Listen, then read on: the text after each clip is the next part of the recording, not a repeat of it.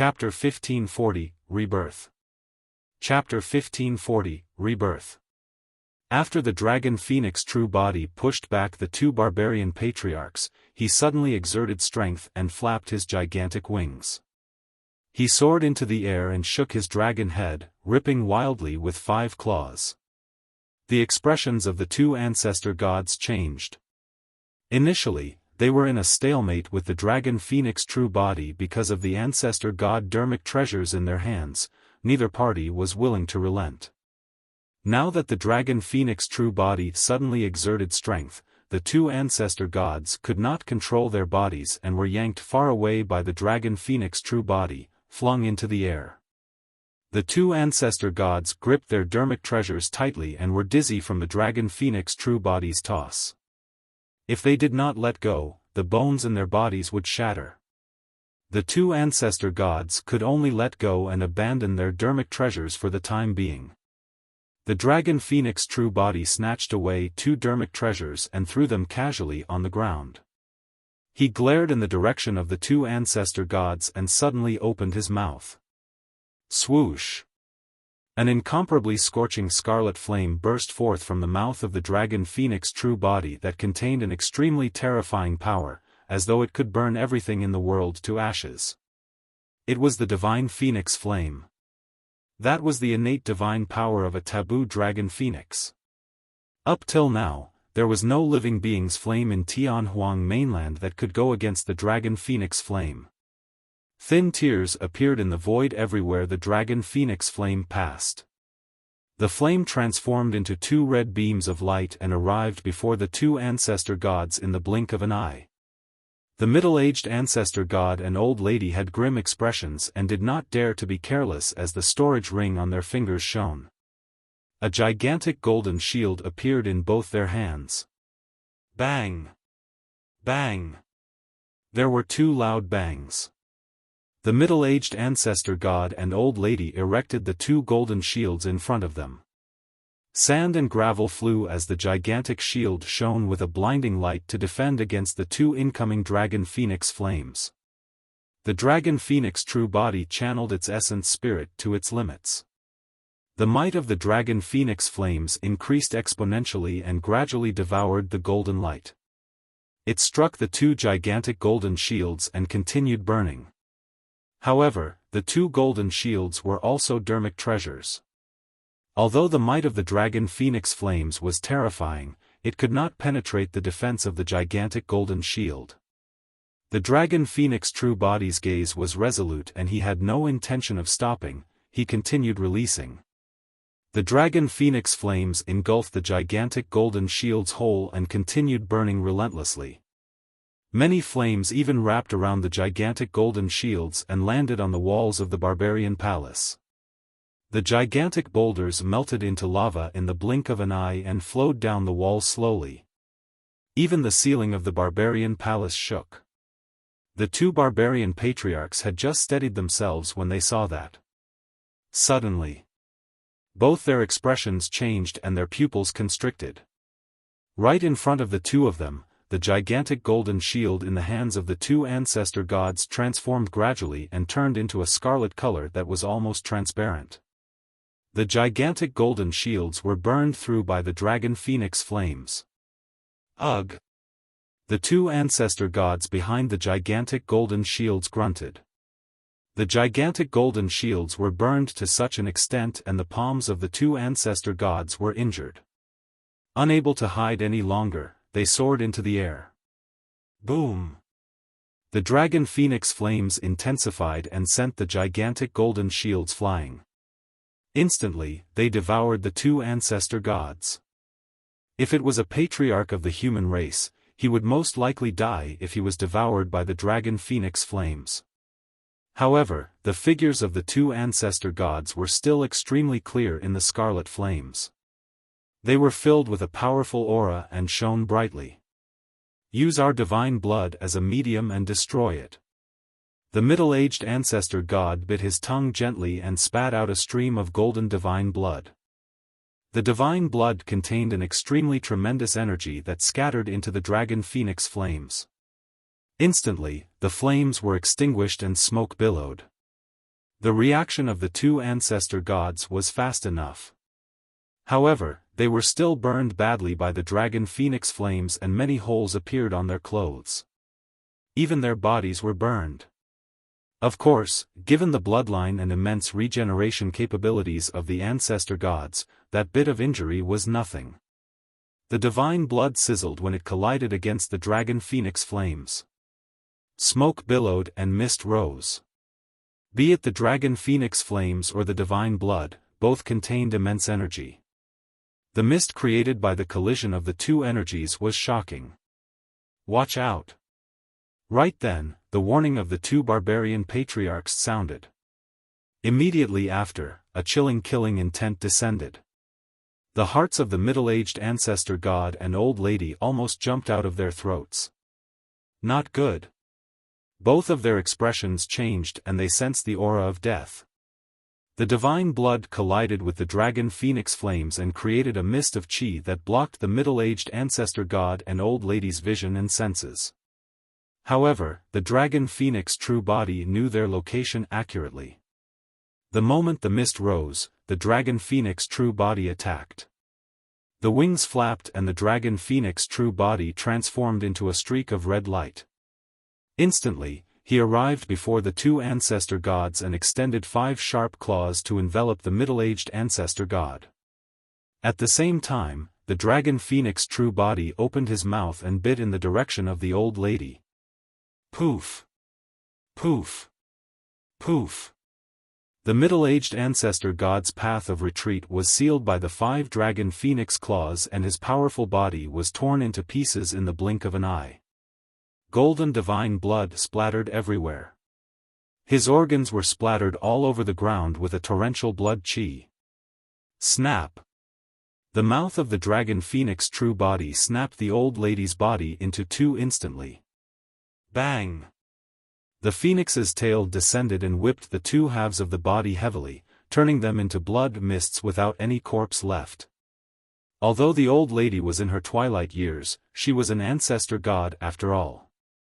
The dragon phoenix true body was afraid that he could not bite the old lady to death with a single bite and his tail followed up with a fatal attack, whipping the old lady into a blood mist. In the blink of an eye, 2 ancestor gods were dead.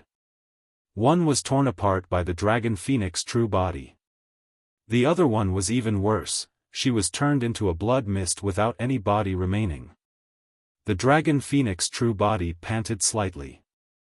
Apart from the fact that the power of the taboo was strong enough, the more important reason why the 2 ancestor gods could be killed was because they did not use any divine powers. The 2 ancestor gods believed that the power of the ancestor realm was enough to kill the dragon phoenix true body.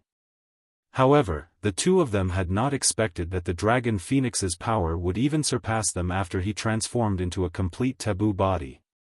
The battle seemed to have ended. However, the 2 barbarian patriarchs had strange expressions as they shook their heads gently. The dragon phoenix true body frowned and his heart skipped a beat when he recalled something. As expected of a taboo. Even at the half-martial ancestor realm, it can fight against patriarchs in terms of strength. Right then, the middle-aged ancestor god's voice sounded with deep resentment. We were way too careless. The old lady's voice sounded at the same time as she said slowly, we should have used our divine powers right away to kill him. In the void, the divine blood of the middle-aged ancestor god and old lady coagulated without dispersing. Soon. Right in front of everyone, the 2 divine bloods gathered rapidly and appeared once more in the blink of an eye. The 2 ancestor gods were perfectly fine without any injuries on their bodies. As long as their essence spirits were not dead, they could use blood rebirth. Those were the means of the Mahayana realm. Chapter 1541, Heavenly God Descent. Chapter 1541, Heavenly God Descent. At the Mahayana realm, it was too difficult to kill someone who had comprehended the divine power of blood rebirth. Even if their physical bodies were destroyed, as long as their essence spirits were still alive and a single drop of blood remained, they could release their divine powers and make use of that single drop of blood to reconstruct their entire bodies. Shoo. Shoo. With a thought of their spirit consciousnesses, the gigantic sword Dermic treasure and the dragon head walking stick turned into two streams of light that returned to their hands. Fellow Taoists of the barbarian race, there's no need to hold back. Summon your divine powers. The middle-aged god race being said coldly. Heavenly god descent. The middle-aged ancestor god and old lady shouted at the same time. A powerful might descended from the skies and entered the two of them. Instantly, golden lights burst forth from their bodies. That was a lesser divine power that was the easiest for the god race to comprehend. That divine power could allow the god race to obtain an immense increase in their strength in a short period of time using the power of the immemorial heavenly god from an unknown location. In fact, two gigantic heavenly god phantoms appeared behind the two ancestor gods and shone brightly with a tremendous might. Barbarian strength. The two barbarian patriarchs released their divine powers at the same time. When that barbarian divine power was released, streams of aura surged from the two barbarians and scurried on the surface of their bodies like countless little rats. In the blink of an eye, the flesh of the two barbarian patriarchs expanded. This is bad. Long Tsang was secretly alarmed as he slapped his storage bag, wanting to send a message to the Dragon Bone Valley to get patriarchs of the dragon race to come and save them. You guys want to leave after killing our young master of the god race? The two god race mighty figures who spat out blood from the shock of the dragon phoenix true body noticed this and lunged towards Long Tsang and the others. Both god race mighty figures hated the dragon phoenix true body to the core. However, they could not win him either and were fuming internally. Now, they finally found an opportunity to vent their frustrations.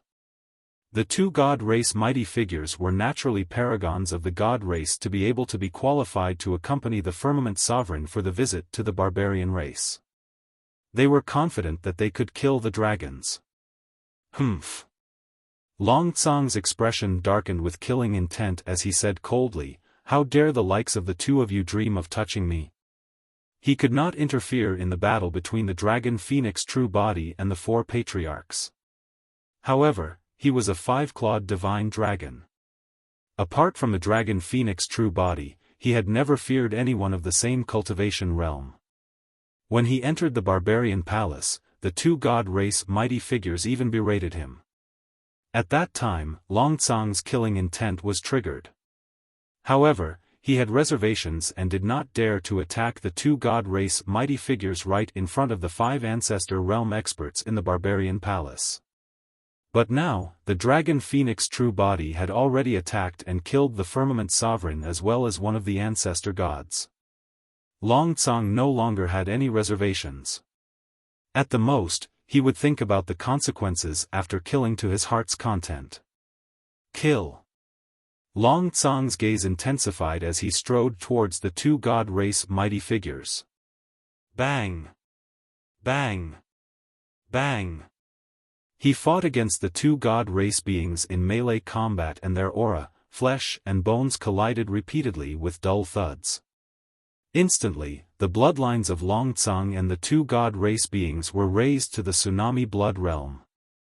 However, the moment they exchanged blows, the two god race mighty figures shuddered and their eyes were filled with shock.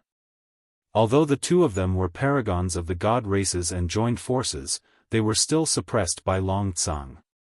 After just a few rounds of head-on collisions, both their arms were numb from the shock and their teeth ached while their organs were severely shaken. This was an absolute suppression in terms of strength. What was even more shocking was that Long Tsang had yet to transform into his true form as a dragon. If Long Tsang were to transform into his true form, his combat strength would increase by at least 30%. Bloodline phenomenon. The two god race beings did not hesitate and released their bloodline phenomenons right away. Two ancient and mysterious pyramids appeared beneath the two of them with millions of living beings prostrating around them in pious prayers. An endless stream of power surged into the two god race mighty figures. The auras of the two god race mighty figures were rising rapidly. Roar! Suddenly, Longtsang reared his head and howled into the skies, letting out a resounding dragon roar. Immediately after, his blood chi surged and gushed. In the blink of an eye, a menacing and massive divine dragon was formed behind him. The divine dragon was covered in green scales and had a sharp gaze. It had 2 horns on its head and 5 claws beneath its abdomen that shone with a cold glint. A tremendous might of the dragon race descended. 5-clawed divine dragon. The two god race mighty figures could not help but exclaim with widened eyes when they saw the divine dragon phantom. A 5-clawed divine dragon was the most noble and powerful bloodline of the dragon race. The two of them had not expected that this follower of the dragon phoenix true body would actually be a 5-clawed divine dragon. After the 5-clawed divine dragon appeared, the millions of living beings that were kneeling around the pyramid raised their heads with horrified expressions. Even the gods on the pyramids could not protect them. Boom! The divine dragon phantom soared into the air and smashed towards the 2 pyramids with a loud bang. Crack! Crack! Crack! Cracks appeared on the 2 pyramids and countless gravel rolled down. The pyramids collapsed. The 2 god race mighty figures shuddered as though they were struck by lightning. Right then, another dragon roar sounded. The terrifying 5-clawed divine dragon charged towards them. It's just a bloodline phenomenon. How much power do you have left? A god race mighty figure hollered and swung the sword in his hands, wanting to shatter the divine dragon phantom. In his opinion, although the divine dragon phantom destroyed their pyramids, it had lost most of its power and was left with almost nothing.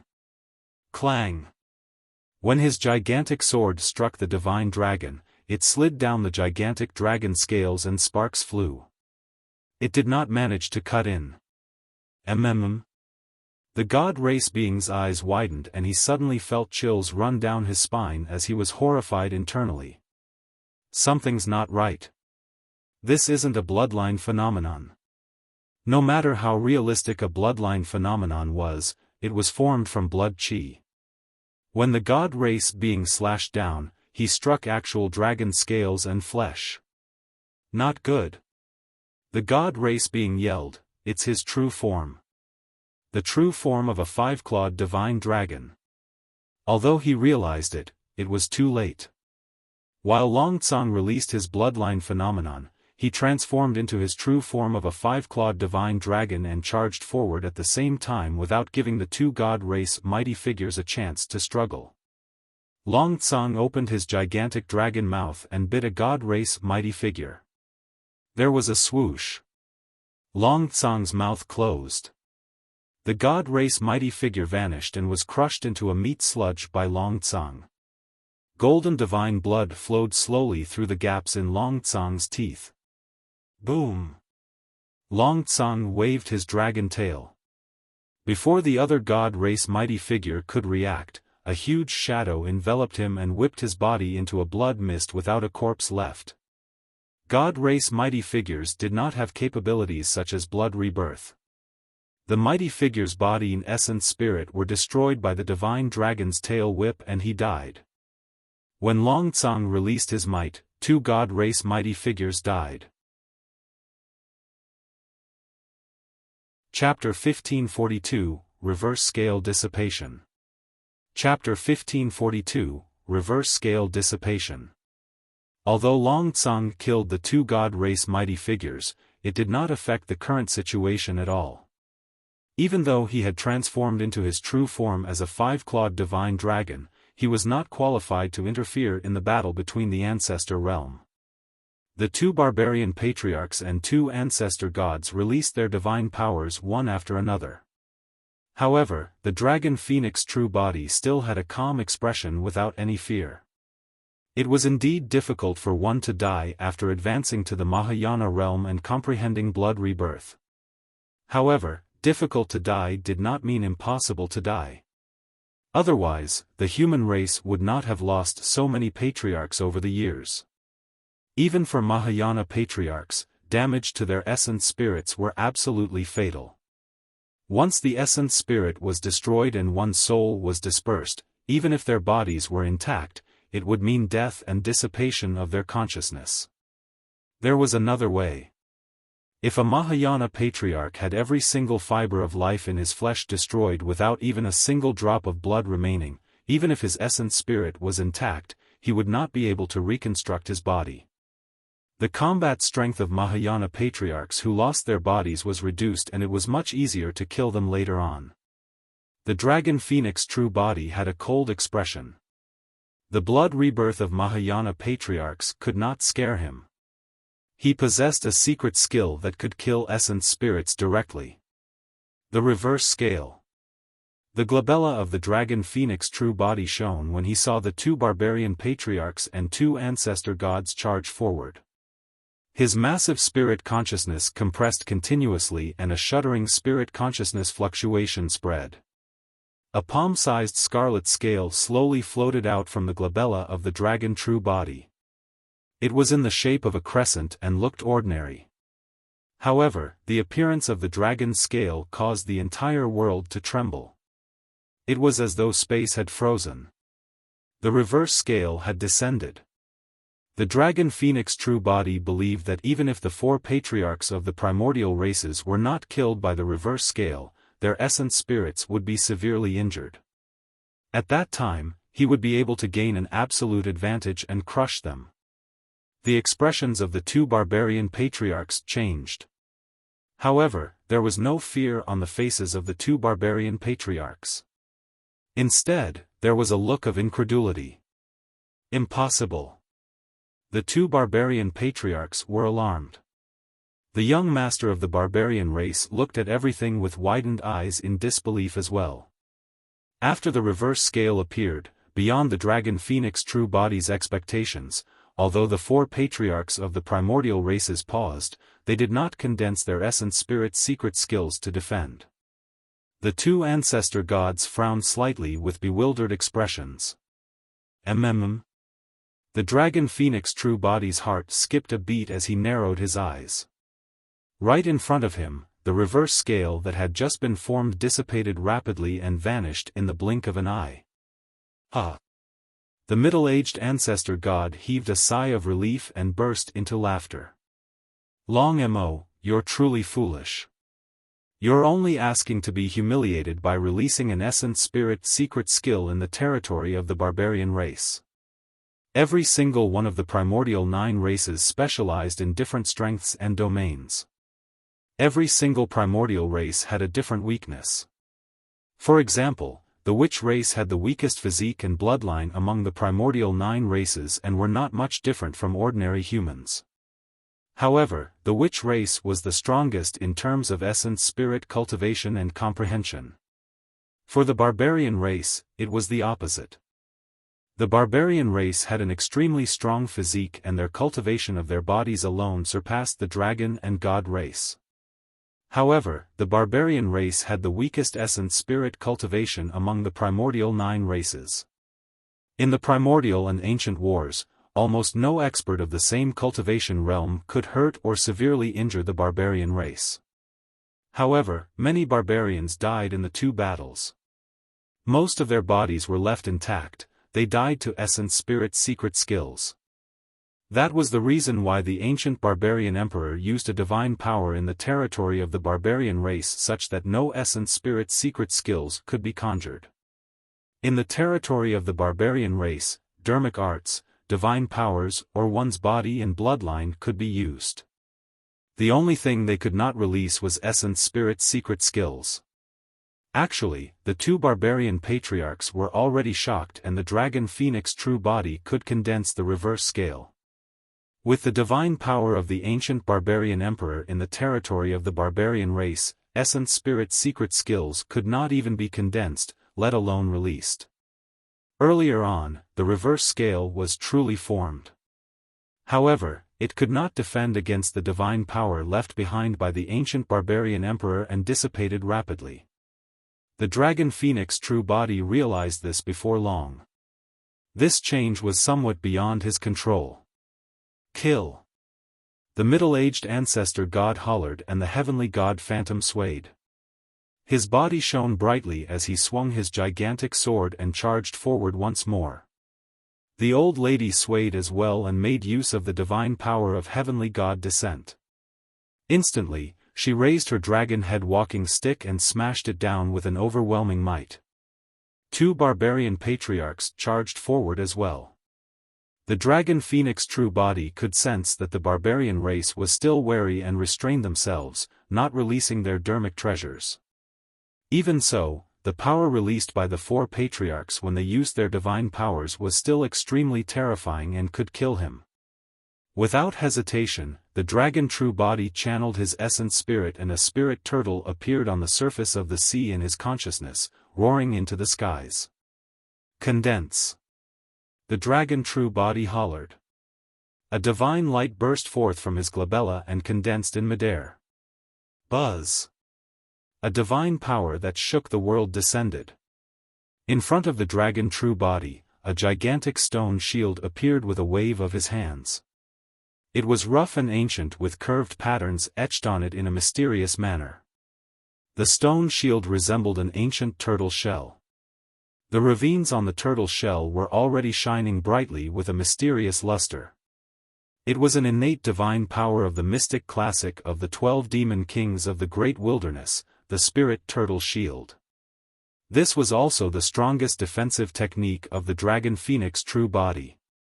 Almost the moment the spirit turtle shield was formed, the attacks of the four patriarchs descended. Clang! Clang! The gigantic sword and dragon head walking stick struck the spirit turtle shield almost at the same time. Bang! Bang! The fists of the two barbarian patriarchs struck the spirit turtle shield as well and let out a loud bang. The scene seemed to have frozen. After a momentary pause, a bedazzling glow burst forth from the spirit turtle shield and a rampant aura surged. Snap! The spirit turtle shield shattered. Both the gigantic sword and the dragon head walking stick were repelled. The two barbarian patriarchs retreated half a step as well. The dragon phoenix true body was in an even worse state as he descended rapidly. With a boom, he smashed heavily into the ground, causing sand and rocks to fly everywhere as dust billowed. Cough! The dragon phoenix true body coughed out a mouthful of blood and felt immense pain all over his body. His bones and tendons felt like they were about to split. After the four patriarchs released their divine powers, their strength increased exponentially. That sort of power from divine powers was way too strong. Although the spirit turtle shield blocked most of the divine power, much of it still surged into his body and dealt a huge blow to his body. Young Master! Long Tsang and the others exclaimed when they saw that. Don't come! The voice of the dragon phoenix true body sounded with an unquestionable tone. Long Tsang and the others stopped hurriedly. The dragons knew that they would only burden the dragon phoenix true body if they advanced rashly and would only drag him down. Long Tsang took out a messaging talisman from his storage bag and tore it apart instantly. Turning into a streak of light, the talisman sped out of the barbarian palace. Bang! Before the streak of light flew out of the barbarian palace, it was grabbed by a gigantic palm and crushed instantly. The figure of the young master of the barbarian race appeared. Chapter 1543, 10 Great Demon Kings. Chapter 1543, 10 Great Demon Kings. Man who? Long Tsang was enraged and hollered, "What are you doing? If the young master dies in your barbarian palace, prepare to endure the wrath of the dragon race." A wary look flashed through the eyes of the young master of the barbarian race when he heard that. He gripped his fists gently and said in a deep voice, "Long Tsang, your young master was the one who broke the rules in this matter first. You can't blame us for attacking." Even so, his tone clearly softened. The young master of the barbarian race continued, "Furthermore, even if you send a message back to the Dragon Bone Valley now, it'll definitely be too late. Long Mo won't be able to last that long against the combined forces of 4 patriarchs. Boom! Before his sentence was finished, a loud bang sounded from the battlefield. The middle-aged ancestor god and old lady summoned their dermic treasures and chased after the dragon phoenix true body, slashing down viciously. The gigantic sword sliced the ground of the barbarian palace into 2. The power of divine powers released by the dragon head walking stick even created a huge pit in the ground. Master! Solitary Cloud cried with bloodshot eyes. He wanted to charge forward and fight the middle-aged ancestor god and old lady to the death, but he was held back by Long Tsang. The young master isn't dead yet. Long Tsang hollered. True enough. There was no sign of the dragon phoenix true body in the gigantic pit on the ground. The attacks of the 2 ancestor gods missed completely. The expressions of the middle-aged ancestor god and old lady changed slightly. Suddenly, a chilling killing intent descended and the figure of the dragon phoenix true body appeared behind the old lady. His 5 claws covered the skies as he grabbed towards her. Watch out! The middle-aged ancestor god hollered and swung the gigantic sword in his hands, slashing towards the dragon phoenix true body. The 2 experts of the barbarian race attacked from behind as well. The dragon phoenix true body frowned slightly and the 2 pairs of gigantic wings behind him flapped. He transformed into a scarlet golden streak of light and vanished on the spot instantly. It was too fast. The attacks of the 4 patriarchs of the primordial races missed. 2 pairs of wings. The 4 patriarchs were slightly stunned. They could clearly see that apart from the pair of scarlet wings on the back of the dragon phoenix true body, there was an even larger pair of golden wings. His wings shone with a resplendent glow and were magnificent without any flaws. It was the second divine power of the mystic classic of the 12 demon kings of the great wilderness, extreme speed. During his cultivation in the ancestral dragon ground in the past few years, the dragon phoenix true body's comprehension of that divine power deepened and his chemistry with the dragon phoenix wings improved as well. The current dragon phoenix true body was much faster than when he was escaping on Penglai Island. Against the encirclement of the 4 patriarchs of the primordial races, the dragon phoenix true body relied on his extreme speed divine power and was still moving with ease. Although the 4 patriarchs of the primordial races were strong, they could not touch the dragon phoenix true body at all. Not only that, if the 2 ancestor gods relaxed their minds, they would suffer from the killing move of the dragon phoenix true body and encounter danger repeatedly. No, this won't do. The middle-aged ancestor god was secretly alarmed. If this continued, they would be disadvantaged instantly in terms of strength once their divine powers dissipated and the heavenly god phantom disappeared. At that time, the 4 of them would definitely not be able to defend against the killing power of the dragon phoenix. We have to force him to fight us head-on. The middle-aged ancestor god sent a voice transmission to the old lady using his spirit consciousness as he chased.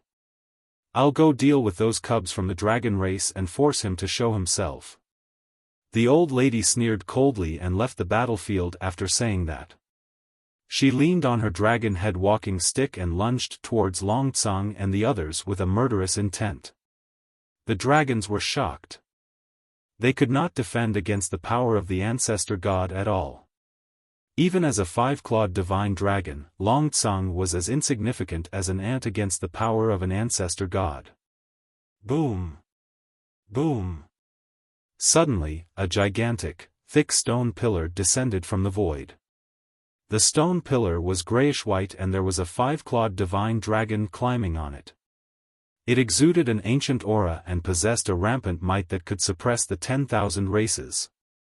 It was another innate divine power of the dragon phoenix true body, the ancestral dragon divine pillar. The ancestral dragon divine pillar descended from the skies and was thousands of feet long. It created a huge hole in the roof of the barbarian palace and smashed down towards the old lady. Good timing. The old lady's expression was unchanged as she channeled her blood chi and swung her dragon head walking stick, striking viciously at the ancestral dragon divine pillar. Boom! There was a deafening bang. A series of cracks appeared on the ancestral dragon divine pillar and it shattered into nothingness in the blink of an eye. The middle-aged ancestor god charged over as well and swung the gigantic sword in his hands. He ignored the dragon phoenix true body and charged towards Longcong and the others. He knew very well that even if he attacked the dragon phoenix true body, it would be useless. Before his gigantic sword descended, the dragon phoenix true body would make use of his extreme speed divine power to leave first. What he wanted to do was to force the dragon phoenix true body to attack them and fight them head-on. The two barbarian patriarchs frowned slightly. As Mahayana patriarchs, they were already bullying the young by attacking a half-martial ancestor. Now that they even used such despicable methods, the two barbarian patriarchs were disgusted. The barbarian race had always been open and aboveboard in their actions. When they saw that, the two barbarian patriarchs hesitated for a moment and did not charge forward. The dragon phoenix true body appeared and shielded Longcong and the others. He glared at the middle-aged ancestor god and old lady with a cold expression. "Young master, leave this place and don't worry about us." Longcong realized that the patriarchs of the primordial races could not injure the dragon phoenix true body at all. That was the reason why they were now the targets of the attacks. "That's right, leave first." Long Shi urged as well. "Nobody will be able to leave today," the old lady said sinisterly. "Leave?" The dragon phoenix true body had a burning gaze and said slowly with a murderous aura, "Since I chose to attack, I had no intention of leaving. Furthermore, you guys won't be able to leave today either." The two ancestor gods wanted to kill the dragon phoenix true body. However, neither of them realized that the dragon phoenix true body wanted to kill them as well. The blood chi of the dragon phoenix true body surged and the sound of a tsunami echoed. His aura rose continuously without any signs of stopping. Scarlet demonic chi rumbled around the dragon phoenix true body. Within the blazing flames, ancient demon kings with shuddering gazes were swiftly formed one after another. Wild bovine demon king. Stone bear demon king. Anaconda demon king. Sanguine ape demon king. Divine steed demon king. Hell tiger demon king. Wind leopard demon king. Desolate ocean dragon king. Sea calming turtle. After the 9 demon kings, a 10th demon king appeared, the golden rock. The 10 demon kings were born from the flames and descended one after another. They were filled with a powerful aura and had sharp claws and fangs. Their demon eyes shone with a violent glint as they circled around the dragon phoenix true body. Roar! Under the protection of the 10 demon kings, the dragon phoenix true body had a torrential aura as he howled into the skies, letting out a roar that could break metal and rocks. The 10 demon kings roared at the same time. The roar resonated and reverberated through the barbarian palace. The entire hall began to shake as dust fell endlessly, as though it was about to collapse the next moment. The young master of the barbarian race sat on the ground with a shocked expression after being struck by a gigantic air current. The 2 ancestor gods that were charging over were the first to be struck. Their ears hurt from the roar and their minds buzzed. The expressions of the 2 ancestor gods turned pale. Chapter 1544, Great Light Technique. Chapter 1544, Great Light Technique. Is that a bloodline phenomenon? The pupils of the 2 ancestor gods constricted. What bloodline phenomenon could produce such a scene?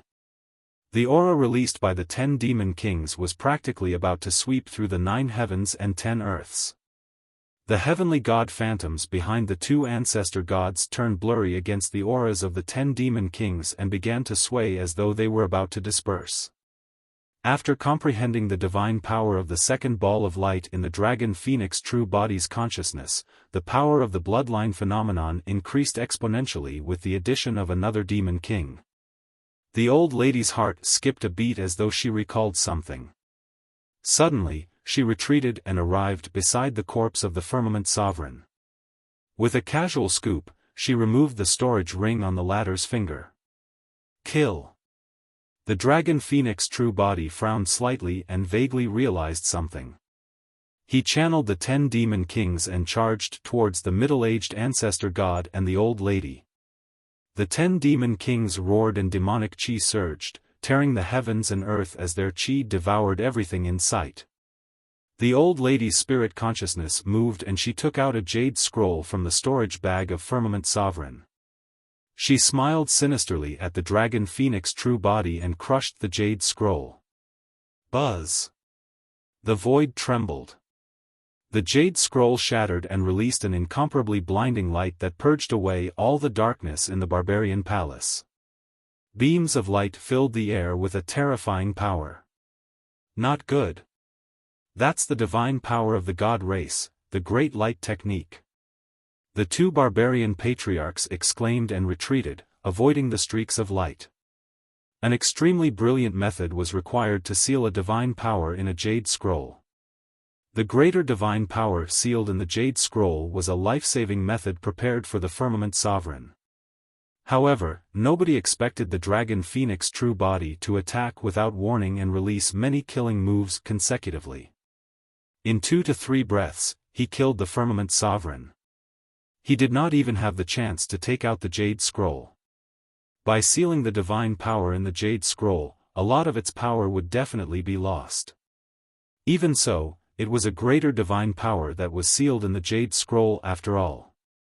It was bright and pervasive, filling the entire place. Even if Su Zimo released his extreme speed divine power, he had nowhere to hide.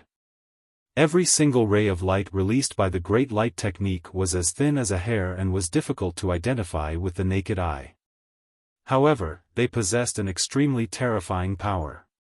The 10 demon kings were enveloped by the great light technique and revealed pained expressions. Their flesh was pierced and fresh blood dripped. Even if the power of that greater divine power was reduced, it was enough to kill a Mahayana patriarch. Even the 2 barbarian patriarchs did not dare to approach. The physique of the barbarian race was indeed strong and their defense was shocking. However, they were only at the early stage Mahayana realm and had only comprehended some lesser divine powers. They could not defend against the power of a greater divine power. Long mo, you'll definitely die today. The old lady laughed sinisterly. The moment the great light technique descended, the 10 demon kings were destroyed by the divine power and their bodies were penetrated, riddled with holes. The dragon phoenix true body spat out a mouthful of blood as well as the feathers on his body fell with a pale expression. He had released all his means. If it was just the 2 ancestor gods, the dragon phoenix true body would definitely be able to kill them here given his combat power. But now, that small jade scroll had changed the situation completely. As though he sensed the danger the dragon phoenix true body was in, the mystic classic of the 12 demon kings of the great wilderness circulated within his body.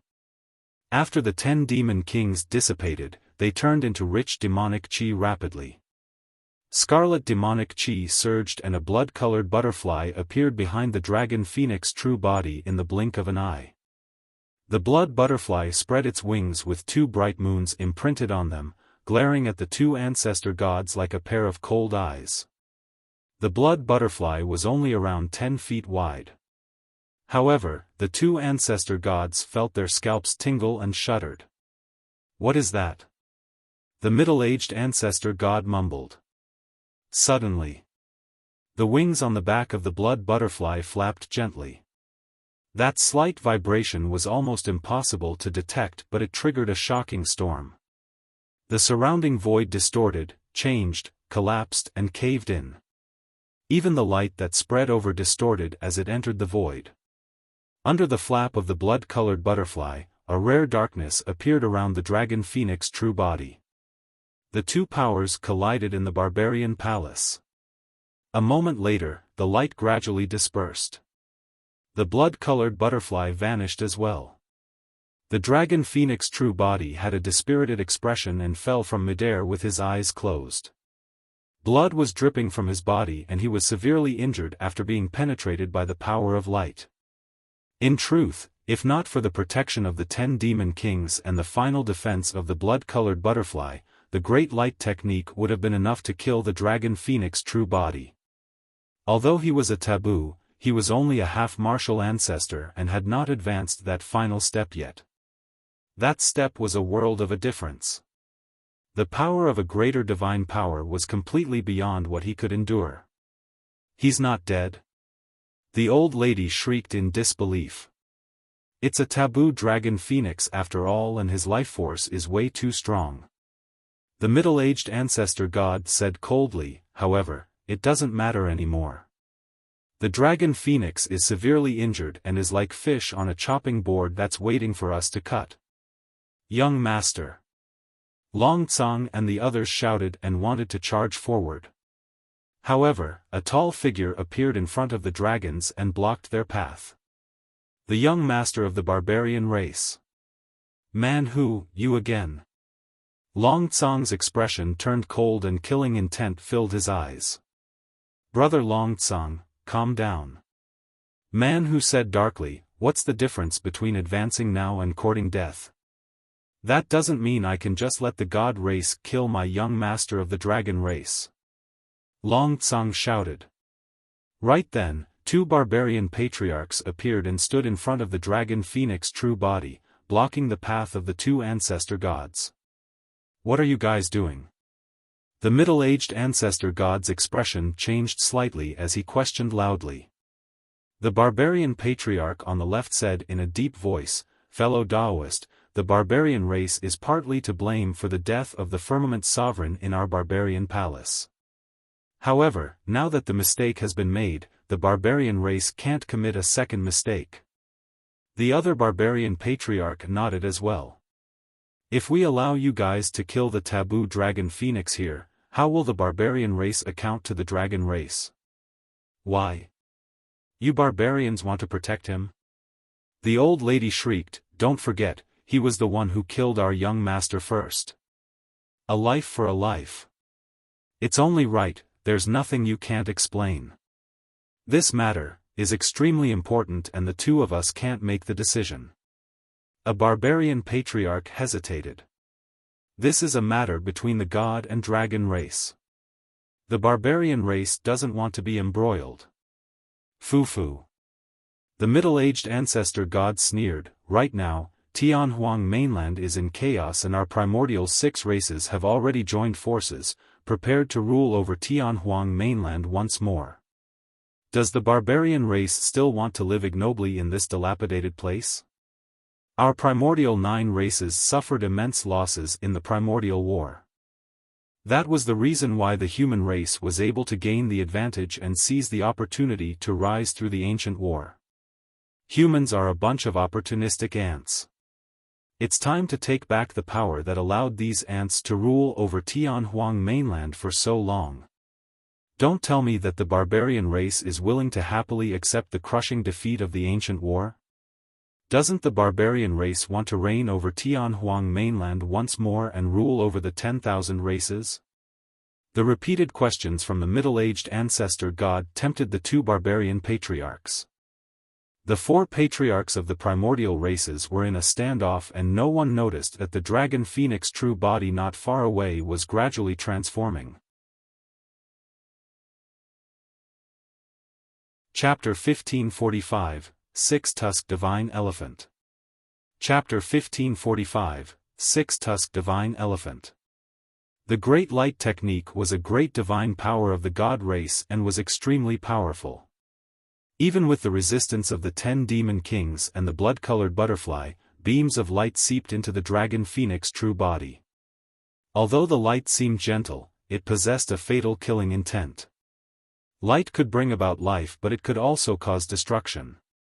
The flesh and organs of the dragon phoenix true body gradually deteriorated under the penetration of the light. His flesh withered rapidly and the flames on his body were extinguished. His wings dimmed and gradually decayed. This was a greater divine power after all. Even with the shocking regeneration capabilities of the Dragon Phoenix true body, it was useless. As though it was sentient, the light surged into the consciousness of the Dragon Phoenix true body and broke through it without any obstruction. The light wanted to kill the essence spirit of the Dragon Phoenix true body. However, the light was slightly stunned when it broke through the consciousness. It was truly a sea of consciousness. His massive and pure spirit consciousness materialized into an ocean. It was dark, cold and deep. In that ocean, there was a gigantic spirit turtle. A mighty and sharp cry sounded from the firmaments. A golden rock soared through the 9 heavens and spread its wings, covering thousands of kilometers instantly. The gaze of the golden rock was sharp as it circled in the skies, glaring at the ball of light that had entered his consciousness. In the middle of his consciousness hovered 2 fist-sized balls of light that revolved around the scarlet-haired essence spirit with a terrifying aura. It was unknown what they were nurturing. The light of the great light technique gathered rapidly and formed a bedazzling spear in the blink of an eye, piercing towards the scarlet-haired essence spirit. Whoosh! The spear of light tore through the air with an ear-piercing sound. The spear of light contained the power of divine powers, and even the flesh of the Dragon Phoenix true body could not defend against it. The scarlet-haired essence spirit would definitely die if it was struck. The spirit turtle in the consciousness floated in silence. The golden rock soared above the firmaments and did not act rashly. The 2 demon kings merely glared at the spear with cold gazes. Just as the spear was about to strike the scarlet-haired essence spirit, a ball of light around him floated over and blocked it. Poof! It was unknown whether the power of the spear of light was too strong or if the ball of light was too weak. The moment the spear of light descended, the ball of light was pierced. Time seemed to have stopped. Even the soaring golden rock froze in midair. The next moment, the earth and mountains shook. An extremely terrifying aura burst forth from the ball of light as a massive demon beast descended with an ancient aura. It was a divine elephant. The legendary divine elephant was extremely strong and could topple mountains with a single motion. A single sweep of its trunk could sweep away all the stars in the skies. Every single inch of flesh on the gigantic body of the divine elephant possessed an explosive power. The most striking thing was the elephant's tusks on both sides of its trunk. An ordinary divine elephant only had a pair of elephant tusks. However, this divine elephant had 3 pairs, 6 of them.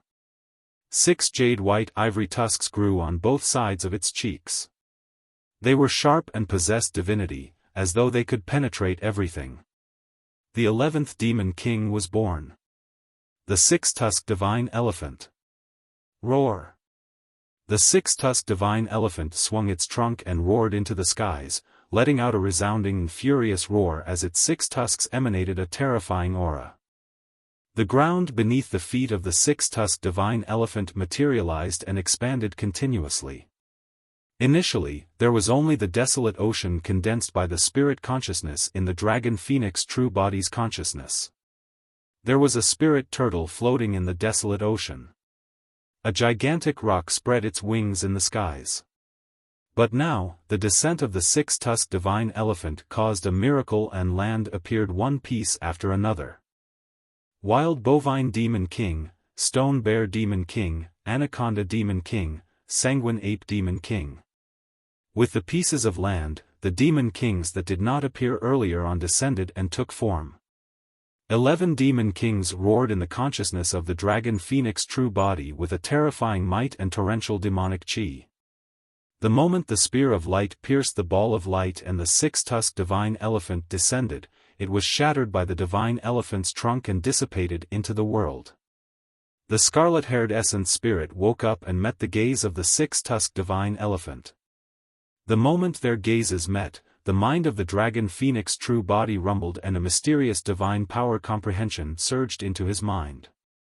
There were 4 divine powers at the end of the mystic classic of the 12 demon kings of the great wilderness. A third divine power had appeared. Among the 4 divine powers, the first 2 focused on assisting and protecting one's life. For example, the spirit turtle shield possessed an absolutely terrifying defense.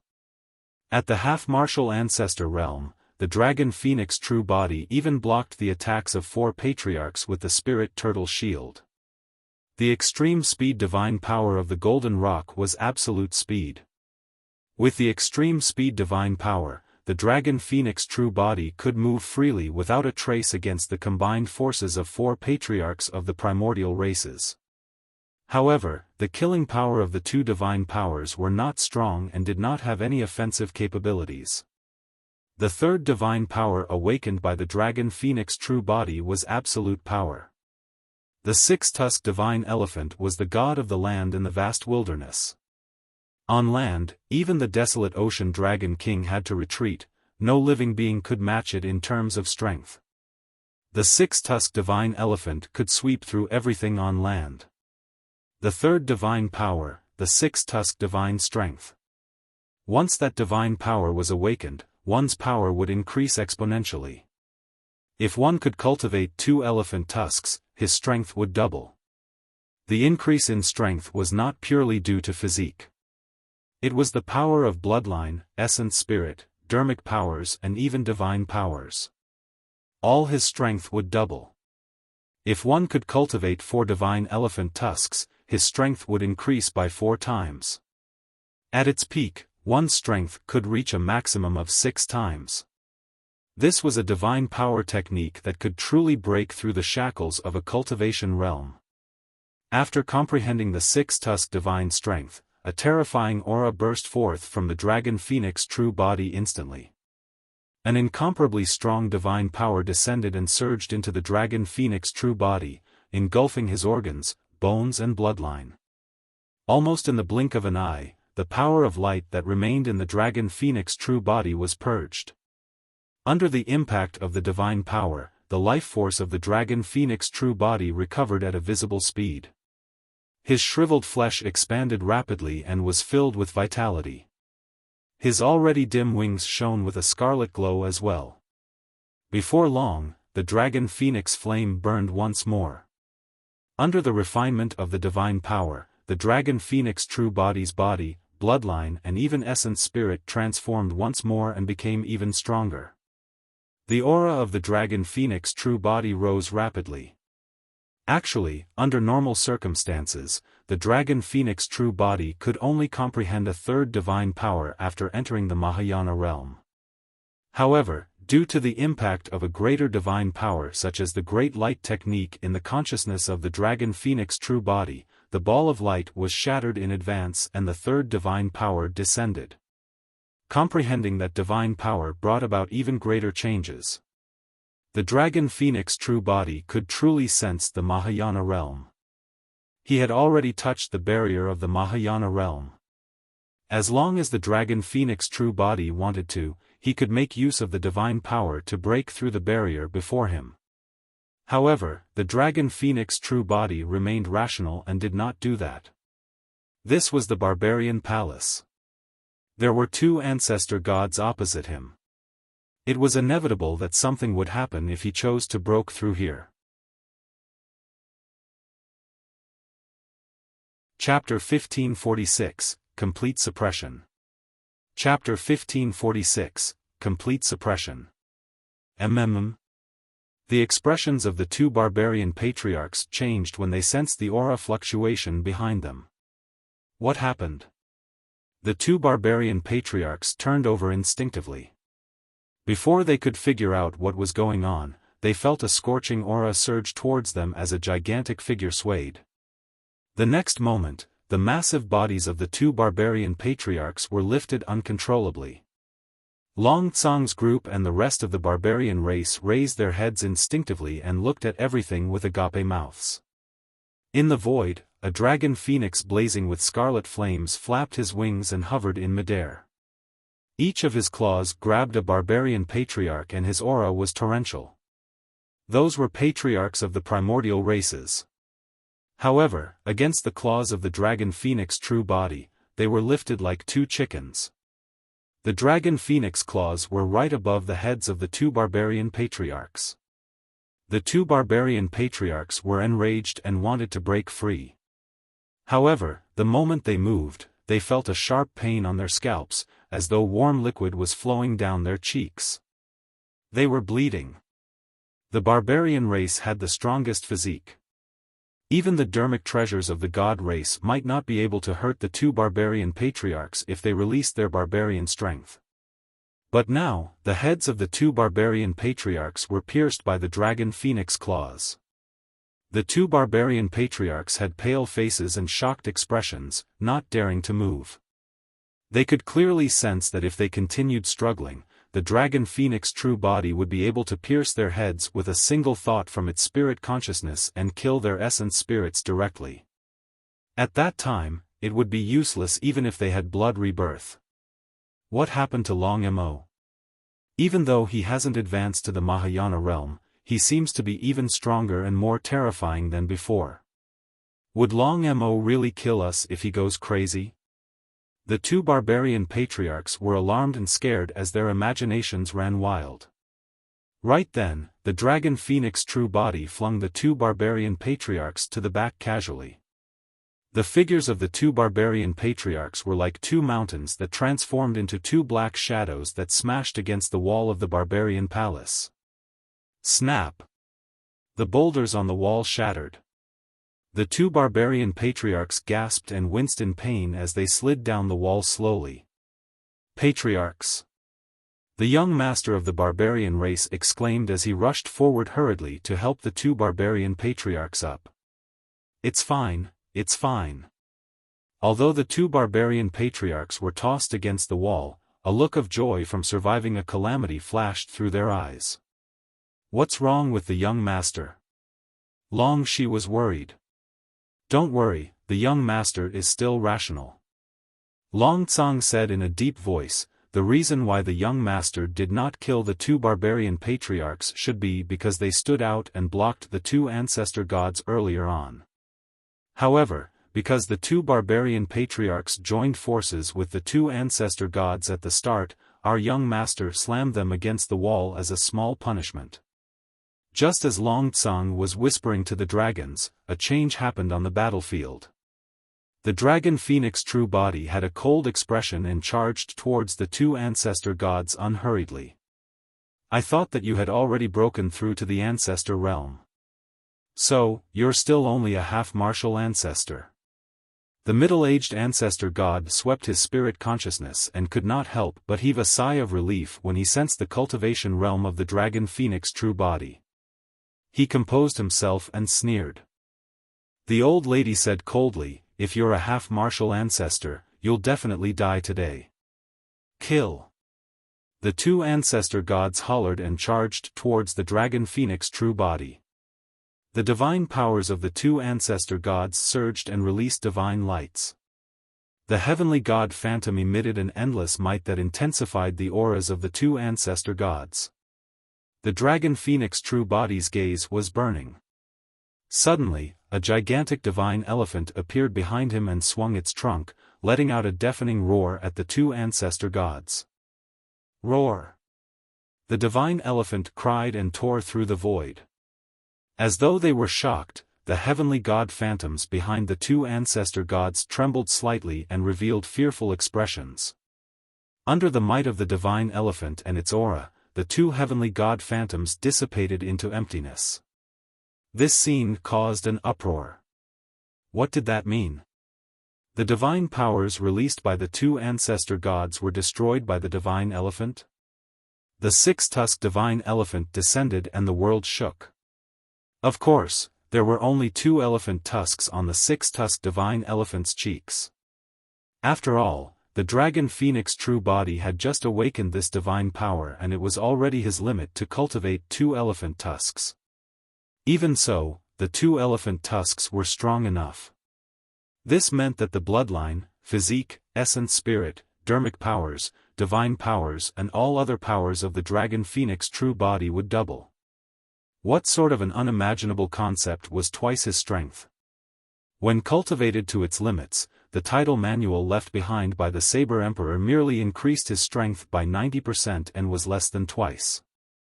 However, the power of the Dragon Phoenix true body doubled the moment he awakened the divine power of 6 Tusk divine strength. The Dragon Phoenix true body advanced and extended his gigantic, menacing claws towards the middle-aged ancestor god. 5 cracks appeared in the void with that slash. The middle-aged ancestor god was shocked, but he tried his best to compose himself. With a deep roar, he channeled his blood chi and swung the gigantic sword in his hands towards the Dragon Phoenix claw. Clang! The gigantic sword struck the Dragon Phoenix claw and the sound of metal clashing echoed with sparks. Immediately after, his eyes widened. He felt a torrential force crush down along the Dragon Phoenix claw. His dermic treasure was like a toy against the Dragon Phoenix claw. In the face of that power, he was as insignificant as an ant. Shing! The Dragon Phoenix claw tore the middle-aged ancestor god apart as fresh blood splattered. His limbs were broken and his organs were splattered all over the ground with a torrential blood stench. Beside the Dragon Phoenix true body, the old lady swung her dragon head walking stick. The moment she charged forward, a large scarlet shadow appeared before her. Poof! The old lady's body was whipped into a blood mist by the casual sway of the Dragon Phoenix true body's tail. Complete suppression. Both ancestor gods reacted extremely quickly and escaped with their essence spirits right away. Before long, the middle-aged ancestor god used blood rebirth to reconstruct a new body and recovered with a pale expression. Blood rebirth was not omnipotent. Every single blood rebirth took a huge toll on the essence spirit. Given the power of his essence spirit, the middle-aged ancestor god could only release 3 blood rebirths at most. By the 4th time, his essence spirit would be exhausted and he would not be able to form a physical body even if he wanted to. The speed of the old lady's body formation had clearly slowed down. She was in her twilight years to begin with and her lifespan was reduced by quite a bit by Baron in the beginning. Earlier on, her body exploded and her life force deteriorated rapidly after another huge battle. The old lady had almost exhausted the power of her essence spirit for this blood rebirth. Although the old lady was reborn, she seemed to have aged for 1,000 years in this short period of time. She had brown hair and the wrinkles on her face were even deeper, emanating an aura of decay. Chapter 1547, Total Annihilation. Chapter 1547, Total Annihilation. Even though the middle-aged ancestor god tried his best to control himself, his eyes could not help but reveal a hint of shock. What sort of methods are those? The middle-aged ancestor god gulped and asked loudly, "How did your strength increase so much in such a short period of time?" "That's impossible." Even though he witnessed and experienced it personally, the middle-aged ancestor god was still unwilling to believe it. Even a lesser divine power would not be able to bring about such a shocking transformation. Do you want to know? The Dragon Phoenix true body had an indifferent expression as he looked at the 2 ancestor gods without any emotions in his eyes. He said coldly, "Go to hell and ask. There are countless souls of innocent living beings from the primordial war waiting for you there." In the primordial era, the god race invaded and provoked the 3 taboos to fight against one another intentionally, triggering the unprecedentedly tragic primordial war. In that war, countless living beings and races perished. The god race was the culprit. Only the 2 ancestor gods could understand the meaning behind Su Zimo's words. "What are you talking about? I don't understand." The middle-aged ancestor god averted his gaze and forced a smile. That was a secret of the primordial era that had been buried in time. Even within the god race, only patriarchs were qualified to know about it, let alone the other races. The middle-aged ancestor god did not believe that the Dragon Phoenix true body could know those secrets. Everyone from the barbarian race frowned slightly. They could vaguely tell that the Dragon Phoenix true body seemed to be implying something, but the many barbarians were still confused. Long mo. A barbarian patriarch took a deep breath and stood out, saying in a deep voice, "Since things have come to this, you can't continue with your wrongdoings and go for the kill." The barbarian race felt terrible being sandwiched between the dragon and god race. Because the god and dragon race arrived at the same time, the barbarian race was initially contemplating how they should deal with the two races and obtain the greatest benefits. However, they did not expect the dragon phoenix true body to be so decisive to kill and slaughter the firmament sovereign right away. With that, their plans were completely spoiled. The current situation was completely out of the control of the barbarian race. Right now, the barbarian race only wanted to resolve this matter as soon as possible and get out of it. They could not let the two ancestor gods kill the dragon phoenix true body. However, they could not let the dragon phoenix true body kill the remaining two ancestor gods either. The barbarian race wanted to gain from both sides, but they did not expect to land in a predicament instead. The young master of the barbarian race stood out as well and said with a bitter smile, "Brother Long Mo, the barbarian race doesn't want any gifts anymore. I truly can't accept this huge gift of yours. It's fine if you don't want this huge gift." The dragon phoenix true body had a cold gaze and said firmly, "However, I must kill the two of them." Actually, the moment he entered the barbarian palace and saw the god race, the dragon phoenix true body had already triggered his killing intent. The so-called gift was naturally just an excuse. By killing the god race, he could firstly force the barbarian race into making a decision. Secondly, it was because of the truth behind the primordial war. The dragon phoenix true body felt indignant. He was indignant for Night Spirit. He was indignant for the countless living beings and destroyed races that died in the primordial war. The moment he said that, the dragon phoenix true body charged forward once more and a tremendous might descended. A wild wind howled, sweeping up scorching flames that surged over. "Long Mo, you're way too arrogant. This is the barbarian race, not your dragon bone valley." The two barbarian patriarchs had enraged expressions as they slapped their storage bags and withdrew their dermic treasures. With a loud shout, they charged forward. They must not let the two ancestor gods die in the barbarian palace either. Otherwise, the barbarian race would have no way back or any choices remaining. A barbarian patriarch wielded a gigantic stone hammer and smashed it towards the dragon phoenix true body. The dermic treasure of the other barbarian patriarch was a gigantic axe that could split the skies and was also made from an unknown rock. Although the craftsmanship of the two dermic treasures was crude, the power released by the stone hammer and axe was extremely terrifying. The stone hammer descended with a ton of weight. Only the body of the barbarian race could wield such a dermic treasure with ease. The stone axe cleaved down and slashed towards the dragon phoenix true body with the momentum to split the world apart. Scram! The dragon phoenix true body flapped his wings and hollered coldly. Bang! Bang! The phoenix's tail and wings struck the stone hammer and gigantic axe respectively, sending the two dermic treasures flying. The two barbarian patriarchs shuddered as well. The moment they charged forward, they were sent flying back at an even faster speed and smashed against the wall of the barbarian palace. Boom! Boom! This time round, the impact on the two barbarian patriarchs was even greater. They smashed the boulders on the wall of the barbarian palace and created human-shaped holes. Debris fell and dust billowed as the two barbarian patriarchs were casually thrown out of the barbarian palace by the dragon phoenix true body. The young master of the barbarian race had just taken a step forward and was prepared to join forces with the two patriarchs when he saw that. Without a trace, he gulped and could not help but retract the leg he had stepped forward with. The dragon phoenix true body descended and its 5 claws covered the skies, sealing the old lady's escape path without any gaps. The old lady shrieked with a despairing expression, "Long Mo, the god race will definitely take revenge for me.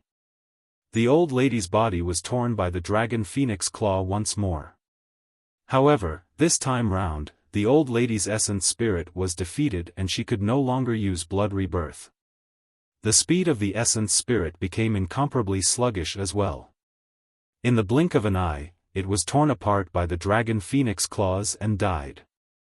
When he saw that, the middle-aged ancestor god's face turned pale as he was scared out of his wits.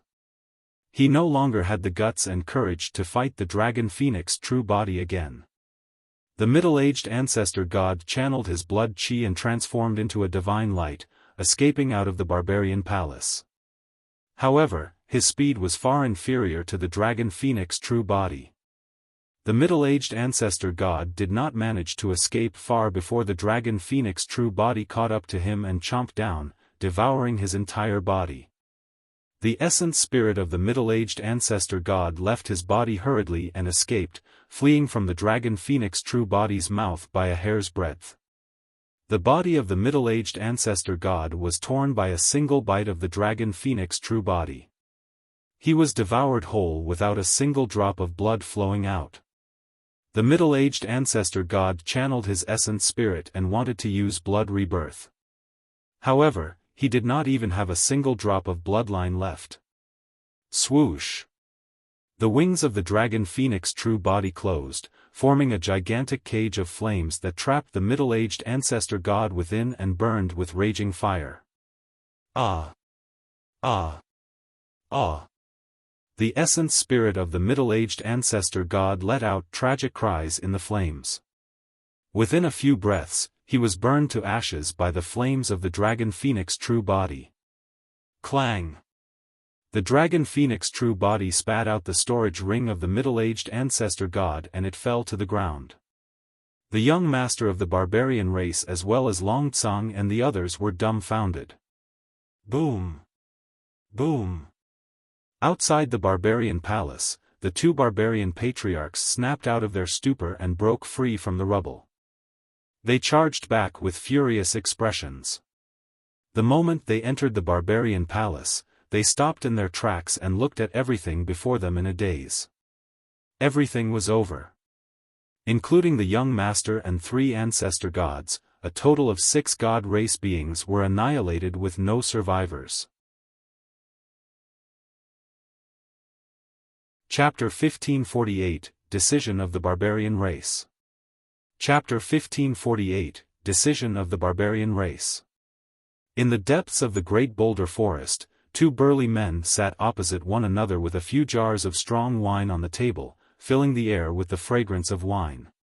One of them was more than 30 feet tall. Even though he was in a lotus position, he was close to 20 feet tall and looked sturdy like a mountain. The burly man's gaze was dignified, he was the barbarian clan leader, Man Fong. The person opposite the burly man had scarlet hair that burned like flames. He had a rough appearance and an unshaved beard, but he exuded a malevolent aura. What? Suddenly, Man Fong threw the wine jar on the ground and slammed the table. He glared at the scarlet-haired burly man opposite him with a shocked expression and asked, "Long Ran, was what you said true?" The scarlet-haired burly man was the red-headed ghost of the dragon race. The red-headed ghost nodded. Absolutely. Man Fong was bewildered and pondered for a moment before frowning. Long Ran, on account of our relationship, I can turn a blind eye to whatever nonsense your cub of the dragon race outside creates. However, you can't spout nonsense like that. Long Ran rolled his eyes. Barbarian, we've been through life and death together. How can I lie to you about something like this? After pondering for a long time, Man Fong nodded. I definitely believe you.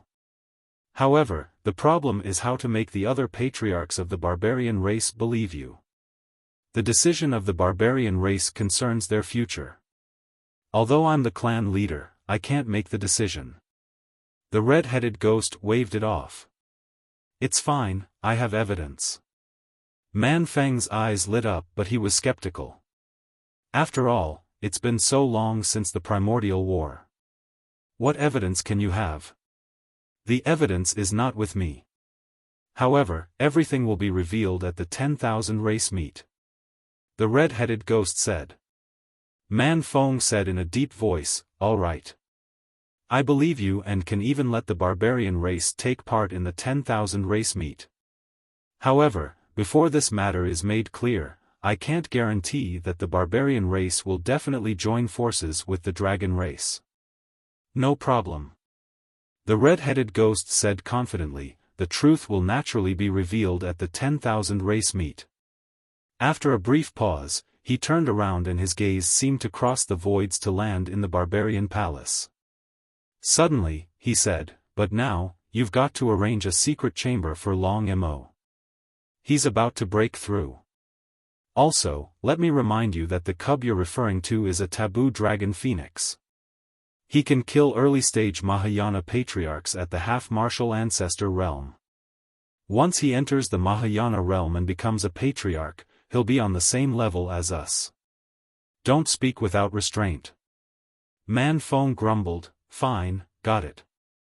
You're the most protective of him. If I didn't give you face, do you think he would be able to behave so arrogantly in the territory of the barbarian race? He doesn't know that I'm here this time round. You don't have to tell him either. As though he recalled something from the past, a look of sadness flashed through the red-headed ghost's eyes as he murmured, I was a little afraid after that incident. Man Fong was silent and merely patted the red-headed ghost on the shoulder as a form of comfort. He knew that the red-headed ghost thought of his child. 10,000 years ago, it was because of the death of the red-headed ghost's child that he went into a complete frenzy and massacred everyone, creating a catastrophe. The red-headed ghost had long regarded Su Zimo as his child. He did not wish for the tragedy of the past to repeat itself on Su Zimo. Therefore, this time round, he followed behind the dragon phoenix true body and the others secretly to protect them. He even arrived in the barbarian race a step earlier and sought out the barbarian clan leader to explain the pros and cons. Otherwise, the barbarian race would have been alarmed a long time ago after such a huge commotion in the barbarian palace. Why else would no barbarian patriarchs appear even after such a long time? In the barbarian palace, the young master of the barbarian race and two barbarian patriarchs looked at the dilapidated barbarian palace. The ground was filled with blood and the corpses of the god race. Their expressions were terrible and they were enraged. The young master of the barbarian race clenched his fists and grit his teeth. Long Mo, this is the barbarian race. Aren't you way too domineering by starting a massacre in the barbarian race? Long Mo. A barbarian patriarch hollered as well, you're so arrogant and bloodthirsty and you're trying to force the barbarian race to submit to your demands. Let me tell you, the barbarian race will definitely not join forces with you. It's not that I'm bloodthirsty, it's that the god race deserves to be killed. The dragon phoenix true body said indifferently. Humph, what a joke. The other barbarian patriarch sneered, the barbarian race will report today's matter to the god race as it is. Leave, the barbarian race does not welcome you. The dragon phoenix true body was silent. The outcome today was definitely not what he wanted. He was indignant.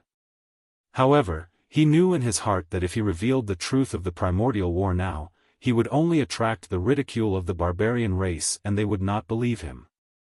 After all, the truth was way too terrifying. It had completely overturned everyone's understanding. The barbarian race would definitely be prejudiced and deem it his excuse to frame the god race after killing them. However, the dragon phoenix true body was indignant to leave the barbarian race just like that. On the other hand, Long Tsang and the others did not think that way. The dragon phoenix true body caused a huge ruckus in the barbarian palace and killed the firmament sovereign. They couldn't be gladder than to be able to leave unscathed. Young master, don't think about it. Let's leave this place first. Long Tsang sent a voice transmission secretly, we'll rethink the matter of joining forces with the barbarian race. We can't linger here. Master, let's hurry and leave. Solitary Cloud urged as well. The dragons were anxious, afraid that the barbarian race would renege on their words. Hold on. Suddenly, the young master of the barbarian race shouted. It's over. Long Tsang and the others felt their hearts skip a beat and realized that the situation was bad.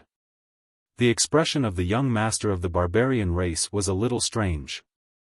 Unlike what Long Tsang and the others expected, he did not look angry and murderous. Instead, he looked embarrassed. Cough, cough. He coughed gently and arrived before the dragon phoenix true body before cupping his fists. Well. Brother Long Mo, please forgive me for my rudeness earlier on. A look of surprise flashed through the eyes of the dragon phoenix true body. Long Tsang and the others were dumbfounded. What was going on? In just a short while, the attitude of the barbarian race towards them had reversed drastically. The first reaction of the dragons was that the barbarian race was trying to trick them.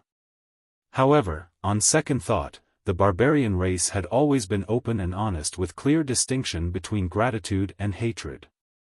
They never hid anything from anyone. They would definitely not be acting as such if they truly wanted to lay the blame on them.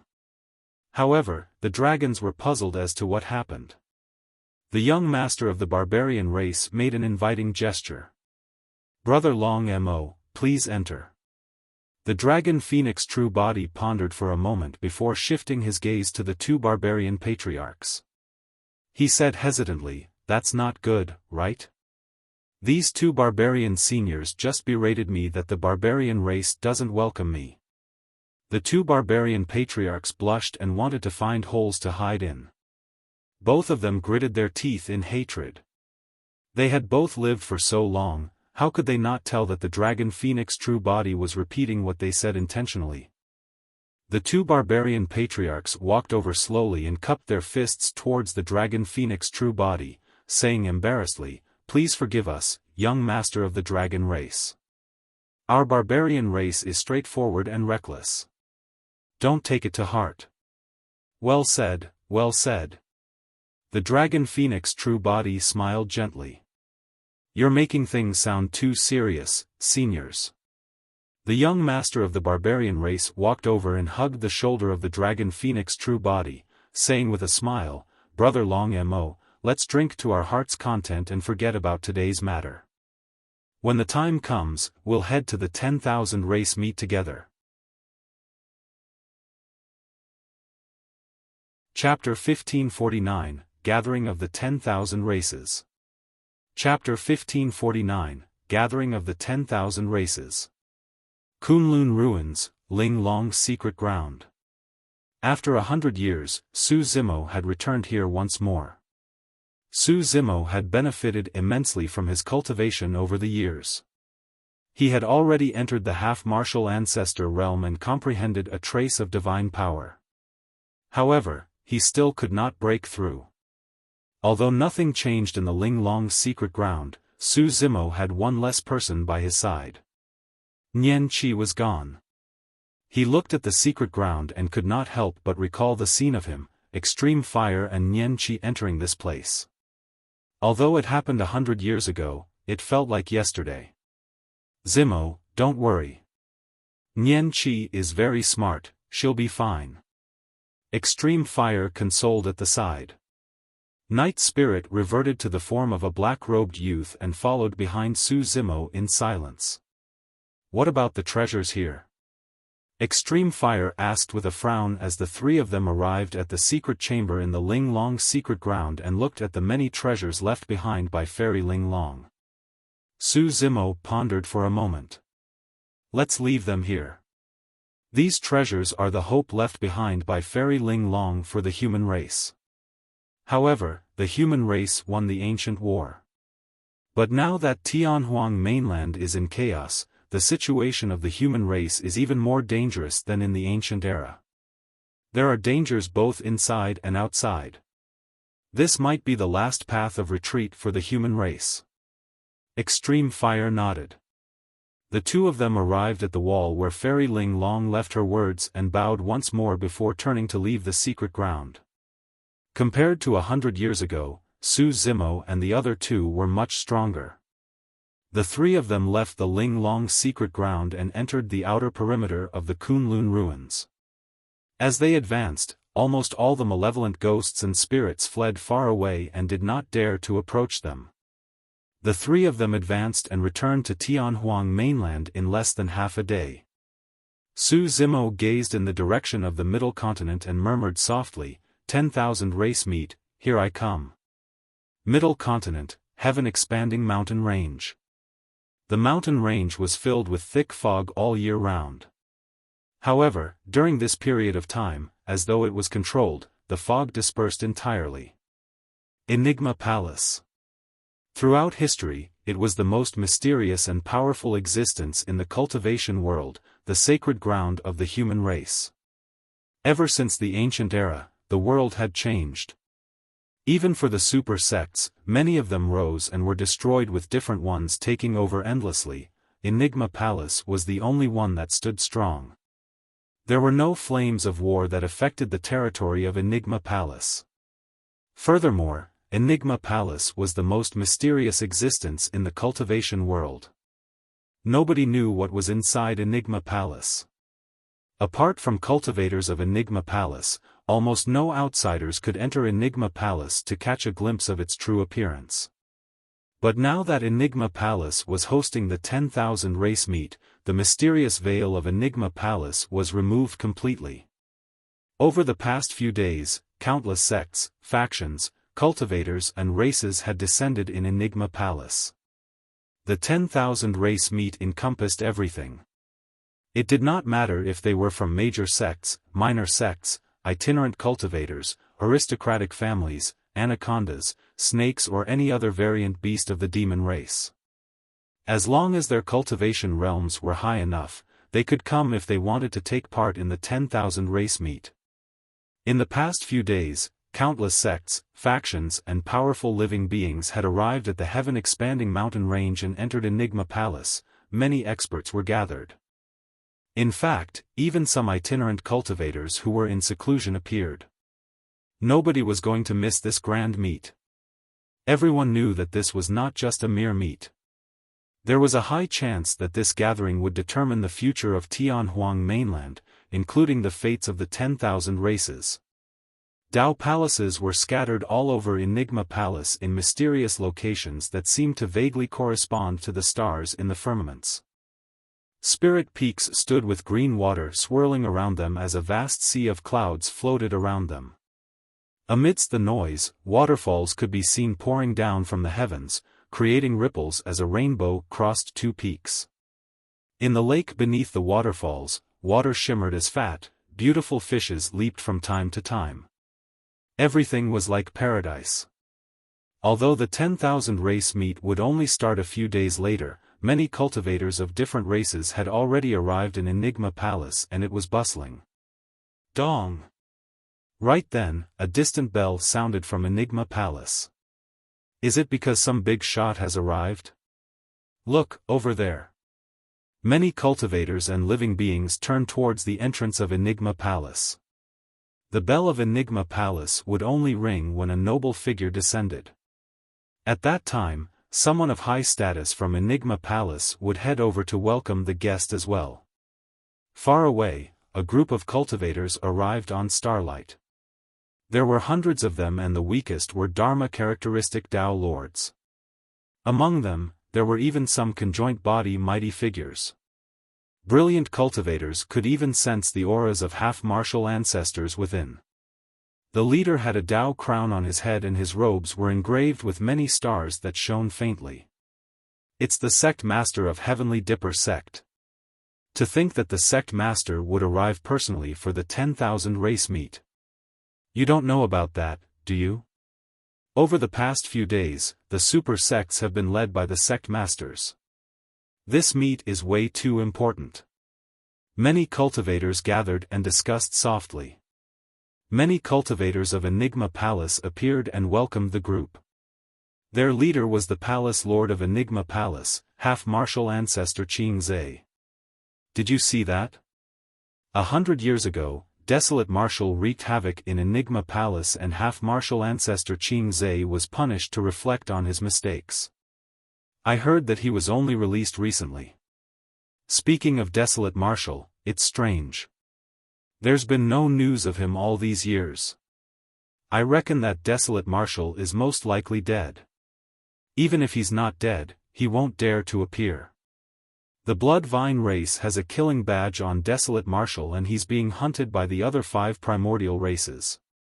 Unless he's tired of living, he wouldn't dare to appear at a time like this. As the 10,000 race meet approached, the number of sects and factions that arrived at Enigma Palace increased. Many of the 108 upper sects were destroyed by the primordial 6 races and the remaining dozens arrived. On the day of the 10,000 race meet, the 8 immortal sects, 7 fiend sects, 6 Buddhist monasteries, 5 heretical doctrines, 4 unorthodox groups and 3 ancient aristocratic families arrived. Of the 5 heretical doctrines, Gu sect was already destroyed. However, there were still a few Gu masters who represented Gu sect. To the pity of countless cultivators, Clear Wind Temple of the 9 immortal sects and Clear Heart Nunnery of the 6 Buddhist monasteries were destroyed, no cultivators from them arrived. There were many grand demons from the 8 demon regions as well. Some demons turned into fiend demons that looked no different from humans. However, some of the demons were in their true forms and their demonic chi surged, making them stand out in the crowd. A grand event as such gathered almost all the factions of Tianhuang mainland and was rare even in the ancient era. Enigma Palace was the only one with such influence. They were also the only one with the guts to summon the 10,000 races.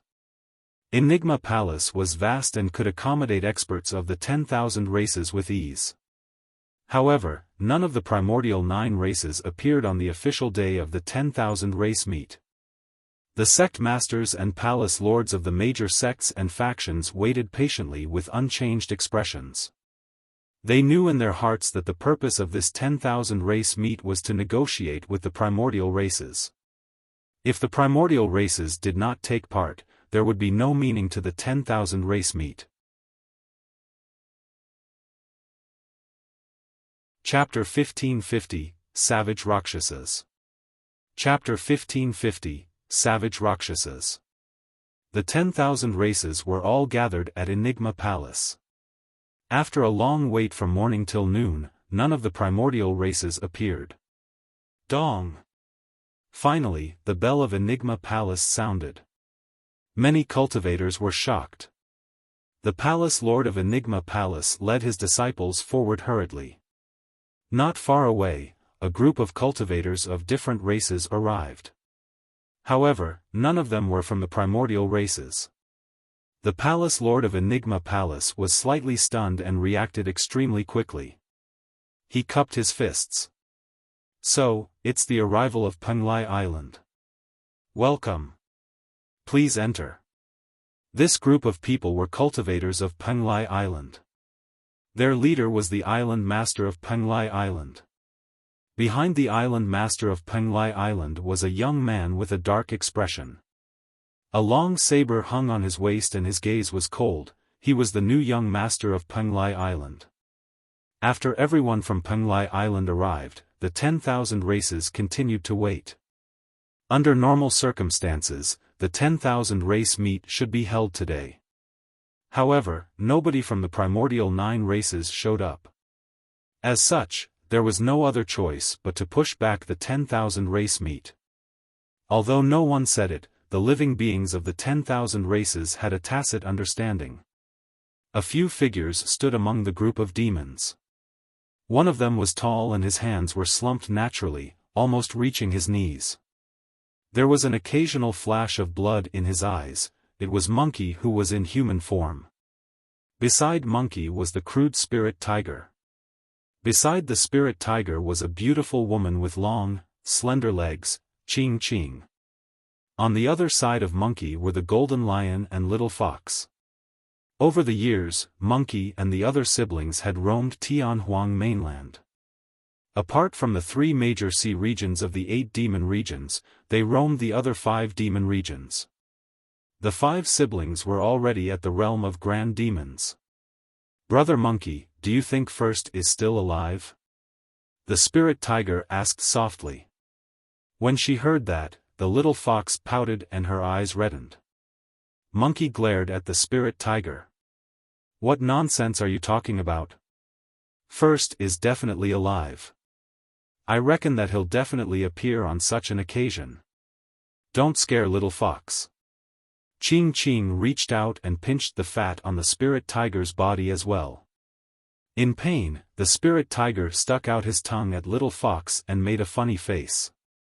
It was only then that little fox broke into a smile through her tears.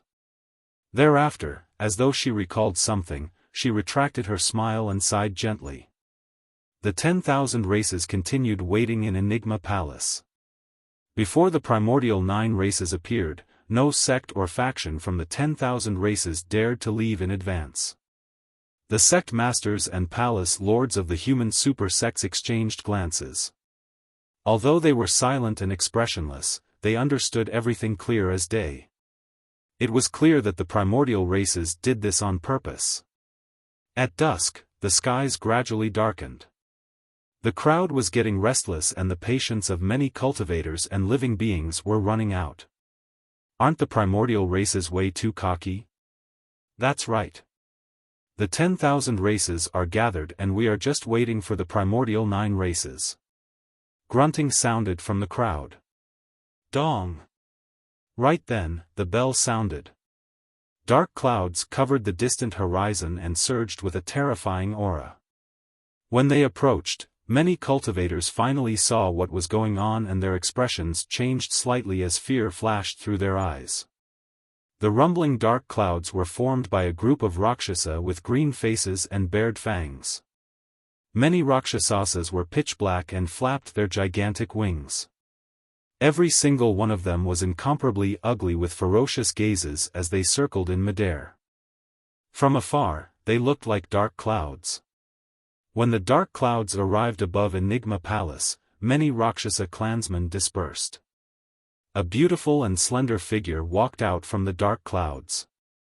Among the many ugly and menacing Rakshasas, a beautiful and flawless woman walked over slowly. She wore tight armor that accentuated her curvy figure perfectly. Ah! The appearance of the beautiful woman attracted exclamations. It felt like a warm ray of sunlight shining through the dark clouds and illuminating everyone's hearts. Is that the legendary Rakshasa you? The Rakshasa race sure is strange. Although the other Rakshasas are so ugly, the women of the Rakshasa race are so beautiful. A wave of praises sounded from the crowd. Suddenly, a Rakshasa behind Rakshasa you charged into the crowd with a cold expression and revealed killing intent in a flash. The crowd was sliced into 2 by the wings of the Rakshasa. Fresh blood gushed out. Instantly, more than 10 cultivators were torn apart. The 10,000 races were in an uproar. Nobody expected that the Rakshasa race of the primordial 9 races would start a massacre and kill more than 10 cultivators the moment they appeared. The cultivators nearby were shocked and retreated. The Rakshasa said coldly, "Human ant, how dare you speak ill of our race? You deserve to die." The cultivators were silent. Although some cultivators were enraged, they did not dare to say anything. Although merely 4 cultivators spoke earlier on, the Rakshasa race killed more than 10 cultivators the moment they attacked. The Rakshasa race truly did not take the human cultivators seriously. Killing more than 10 cultivators was as simple as crushing a few ants. The palace lord of Enigma Palace swept his gaze and his expression darkened. However, he still walked forward and greeted with cupped fists. "Fellow Taoists of the Rakshasa race, please enter." Rakshasa you walked in with a cold expression. Hundreds of green-faced Rakshasa with bared fangs followed behind Rakshasa you. Suddenly, a Rakshasa attacked once more and charged in the direction of Overlord Palace. He wielded 2 curved sabers and killed 2 Overlord Palace cultivators on the spot. The two cultivators of Overlord Palace were completely unprepared and watched with widened eyes in confusion even till their deaths. The Palace Lord of Overlord Palace gripped his fists tightly and took a deep breath, asking in a deep voice, "Fellow Taoist of the Rakshasa race, what do you mean by that?" "Hee hee." The Rakshasa sneered, "I heard them complaining that we were late. Anyone who complains about the Rakshasa race has to die as well." "Hee hee hee." Many Rakshasa clansmen grinned and bared their grisly red fangs, looking terrifying like malevolent ghosts from hell. "Why? Do you have a problem with that?" The Rakshasa glared at the Palace Lord of Overlord Palace and asked with a dark gaze and raised brow. The Palace Lord of Overlord Palace grit his teeth. Under the gaze of the Rakshasa, he lowered his head and replied softly, "No." "Very good." The Rakshasa was satisfied and turned to leave. From then on, the 10,000 races were silent. No race dared to make a single sound. Nobody wanted to provoke the Rakshasa race and attract their killing intent for no reason. Suddenly, a Rakshasa turned around and glared into the crowd with killing intent. The cultivators standing there were from Ethereal Peak. Their leader was the old immortal crane of Ethereal Peak. Everyone from Ethereal Peak felt their hearts turn cold. They did not say anything nor did they make any sounds. They merely looked at Rakshasa Yu for a moment more because she looked familiar. They did not know why they would attract killing intent. Chapter 1551, Domineering. Chapter 1551, Domineering. Tisk, Tsk, Tsk. The Rakshasa glared at everyone from Ethereal Peak and walked over slowly with a sinister smile. His gaze was ferocious and sent shivers down one's spine. Swoosh! The many sects and factions surrounding Ethereal Peak dispersed, wanting nothing more than to avoid being implicated. In the blink of an eye, an empty space appeared around Ethereal Peak. There were only slightly more than 10 people from Ethereal Peak. Among the dozens of people, the strongest was only at the conjoint body realm. The Rakshasa could kill everyone from Ethereal Peak in a single move. Many sects and factions had indifferent expressions. Nobody wanted to provoke the Rakshasa race for some unrelated people and attract their killing intent. Earlier on, even the Palace Lord of Overlord Palace had to endure the murder of his disciple. There were way too many sects and factions like Ethereal Peak in Tianhuang mainland, who would stand out for them. To many cultivators, the people of Ethereal Peak were already dead. However, Ethereal Peak was extraordinary. Although the sect was not big and its foundation and strength were far inferior to the super sects, the Rakshasa race caused quite a stir when they sought out Ethereal Peak. People from various regions stood out at the same time. There were humans and fiend demons alike. Two cultivators from Elixir Yang sect, one of the 4 unorthodox groups, stood out right away. It was Su Xiaoning and Ji Chengtian. On the other side, a cold and aloof woman stood up slowly. It was the young mistress of Thousand Crane sect, Fairy Thousand Crane Leng Ro. Su Xiaoning knew of Su Zimo's relationship with Ethereal Peak and would naturally not stand by idly. As for Ji Chengtian and Leng Ro, they were cultivators from Ethereal Peak. Even though the two of them had long joined the 4 unorthodox groups, they had never forgotten the gratitude of Ethereal Peak. Little Fatty of Tomb sect stood up with a grim expression as well. "Damned Fatty, you were so afraid of death in the past. Why aren't you afraid now?" Shi Jian grumbled softly and stood up as well. "There are some things that I can hide from." Little Fatty had a rare moment of seriousness as he said darkly, "However, they can't touch Ethereal Peak." A young monk of Dipamkara Monastery clasped his palms together and held a green lantern as he chanted Buddhist proclamations softly before exiting the crowd. A girl in pink with a veil from the Fiend sect's Pure Maiden sect smiled gently and stood out. In this generation, there were ultimately some people who, regardless of good, evil, immortals, fiends or cultivation, regarded loyalty even more importantly than life and death. Monkey, the spirit tiger, Ching Ching, the golden lion and little fox walked out from the demon regions as well. Perhaps, there was no distinction between races as well. When the Rakshasa noticed that, he narrowed his eyes and laughed menacingly. Why? A nest of ants appeared just because I want to kill a few ants? Ants that stood out, do you have a death wish just because you're indignant? The Rakshasa scanned his surroundings with a murderous gaze. The old immortal crane of Ethereal Peak took a deep breath of air and said in a deep voice, Rakshasa, may I ask what we have done to offend you? Nobody from Ethereal Peak said anything earlier on. The Rakshasa grinned. You guys have been watching our young mistress of the Rakshasa race for too long. Therefore, all of you have to die. Your young mistress is pure and innocent. She's not someone that can be disrespected by the gazes of ants like you. His words caused an uproar. The Rakshasa race was way too overbearing. The banning of private conversations was still acceptable for everyone. Now, even a lingered gaze at Rakshasa you could cost them their lives. The hearts of the cultivators skipped a beat as they lowered their heads hurriedly and avoided gazes. They no longer dared to look at Rakshasa you, afraid that the Rakshasa race would find them. Su Xiaoning frowned. You want to kill because of an extra look? How can there be such logic in the world? Foo-foo. The spirit tiger scoffed. Interesting. My eyes belong to me alone.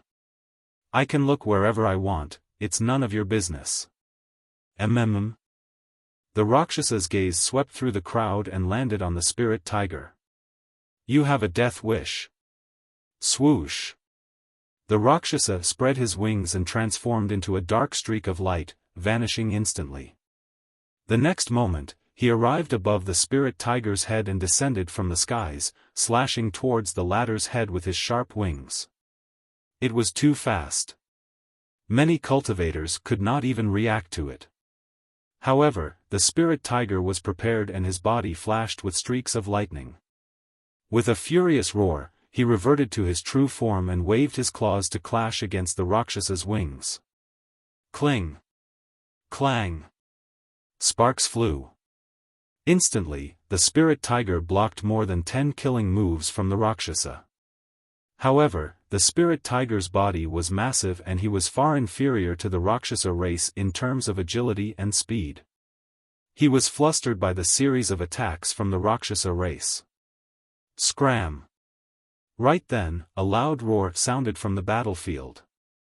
An incomparably thick golden rod suddenly descended and smashed towards the Rakshasa. The Rakshasa wanted to dodge but he realized that he could not escape from the range of the golden rod no matter how he tried. Clang! The Rakshasa hurriedly brought out his curved saber to defend.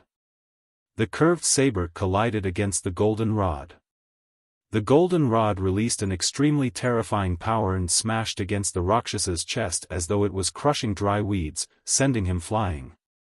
The crowd was in an uproar. Nobody expected that this seemingly unassuming monkey would be so domineering as to attack the Rakshasa race. Less than that, nobody expected that monkey would send a conjoint body Rakshasa flying with a single rod strike. The spirit tiger snickered. Brother monkey, you're the best. Boom. Boom. Monkey's expression was cold and his eyes shone with a scarlet glint as he glared at the Rakshasa not far away, propping Imminent heavily on the ground. The stone slabs on the ground exploded instantly. Monkey's demonic chi was torrential and he suppressed the Rakshasa completely in terms of aura. Bang! The Rakshasa fell to the ground but he got up quickly with a dark expression, a few bones in his chest were broken. That bit of injury was not considered a serious injury for a conjoint body mighty figure. However, the Rakshasa felt utterly humiliated. They were at the 10,000 race meet and countless eyes witnessed him beaten up by a monkey. Hee. Wan Yu, your combat strength has regressed. How shameful. The other Rakshasas laughed when they saw that. Rakshasa Wan Yu's face was alternating between shades of green and white. The killing intent in his eyes intensified as he said coldly, "Don't stand there and watch us make a joke out of ourselves. Jiashur, come out and help me." "Sure thing." The Rakshasa named Jiashur grinned. He could not hold it in any longer and flew out, licking his lips with his grisly red tongue. Rakshasa Wanyu clutched his chest and said as he healed his injuries, "I'll leave that monkey to you." "No problem." Rakshasa Jiashur's eyes were filled with excitement. Rakshasa Wanyu shifted his gaze and glared at Ethereal Peak once more, saying coldly, "Let me kill those ants that were glaring at our young mistress earlier first." Chapter 1552, Young Master Arcane Ghost. Chapter 1552, Young Master Arcane Ghost. "That's enough." A cold voice sounded from ahead.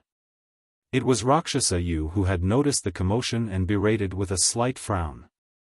"Young mistress, it's truly rude for those ants to stare at you."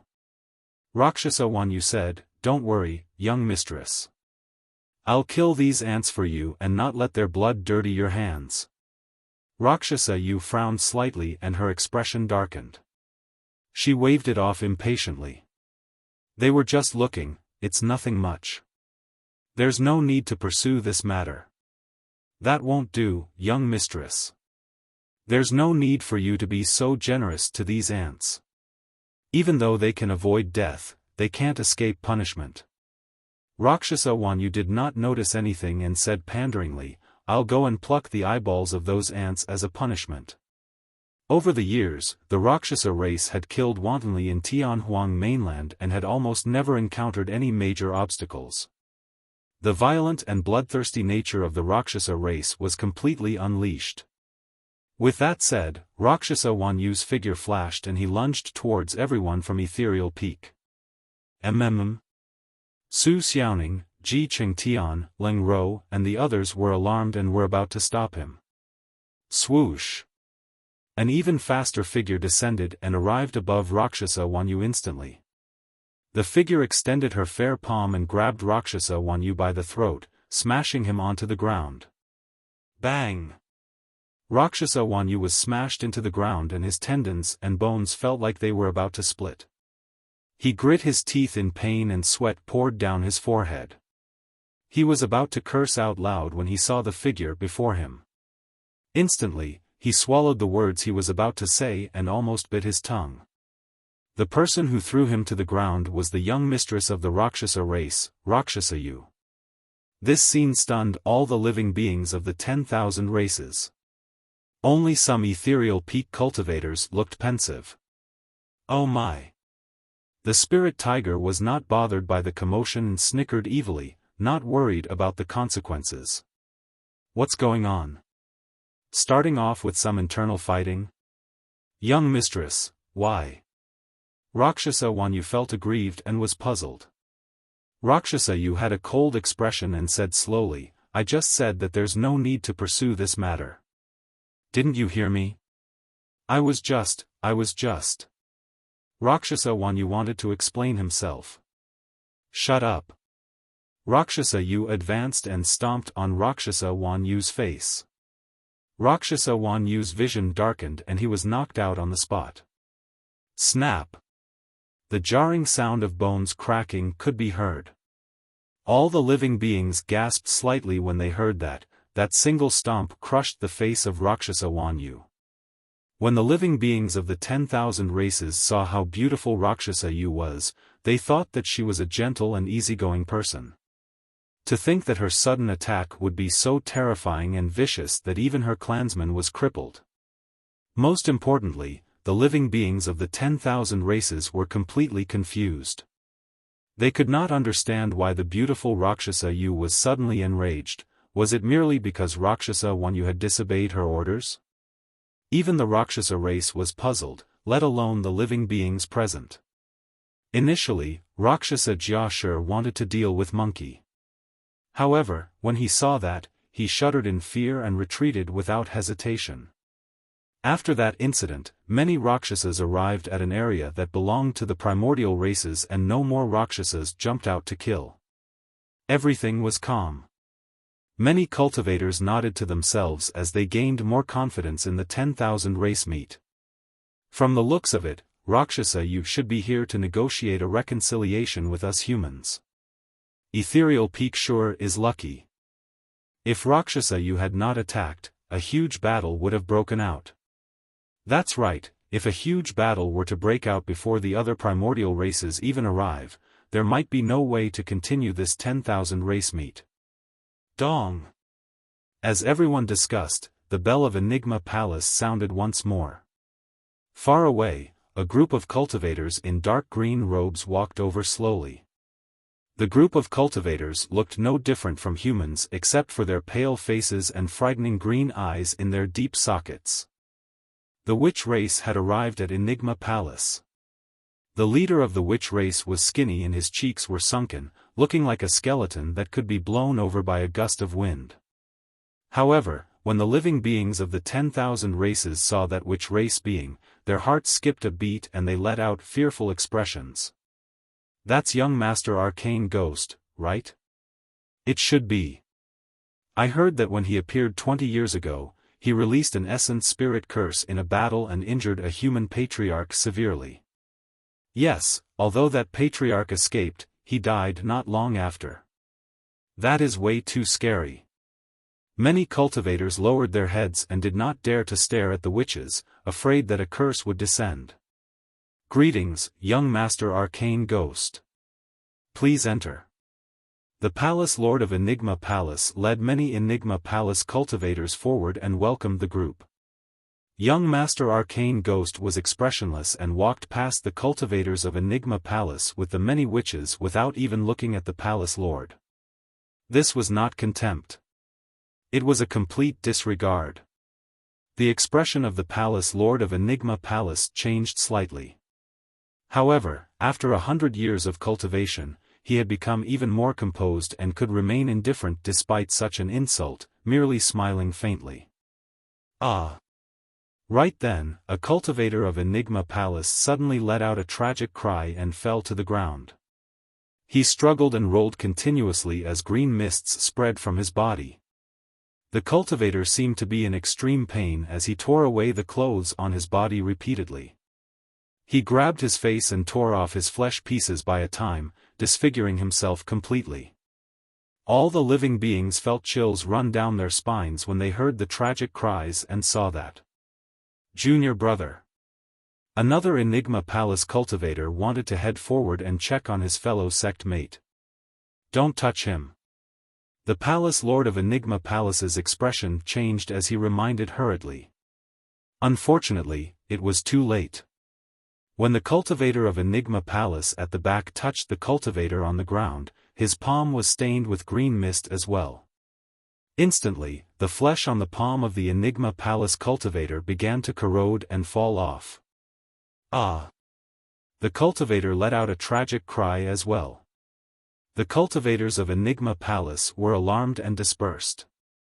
In that short period of time, the first cultivator of Enigma Palace that fell to the ground was already motionless, turning into a pool of blood. There was only a corpse left on the spot. A conjoint body mighty figure was dead just like that. The second mighty figure of Enigma Palace did not manage to hold on for long either.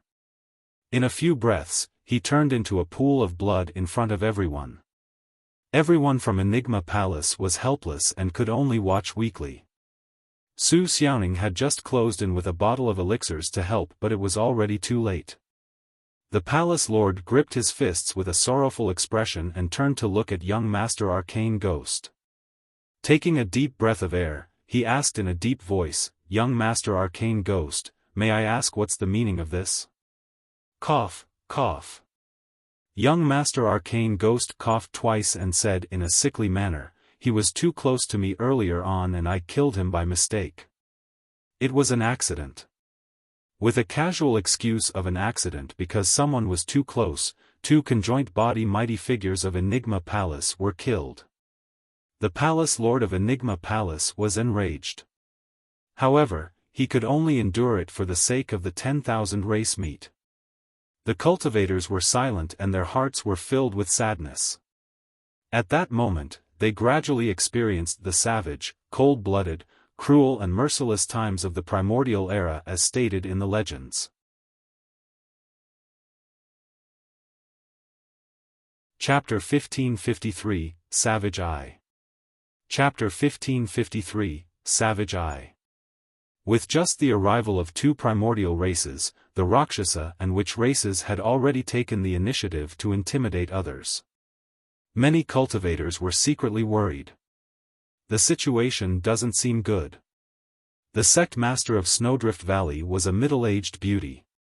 She looked gentle and murmured softly with a hint of worry. Amitba. Abbot Huishan of Dipamkara Monastery chanted a Buddhist proclamation with a worried expression. The primordial races were way too domineering and the human race naturally did not have much room for negotiation. As such, the outcome of this 10,000 race meet would not be favorable either. Dong! The bell of Enigma Palace sounded once more. A large blood mist floated over from afar with figures faintly visible within. Before they arrived above Enigma Palace, a blood stench spread. The Blood Vine Race. 100 years ago, the Blood Vine race destroyed Southern Dual Sect, one of the upper sections. In the end, they were suppressed by Desolate Marshal on 6 Stars Mountain and even the young master of the Blood Vine race at that time, Tenglingzi, was killed. That battle had shamed the Blood Vine race. However, the Blood Vine race was notorious in the past 100 years. Not long ago, Clear Wind Temple, one of the immortal sects, was destroyed. More than 10 Mahayana patriarchs of Clear Wind Temple died in that battle. In the end, the Emperor of Clear Wind Temple even appeared and was buried at the peak of Clear Wind Mountain, causing a huge stir in the cultivation world. Compared to the Blood Vine race, the Witch and Rakshasa races had not done much over the years. The hearts of many cultivators skipped a beat and they became nervous instantly, afraid that they would be killed if the Blood Vine race noticed them. The Palace Lord of Enigma Palace took a deep breath and suppressed the rage in his heart. His expression returned to normal as he welcomed everyone with cupped fists. Greetings, Blood Vine race. Please enter. The current young master of the Blood Vine race was Tengluo. He was also an extremely famous monster incarnate of the Blood Vine race. However, if Tenglingzi did not die, Tengluo would not have had the chance to become the young master of the Blood Vine race. His bloodthirst was even comparable to Tenglingzi. What a crowd! Tengluo smacked his lips and looked around the crowd, saying excitedly, I can't wait to eat so much fresh food. He he he he. Many blood vines let out shuddering laughter. The living beings of the 10,000 races felt their hearts turn cold when they heard that. The Blood Vine race did not conceal their thoughts the moment they arrived. In their eyes, all living beings of the 10,000 races were nothing but food. Tengluo surveyed the surroundings and the living beings of the 10,000 races avoided him, not daring to meet his gaze. Ha ha ha. He was smug and said with a smile, don't worry. I've just consumed hundreds of foods and I'm not hungry yet. As he said that, Tengluo led the Blood Vine race in. Many cultivators heaved a sigh of relief. Dong! Dong! The bell sounded twice in succession. In the distant horizon, 2 groups of cultivators were speeding over. The cultivators on the left were all tall with golden hair and blue eyes. The men were handsome and the women were beautiful. They arrived together like golden couples. The god race had arrived. The cultivator on the other side looked no different from humans. However, there was a faint blood scar on their glabellas that resembled a closed eye. The Heavenly Eye race had arrived. 2 primordial races had arrived at Enigma Palace at the same time. The Palace Lord of Enigma Palace appeared once more and welcomed the 2 races in. The leader of the god race should be Goddess Xiaoxiang. Indeed, she's peerless and flawless, comparable to Rakshasa Yu. Many cultivators could not help but praise the woman leading the god race. Strange, it said that the god race's goddess Xiaoxiang and the firmament sovereign are a golden couple. They are a match made in heaven and they often appear hand in hand. Why are we only seeing the goddess and not the sovereign at such a grand event? I'm not sure. He must be delayed by something. Some cultivators conversed secretly with their spirit consciousnesses. Who's the blind man leading the heavenly eye race? Right then, the young master of one of the upper sects, Heaven-Shaking Sect, asked secretly with a voice transmission using his spirit consciousness. The leader of the heavenly eye race had shoulder-length hair and was expressionless. There were 2 pitch-black holes in his eyes that looked terrifying. The sect master of Heaven-Shaking Sect sent a voice transmission, "What blind man? Be careful. That person is not to be trifled and is ruthless. Don't get into big trouble. Sect master, don't worry. We're communicating with our spirit consciousnesses and he can't hear us," the young master of Heaven-Shaking Sect said indifferently. There's nothing wrong with being careful. The sect master of Heaven-Shaking Sect reminded before explaining, that person is the young master of the heavenly eye race, Savage Eye. I heard that he destroyed his own eyes in order to cultivate the heavenly eye when he was young. Ah! The young master of Heaven-Shaking Sect was secretly speechless. The sect master of Heaven-Shaking Sect continued, "If Savage Eye is so ruthless to himself, how do you think he treats others? Now that he's at the half-martial ancestor realm, he can completely regrow his eyes, right?" The young master of Heaven-Shaking Sect asked again. The sect master of Heaven-Shaking Sect shook his head. If his eyes return to normal, it's equivalent to crippling more than half of his cultivation. The fact that he named himself Savage Eye means that he has already made up his mind that he won't see the light of day ever again. How ruthless! The young master of Heaven-Shaking Sect grimaced and sent a voice transmission, "What's the fun of living a life without seeing anything for the sake of cultivation?" Right then, the young master of the heavenly eye race suddenly stopped in his tracks. Turning around slowly, a pair of pitch-black holes faced the direction of Heaven-Shaking Sect. At that moment, the expressions of the sect master and young master of Heaven-Shaking Sect changed and they felt their scalps prickle. Their hearts seemed to have stopped beating. Fellow Taoist Savage Eye, is there anything? The sect master of Heaven-Shaking Sect tried his best to remain calm but his voice could not help but tremble. Savage Eye said indifferently, "I hate to hear people discussing my eyes. Furthermore, you guys even used a term that I'm extremely unwilling to hear, blind man." The expressions of the sect master and young master of Heaven-Shaking Sect turned incomparably pale as cold sweat poured down instantly. Savage Eye smirked with a mocking expression. "Do you think that I won't be able to hear you guys just because you're communicating with your spirit consciousnesses?" Since he destroyed his own eyes, he could naturally hear things that no one else could. Suddenly, a fine crack appeared from the heavenly eye on the glabella of Savage Eye. An extremely terrifying energy fluctuation burst forth and a gigantic cold beam swept past the direction of Heaven-Shaking Sect.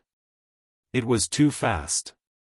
The power of visual techniques was completely instantaneous. Furthermore, it was the visual technique of the young master of the heavenly eye race. The eyes of the young master and sect master of Heaven-Shaking Sect widened and their expressions froze. Poof! Poof! Poof! A blood mist spewed out and dozens of cultivators from Heaven-Shaking Sect and 3 conjoint body mighty figures were killed by the visual technique in the blink of an eye with their essence spirits destroyed. There was only a pile of minced flesh left on the ground with a torrential blood stench. Savage Eye merely opened his eye and all the cultivators of Heaven-Shaking Sect were dead. Everything went silent. All the living beings were stunned by the cruel methods of Savage Eye and did not even dare to take deep breaths. There was naturally a reason why the primordial races were able to dominate Tianhuang mainland and rule over the 10,000 races in the primordial era.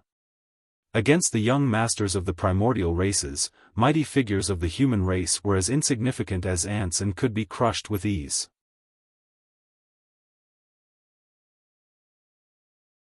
Chapter 1554, Four Princes. Chapter 1554, Four Princes. Brother Savage Eye, you sure are capable. Teng Luo grinned and praised. Savage Eye nodded slightly in the direction of Teng Luo as a form of greeting. The Palace Lord of Enigma Palace glanced at the god race and frowned slightly. May I ask why the Firmament Sovereign isn't here, Goddess Xiaoxiang? What rights do you have to ask about the location of the Sovereign? Goddess Xiaoxiang glanced sideways and asked with an unfriendly expression. No. You've misunderstood, Goddess. The Palace Lord of Enigma Palace explained hurriedly, this is the 10,000 race meet after all, and the Firmament Sovereign is the young master of the god race. Don't worry, I can make the decision for everything in the god race. As for the Sovereign. Goddess Xiaoxiang paused for a moment and a hint of pride flashed through her eyes. He will definitely come. Furthermore, he'll give you guys a surprise. The heart of the Palace Lord of Enigma Palace sank.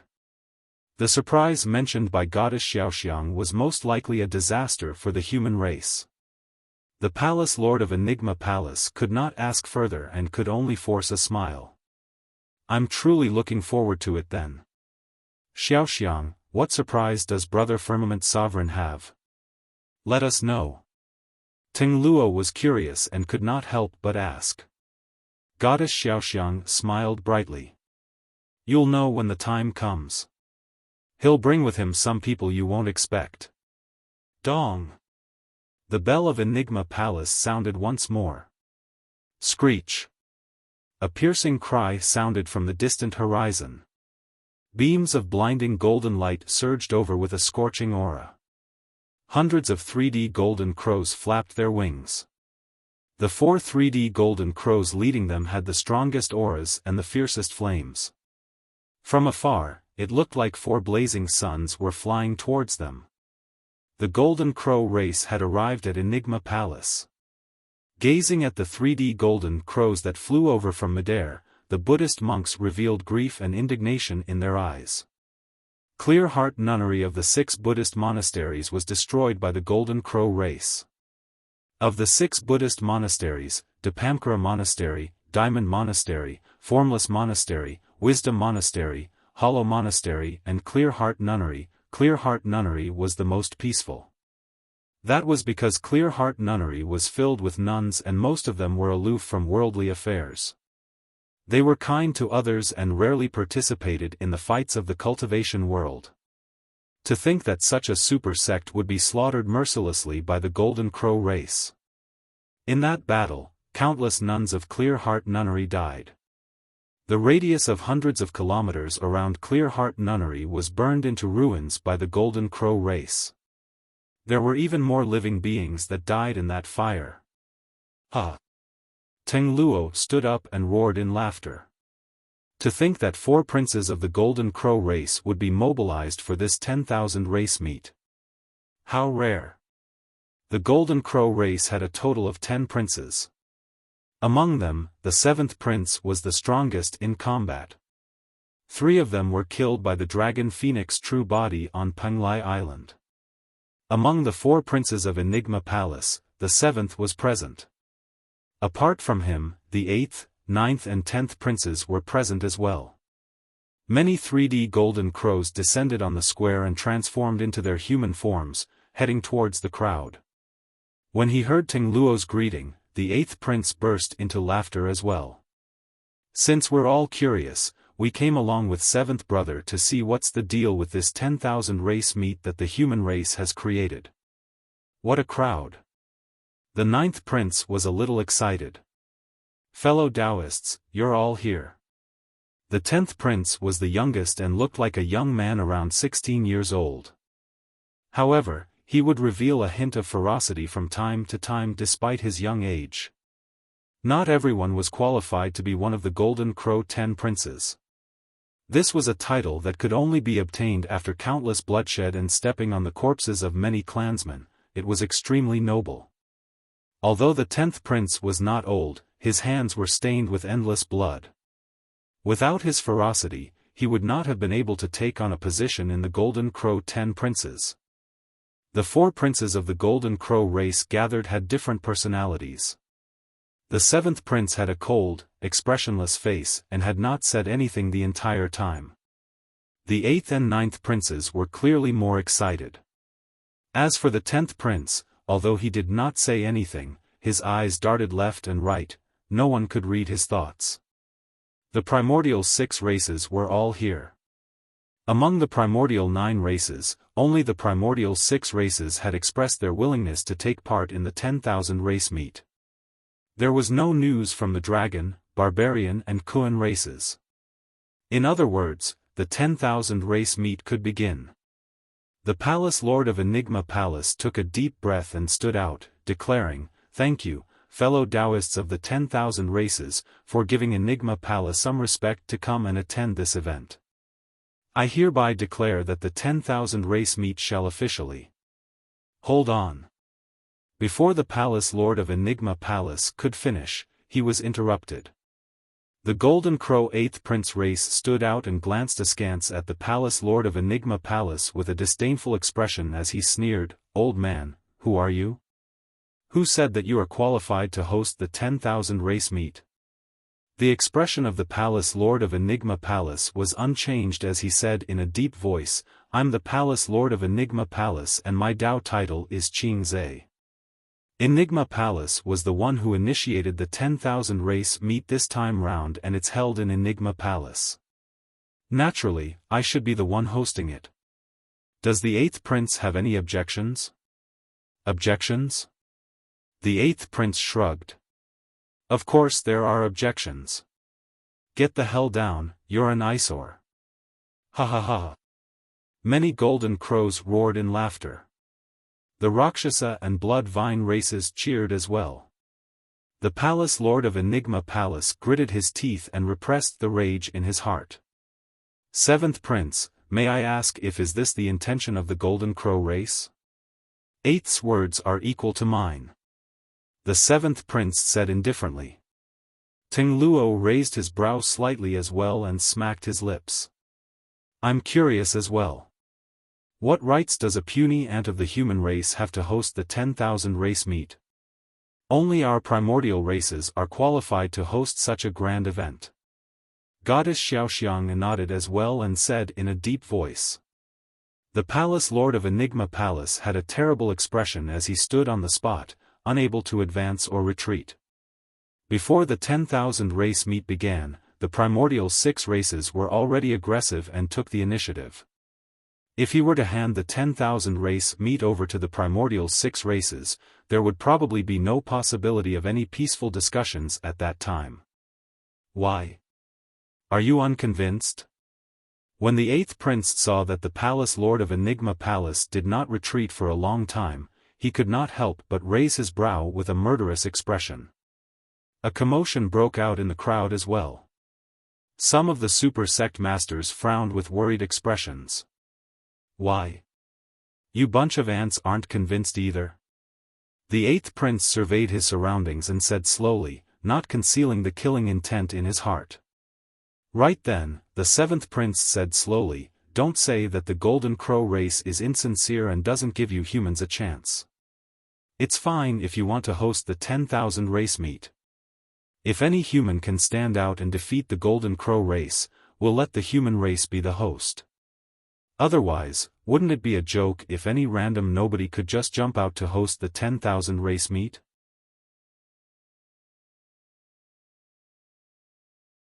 Chapter 1555, Challenge. Chapter 1555, Challenge. The Palace Lord of Enigma Palace had a terrible expression. The 7th Prince was clearly insulting him by calling him a random nobody. Furthermore, he did not hide it at all. Teng Luo nodded. That's not a bad idea. If this person can't convince everyone here, don't bother trying to host the 10,000 race meet. What an embarrassment. 7th brother, you were wrong earlier on. The 8th Prince said with a smile. Oh? The 7th Prince glanced sideways. The 8th Prince said, it's not about who can challenge the Golden Crow race, it's about who dares. The ninth prince surveyed his surroundings as well and shouted, "That's right. The Golden Crow race will give the human race a fair chance. Who dares to stand out?" No one replied. Even the sect masters of the super sects knew that they would definitely lose against the primordial races of the same cultivation realm. 8th, 9th, you're all half-martial ancestors. Come back and sit down. You guys will become bullies if you were to attack. Let the clansmen behind you play. The 7th prince had spoken. The 8th and 9th princes sat back and crossed their arms, prepared to watch the show.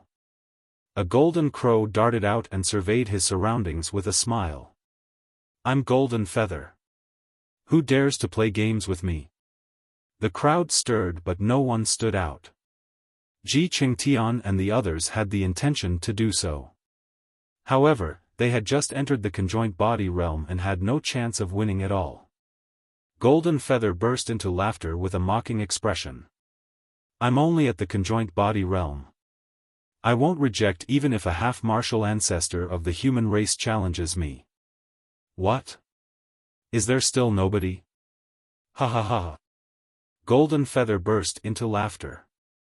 "The human race only has that bit of guts, and you want to host the 10,000 race meet and negotiate peace with our primordial 6 races? I'll do it." Right then, a monk could not help but stand out, attracting countless gazes. "Ah! It's the abbot of Diamond Monastery, Monk Kong Dermik. To think that the abbot of Diamond Monastery would have such a fiery temper. Sigh, it's not just Diamond Monastery. All the Buddhist monks are most likely filled with rage because of the destruction of Clear Heart Nunnery." "Oh?" Golden Feather's gaze landed on Monk Kong Dermik as he nodded.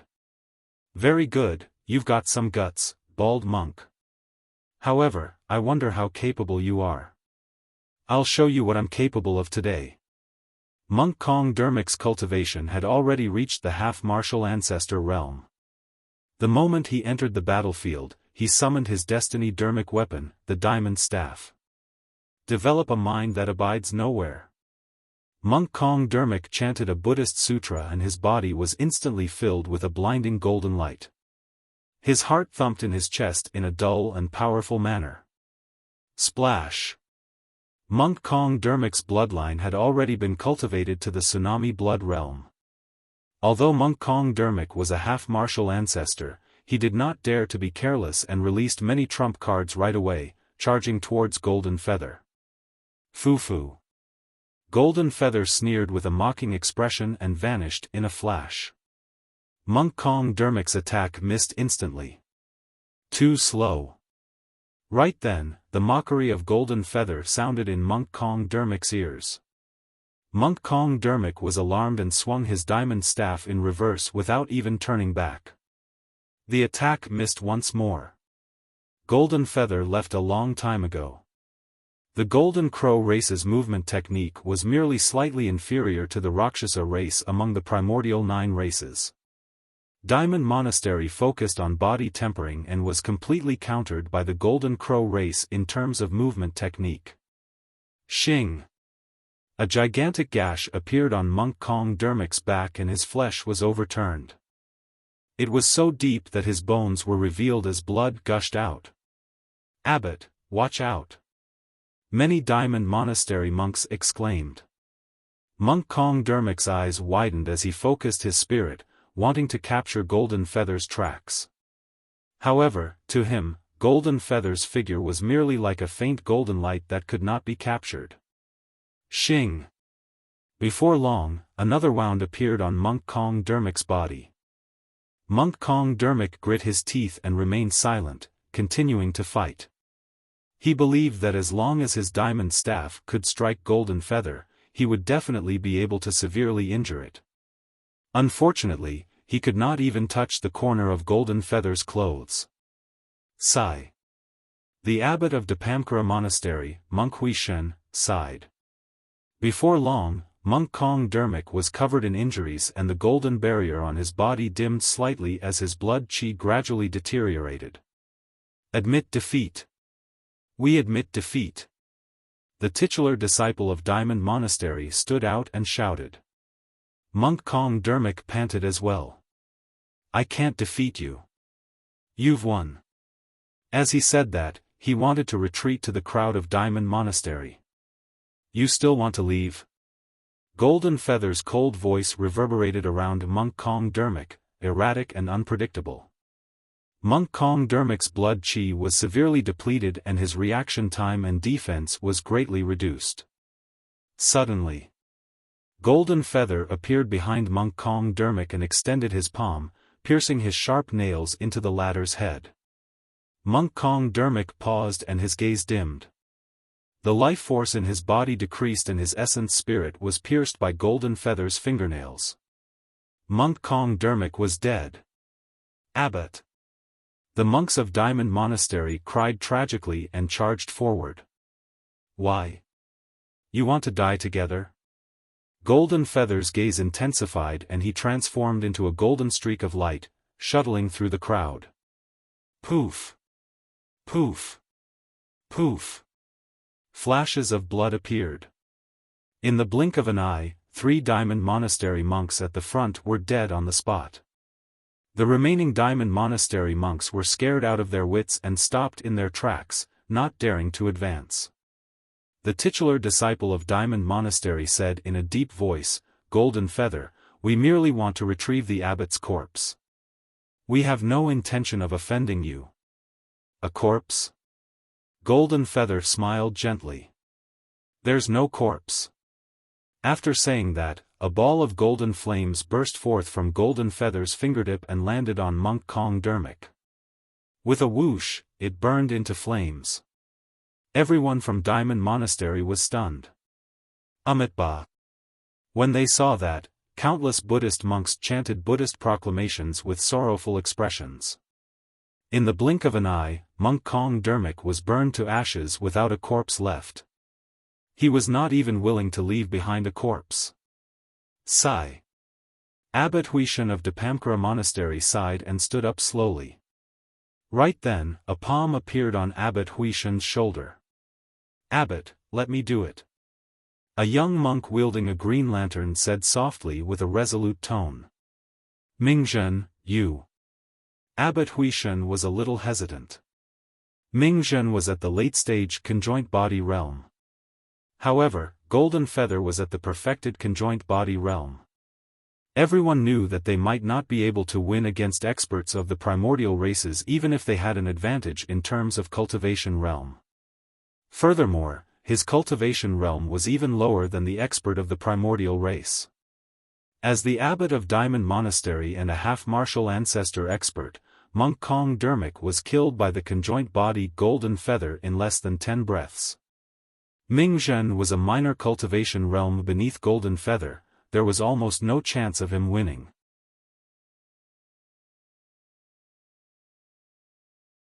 Chapter 1556, Green Lantern. Chapter 1556, Green Lantern. Why? Is there no one else who dares to challenge me? Golden Feather sneered and surveyed his surroundings, sneering, the human race isn't even capable of defeating me and you guys think you can host the 10,000 race meet? Tui. Golden Feather spat with disdain. It was as though he had spat on the faces of all the cultivators. The sect masters of the super sects were silent. Indeed, there were some half-martial ancestor paragons in this generation's Immortal, Fiend and Buddhist sections. If they stood out, they might be able to defeat Golden Feather. However, all the cultivators knew that the 4 princes, the entire Golden Crow race and even the primordial 6 races were backing Golden Feather. Right now, Golden Feather was the one challenging the human race. However, the other experts of the primordial 6 races such as Young Master Arcane Ghost, Goddess Xiaoxiang and the other monster incarnates watched from the side. Not many people could withstand that pressure. More importantly, a fight against Golden Feather wasn't a spar, it was a fight to the death. Although it seemed fair on the surface, it was not fair. That was because although the primordial 6 races dared to kill brazenly, the human paragons present did not have the guts. Whoever dared to kill Golden Feather would have to endure the wrath of the Golden Crow race next. At that time, there was a high chance that their entire sects would be implicated. Suddenly, the island master of Penglai Island said, "Since that's the case, it's only right for the young masters of the primordial 6 races to host the 10,000 race meet." Penglai Island is in favor of this suggestion. Many cultivators were shocked when they heard that. If the primordial 6 races were to host the 10,000 race meet, it would mean that the human race would lose their final advantage and initiative without the chance to even negotiate.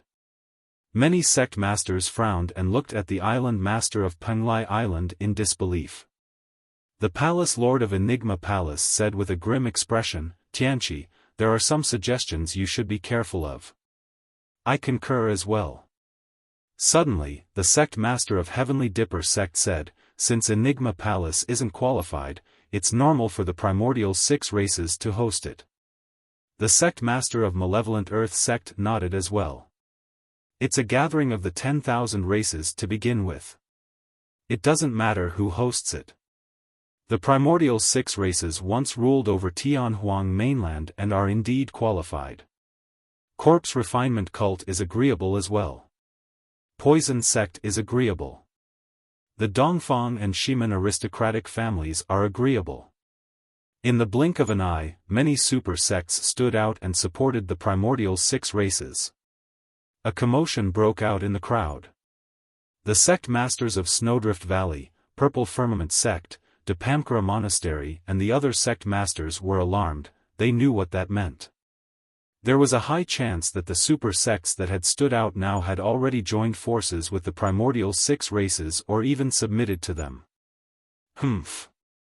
The spirit tiger pouted his lips. "Those cowards that are as cowardly as rats have already surrendered before the fight even began." "We agree." Right then, a conjoint body spider demon said loudly. The spider demon was from one of the 8 demon regions, the Thousand Spider Sand Dune. The East Sea demon region agrees as well. A grand demon of the East Sea stood out. Thousand Demon Valley is agreeable. Peacock Ridge is agreeable to it. In the blink of an eye, half of the 8 demon regions stood out and agreed that the primordial 6 races should host the 10,000 race meet. Ha ha ha. The Golden Crow 8th Prince reared his head in laughter. "So, the 10,000 races are all looking forward to the return of our primordial 6 races to Tianhuang mainland. Since all living beings of the 10,000 races are agreeable to it, we'll accept it." "I don't agree." Right then, an untimely voice sounded. It sounded extremely piercing to the experts of the primordial 6 races. A young monk walked out slowly. "Another bald monk is here to die." Before the 4 princes could speak, Golden Feather's expression darkened as he glared at the young monk murderously. He could attack at any moment. "Who is that little monk? He's only at the late-stage conjoint body realm. Is he here to die?" Mingzhen of Dipamkara Monastery possesses the inheritance of Fahua and Daming monasteries and even obtained the legacy of Ksitigarbha Bodhisattva in the Tao inheritance ground. He was once the titular disciple of Dipamkara Monastery and should have some means. There's no use having some means. He's courting death by having a lower cultivation realm than the Golden Crow race. I heard that monk Mingzhen has a good relationship with Desolate Marshal. Sigh, speaking of which, if Desolate Marshal was still around, he would definitely be able to fight against the experts of the primordial 6 races with his combat strength. Many cultivators had conflicted expressions at the mention of Desolate Marshal. Up till this point of Desolate Marshal's rise, he was targeted and even hunted by the super sects collectively. However, many sects could not deny the fact. Desolate Marshal was the strongest monster incarnate in the human race in this generation. Late-stage conjoint body realm? On the battlefield, Golden Feather looked at Mingzhen and suddenly sneered, "Seems like there's really not much humans left. To think that even a late-stage conjoint body would want to come forth and die now. Why, you want to challenge someone above your level, bald monk? Amitba." Mingzhen held the green lantern in his left hand and shook his head gently. I merely want an explanation for Senior Kong Dermic as well as the fallen fellow Taoists of Clear Heart Nunnery. Alright, I'll send you to hell to meet them right away. Golden Feather's gaze intensified and he vanished on the spot in a flash. In the blink of an eye, Golden Feather had already arrived behind Mingzhen. He reached out and his sharp nails dug into Mingzhen's head. His movement technique was way too fast. Most of the cultivators present could not capture any traces of Golden Feather at all, and all they could see was a streak of flickering golden light. Mingzhen stood on the spot motionlessly with his head lowered, as though he could not react in time. It's over. That little monk is already a dead man. That was how Monk Kong Dermic died earlier on. Golden Feather is still in human form. If he transforms into his true form, his speed and strength will increase exponentially. It's hard to imagine how strong he will be. As everyone discussed, Mingzhen did not turn back nor did he move. He merely raised the green lantern in his hands towards his head. There was a flame the size of a pinky burning on the green lantern, as though it could be extinguished with a single pinch. However, when Golden Feather's palm landed on the wisp of flames, he shuddered as though he was agitated and retracted his palm. Howl! Golden Feather shrieked tragically and retreated with a pained expression. The living beings of the 10,000 races looked over with shocked expressions. A huge hole was burned in Golden Feather's palm, but not a single drop of blood flowed out. The surrounding flesh was charred. This scene had completely exceeded the expectations of the living beings of the 10,000 races. Golden Feather lost? What Dermic weapon is that? It's so powerful. This seems to be the Destiny Dermic treasure of the founder master of Dipamkara Monastery, Buddha Emperor Boundless Light. That is not a Dermic weapon but an Emperor weapon. Ah, it's that green lantern. That's right. I heard that in the ancient war, the Green Lantern was shattered by the emperors of the primordial races and fell from the Emperor weapon realm to become an ordinary Dermic weapon. To think that this Dermic weapon would be passed down to Mingzhen.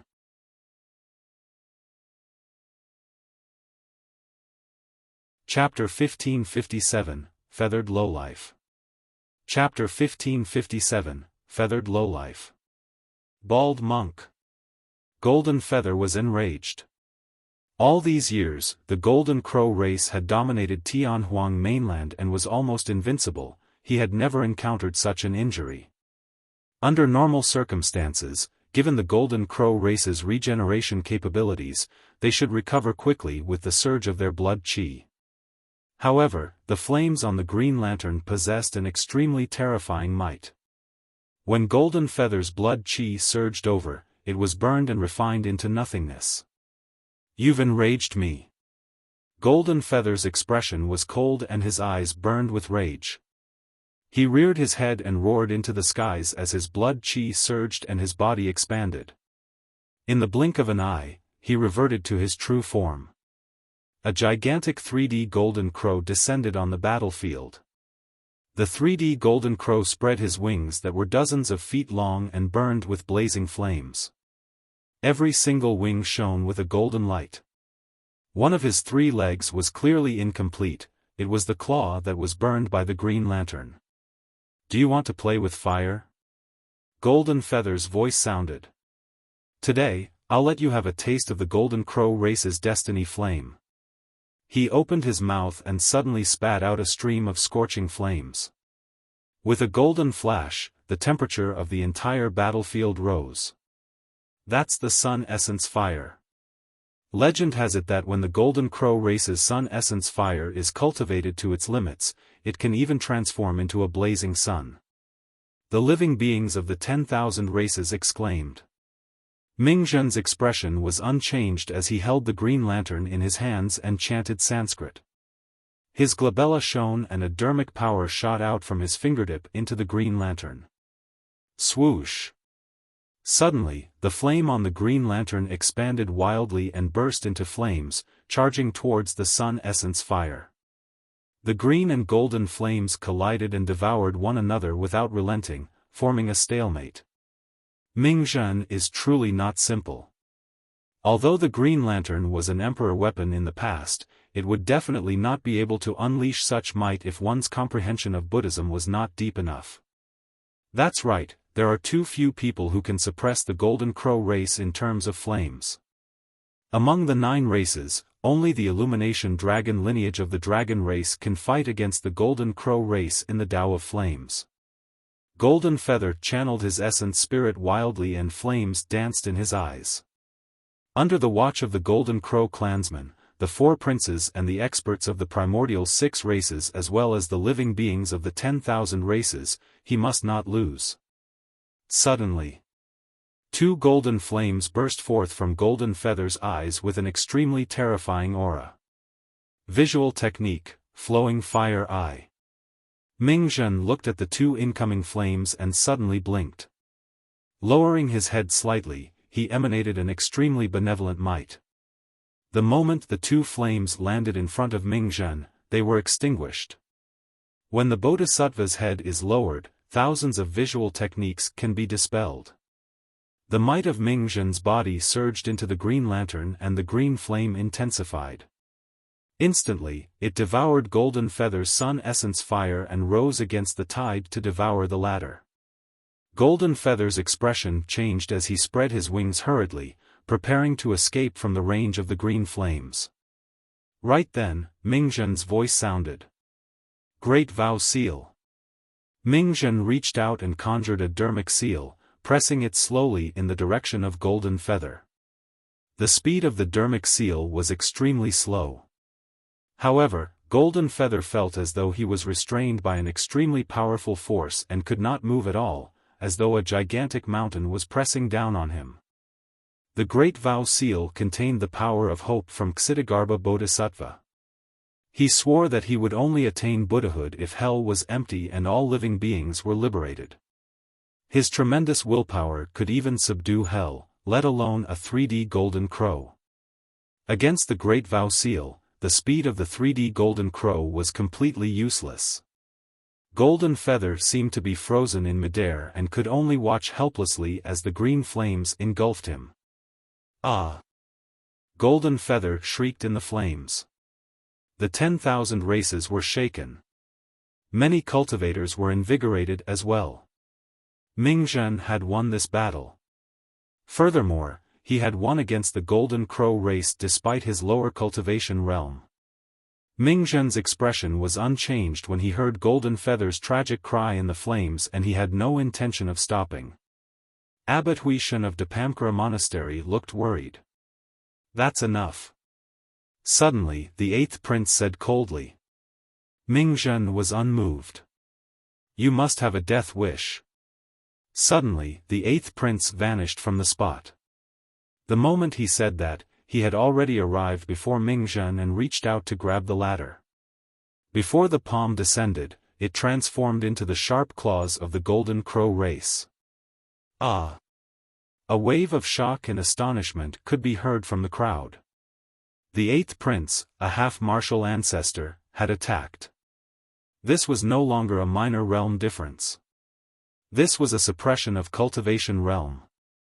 Mingzhen was extremely calm and his blood chi surged, raising him to the tsunami blood realm instantly. He punched the 8th prince heavily in the palm. Bang! Mingzhen shuddered and grunted dully, staggering 3 steps back with a pained expression. With every step, a deep footprint would appear on the ground. The strength of a half-martial ancestor was way too terrifying, let alone one of the Golden Crow 10 princes. It was as the cultivators had expected. Even if Mingzhen defeated Golden Feather, an even stronger primordial race being would stand out. The arrival of a half-martial ancestor of the primordial races was something that no one in the same cultivation realm could match. Little monk, have a taste of my sun essence fire. Suddenly, the 8th prince opened his mouth and spat out a blazing golden flame that surged over. Mingzhen had a grim expression and could only give up on killing Golden Feather. Retracting his green lantern, he channeled a green flame and burned it towards the 8th prince's sun essence fire. This time round, the green flame was devoured by the sun essence fire almost instantly. This sun essence fire contained a trace of divine power. Mingzhen's green flames could not defend against it at all. The sun essence fire engulfed Mingzhen and he had nowhere to retreat. He took a deep breath of air and suddenly assumed a lotus position on the ground, chanting a sutra. Instantly, a golden light emanated from his body. That was the Xitigarbha true body. The sun essence fire engulfed Mingzhen and burned him continuously. Mingzhen clasped his palms together and his body was filled with golden light. He sat in the flames and channeled his essence spirit to defend with all his might. He. The 8th prince sneered coldly, let's see how long more you can last. The 8th prince's spirit consciousness was vast and his dermic powers were boundless as they surged continuously into the sun essence fire. The flames blazed and climbed more than 100 feet into the air. It intensified and surged with a blinding golden light, engulfing Mingzhen's figure before long. The excited crowd gradually calmed down as they looked at the ball of flames. Many cultivators looked dejected. Is there anyone else from the human race? The 8th prince's aura was torrential as he stood in midair and looked down at the 10,000 races with disdain. Who dares to stand out and fight me? No one replied. What a bunch of trash. The 8th prince spat with a disdainful expression and sneered, the fortune of the human race is depleted and the era of the ancient emperors have passed. There's only you bunch of weak and cowardly people left. You're not worthy to be the masters of Tianhuang mainland. Every single sentence from the 8th prince seemed to pierce the hearts of many cultivators. Some were frustrated, some were indignant and some were affronted. However, no one could step forward. That was because many cultivators knew that even if they stood out, they would be killed by the 8th prince easily and would only humiliate themselves. They could not defend at all.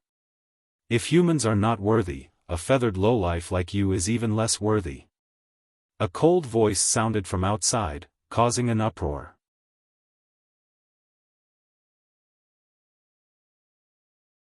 Chapter 1558, Domineering Asura.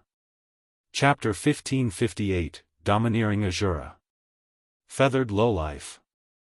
Who in this world would dare to call the Golden Crow race a feathered lowlife? Was he truly not afraid of death? The voice was hoarse and deep, but it possessed an indescribable magic, as though it looked down on all living beings and races. Who was it? Who would have the guts? Who would have such boldness? All the cultivators turned towards the voice. Not far away, a cultivator with white hair walked over slowly with a cold expression. His eyes were pitch black and he dragged a saber that was coiled with fiend chi in his right hand. Asura. It's the Asura, Yen Beichen. The crowd exclaimed. Under normal circumstances, the titular disciple of Asura sect was the Asura while Yen Beichen had already left the sect. However, in this generation, in the hearts of all the cultivators in Tianhuang mainland, no matter who the titular disciple of Asura sect was, there was only a single person who was the Asura. This was the only person who was worthy of the title Asura as well. Many cultivators looked relieved when they saw who it was. The Asura was probably the only one in the world with such guts. The Asura was the only one with such boldness. The Asura was the only one who dared to say the words feathered lowlife in front of the Golden Crow race. Asura? The 8th prince had a dark expression and said coldly, I don't care who you are. In my eyes, you're already a dead man. Cough. Right then, young Master Arcane Ghost coughed gently. He gradually stood up and said in a slow manner, Asura, I know you. Initially, you were only a titular disciple of Asura sect. However, due to unforeseen circumstances, you lost your beloved and comprehended the profound meaning of the Hatred Sutra by accident. Your combat strength increased exponentially and you transformed completely, turning into a true Asura. All these years, you've been despised by the Immortals, Buddhas and Fiends. Even Asura sect can't accommodate you. I'm curious as to why you're here. I'm here because I want to kill. Yen Beichen replied indifferently. Young Master Arcane Ghost smiled gently. There's no place left for you in the cultivation world, and these super sects are your enemies. To be precise, you should be on our side. Ting Luo, Goddess Xiaoxiang and the others turned to look. Everyone could clearly tell that young Master Arcane Ghost was trying to rope Yen Beichen in. As such, they could not help but look at the latter a little more. After the arrival of the primordial 6 races, young Master Arcane Ghost had been watching from the sidelines without saying a single word. Now that he stood out and wanted to rope in a human, it was clear that this person was extraordinary. I'm someone who value talents the most. Young Master Arcane Ghost said, if you're willing to join the witch race, I can guarantee that I'll treat you as a clansman and give you sufficient respect. The primordial 6 races were extremely prideful and viewed all living beings of the 10,000 races as ants. It was even more so for the young masters of the primordial races. But now, young Master Arcane Ghost stood forth to invite Yen Beichen personally and even made a promise. It was clear how sincere he was. The most important thing for young Master Arcane Ghost to rope in Yen Beichen was the latter's potential. The Fiend Emperor hatred was an existence second only to the human emperor. As for Yen Beichen, he was almost like the second Fiend Emperor hatred and might even be stronger. Sure, I can join the witch race. Yen Beichen paused for a moment. Go and kill that bunch of feathered lowlifes first. Green light flickered in the eyes of young Master Arcane Ghost. Many cultivators were speechless. The Asura was probably the only one in the world who dared to say something like that. Arcane Ghost. The 8th prince said coldly, I'm giving you face by letting you talk to him for so long, but how dare he humiliate the Golden Crow race like this? You can't protect him. I merely wanted to give him a chance because I'm appreciative of his talents. Young Master Arcane Ghost smiled and said coldly, since he doesn't know how to cherish it, everyone, do as you please. Since I can't use such a peerless saber, I might as well destroy it. The 8th prince turned around and sized up the Asura. Grinning, he said sinisterly, Asura, I'm thinking about how I'm going to torture you after suppressing you. I'm going to. You talk too much. Suddenly, Yen Beichen interrupted the 8th prince and slashed in reverse towards the latter. A black light tore through the air and released a suffocating aura of death. Beams of hatred fiend chi circled around and engulfed the 8th prince instantly. Nobody could describe how terrifying that slash was. It was as though everything was dark in an instant. The 8th prince's pupils constricted and his expression changed, revealing a hint of fear in his eyes. It had been a long time since he sensed the aura of death that was close by. Before the slash descended, he felt as though he was half a step into death's gates. Right in front of the living beings of the 10,000 races, the 8th prince suddenly shrieked and vanished from the spot, replaced by a gigantic 3D golden crow. Screech! The 3D golden crow burned with incomparably resplendent flames and extended his strongest third claw to grab the hatred fiend saber. That third leg was the strongest attack of the Golden Crow race. Back then, it was the Golden Crow third prince's third leg that forced out Su Zimo's divine phoenix's claw. Clang!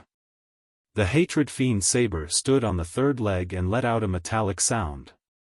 Immediately after, a blood mist spewed out from midair. A gigantic, menacing Golden Crow leg was thrown into the air. At the same time, the 8th prince's tragic cry sounded. The living beings of the 10,000 races were shocked as they looked at everything in disbelief. The 8th prince's Golden Crow leg was severed by the hatred fiend saber. The third leg of the Golden Crow race was like the Heavenly Eye race's Heavenly Eye. It was extremely difficult to heal once crippled.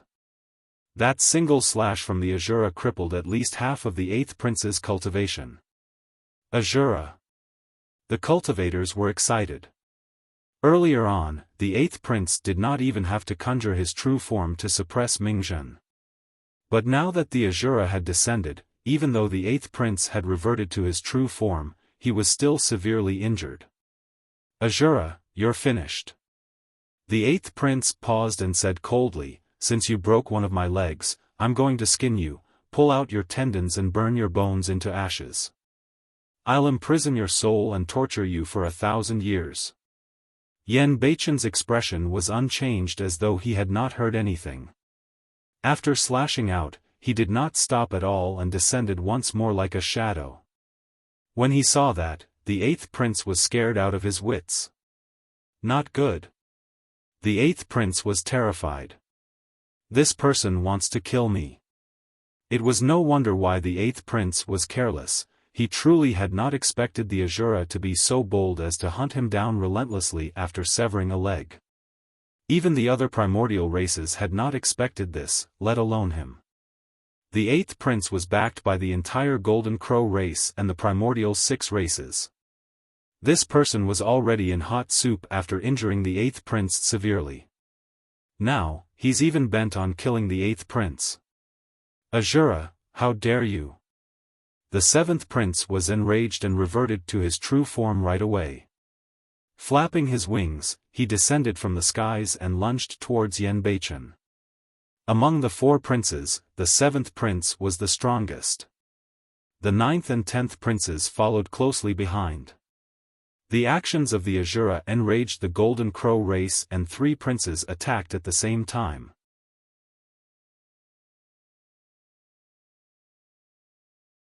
Chapter 1559, Chaotic Battle.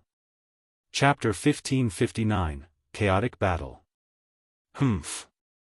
Yan Beichen's expression was unchanged as his blood chi surged, releasing the full aura of a half-martial ancestor. Waving the Hatred Fiend saber forward, he hollered, boundless hatred. Limitless hell. The slash released streams of rich fiend chi. A terrifying saber intent descended and enveloped the 4 princes of the Golden Crow race. Hatred surged endlessly with a torrential killing intent that resembled purgatory.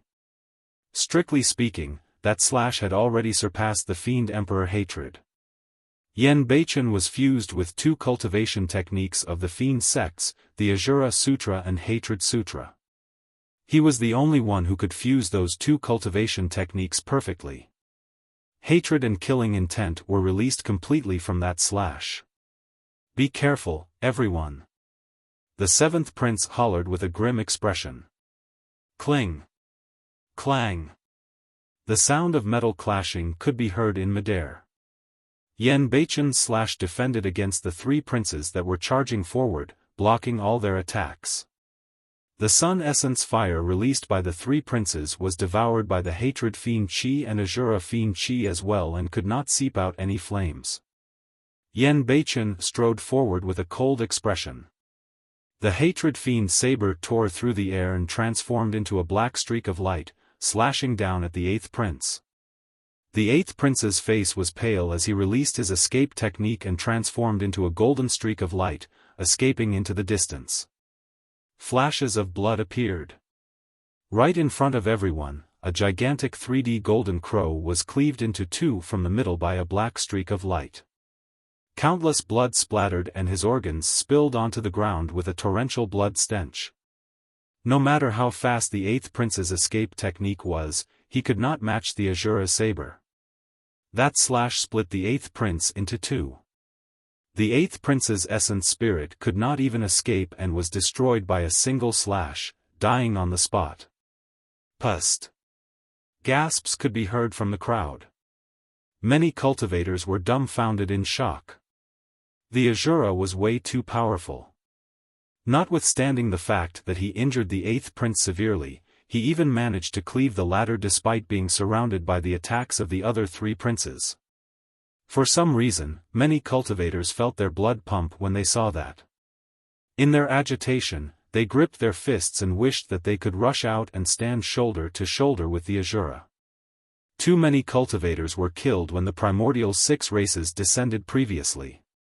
However, right from the beginning, none of the cultivators dared to step forward or uphold justice for the dead cultivators. But now, the Asura had arrived. The Asura was not here to uphold justice or seek redress for others.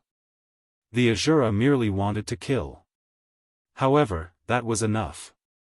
Who said that the human race had no paragons or monster incarnates? Boom! The 8th prince was dead. On the battlefield, the power of the ball of burning flames decreased significantly and a figure tore through the flames, descending before everyone once more. It was Mingzhen. Mingzhen isn't dead. The crowd exclaimed and many cultivators were delighted.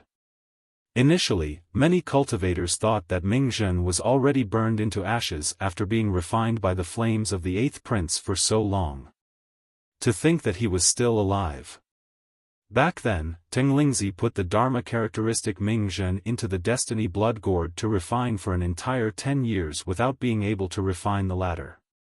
Although the 8th prince's sun essence fire was powerful, it could not do anything to his Xitigarbha golden body that had the support of the Green Lantern. The 7th prince stood in midair and looked at the 8th prince's corpse coldly as 2 golden flames burned in his eyes. Screech! The 9th prince reared his head and cried with a pained expression. Screech! Hundreds of golden crows reverted to their true forms and circled around the 8th prince's corpse in midair, crying endlessly. Asura, I'll have you pay with your life.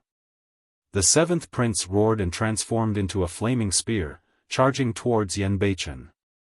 The spear tore through the air and the dermic powers in the void burned. At the same time, the 9th and 10th princes attacked. The 3 princes released dermic arts and joined forces to attack Yenbeichen. Yenbeichen's expression was unchanged as he wielded the Hatred Fiend Saber and fused the saber technique of the Hatred Sutra and Asura Sutra perfectly. Every single slash contained 2 saber intents. Even the 3 princes did not dare to take it head-on and had to avoid it. For a battle of this level, even Mingzhen could not interfere, let alone others. Humph! Ji Qingtian sneered, the Golden Crow race sure is shameless. Earlier on, they were even talking about a fair fight. The moment they saw that they could not win, they joined forces. No worries. Leng Ro said slowly, the Asura is way too strong. Even with the combined forces of 3 Golden Crow princes, they are suppressed by him. Screech! The 7th prince cried once more. The situation on the battlefield changed instantly.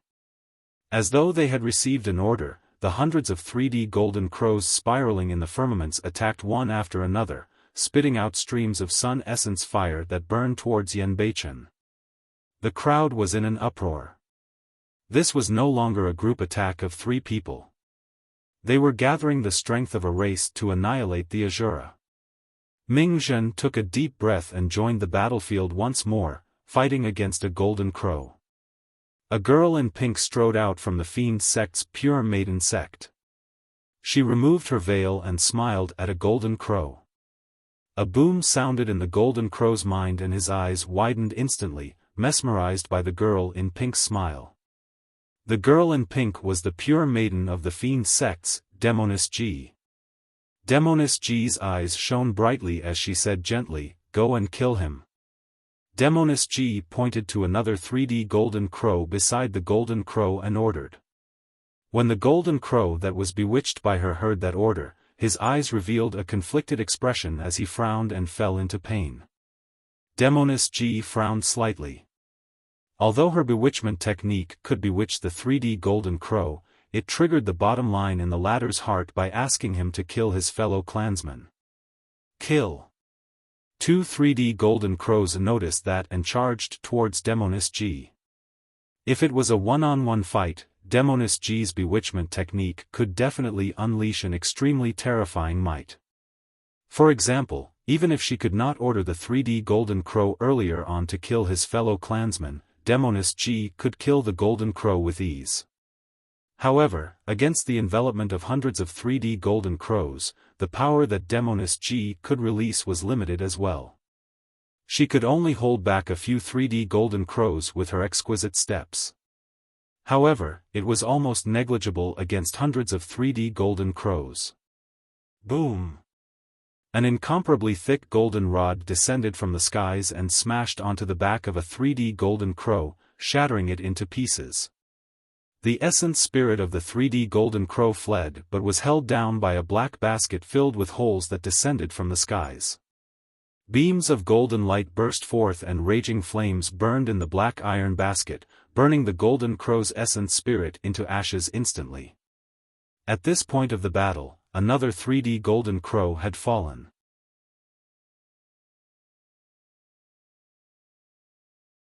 Chapter 1560, Kill. Kill. Kill. Chapter 1560, Kill. Kill. Kill. All living beings were shaken. Up till this point of the battle, only the Asura had the power to kill the Golden Crow race and he was the only one who dared to do so. To think that another 3D Golden Crow would die on the battlefield. Countless gazes looked over. 5 figures descended from the skies and entered the battlefield to fight against many 3D Golden Crows. The most striking thing was an ape that was dozens of feet tall with long fur all over its body. Its eyes were bloodshot as it thumped its chest and stomped its feet, roaring into the skies as it waved its golden rod with a torrential demonic chi. The gigantic ape was extremely tough and violent. Despite the encirclement of 10 3D golden crows, it was still at ease and released a powerful counterattack. In terms of strength, the 3D golden crow was no match for the gigantic ape. Beside the gigantic ape was a tiger that shone with electric arcs. Its claws were sharp and it fought fiercely against the 3D golden crows that danced in midair. A crane circled in midair with flames burning on its body as well. Its bloodline was filled with the aura of a Baifeng. A golden lion roared with a terrifying might. Among the 4 demons, there was a seemingly weak and skinny fox. It had fiery red fur that shone with a crystalline luster. The little fox gripped a pitch-black basket tightly seized opportune moments to strike. The 3D golden crow earlier on was burned to death by that black basket. Monkey, the spirit tiger, Ching Ching, the golden lion and little fox stood out and joined the battle. It's them. When the sect master of Heavenly Dipper sect saw Monkey and the others, he suddenly stood up and declared, "Fellow Taoists of the primordial races, these 5 beasts are the sworn siblings of Desolate Martial and the taboo divine Ho. What are you doing?" The palace lord of Enigma Palace questioned loudly in rage. Ji Qingtian could not help but say, Heavenly Dipper sect watched idly as humans were bullied. Now that we have the help of these demon brothers, you guys are betraying them instead of expressing gratitude.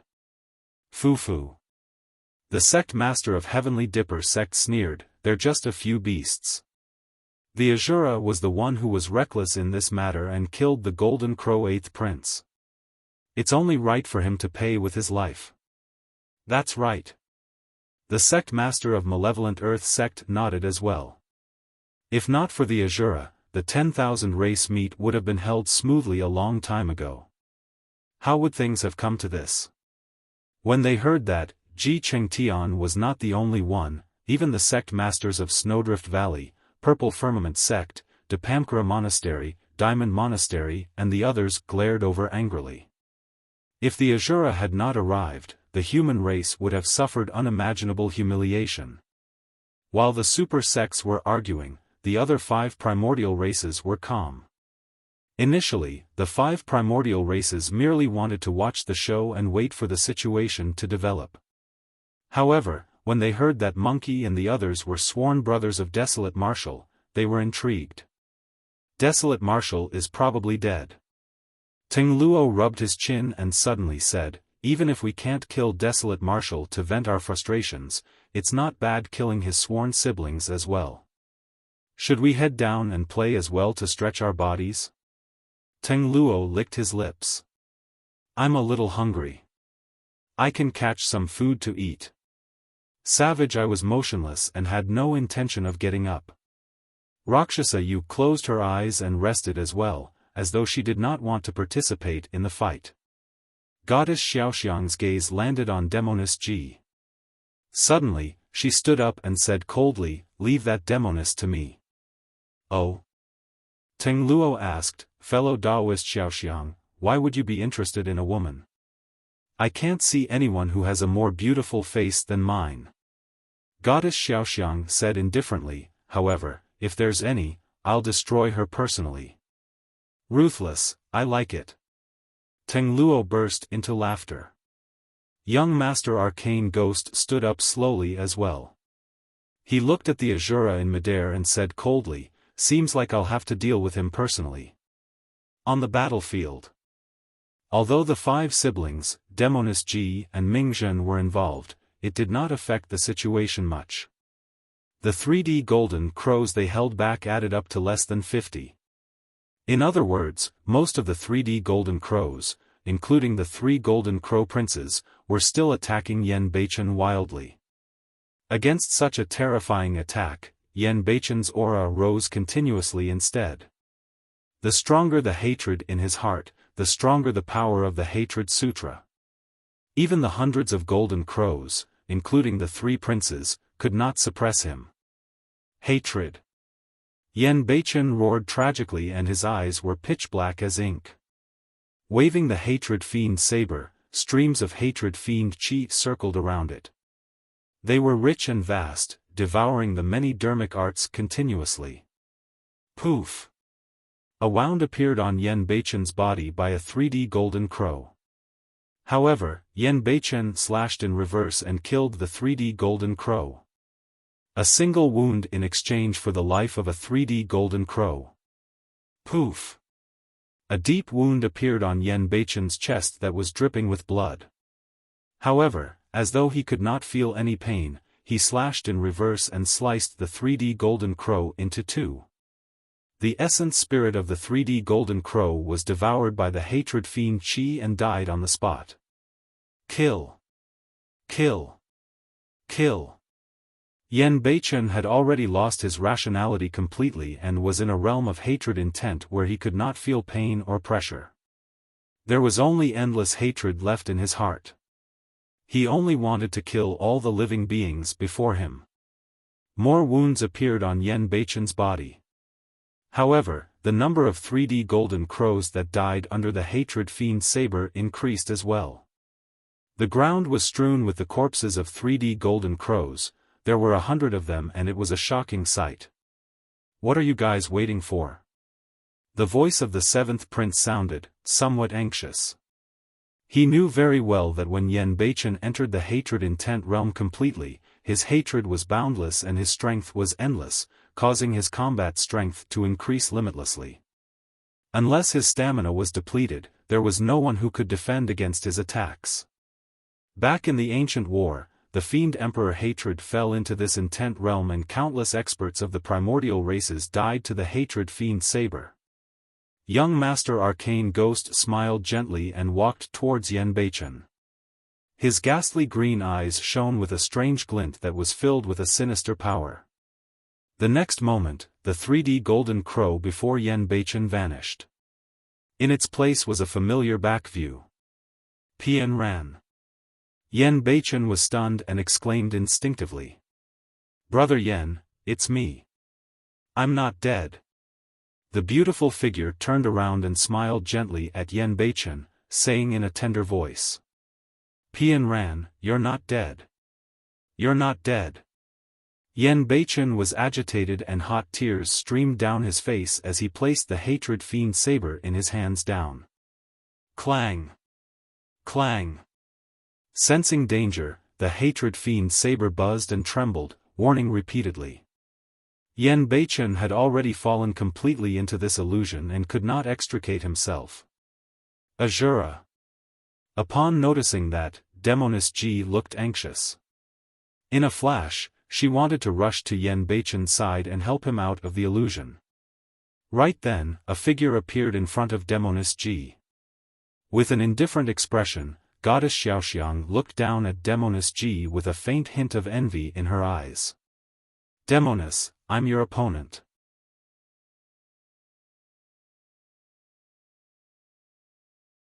Chapter 1561, Imminent Danger. Chapter 1561, Imminent Danger. Demoness Ji's heart skipped a beat.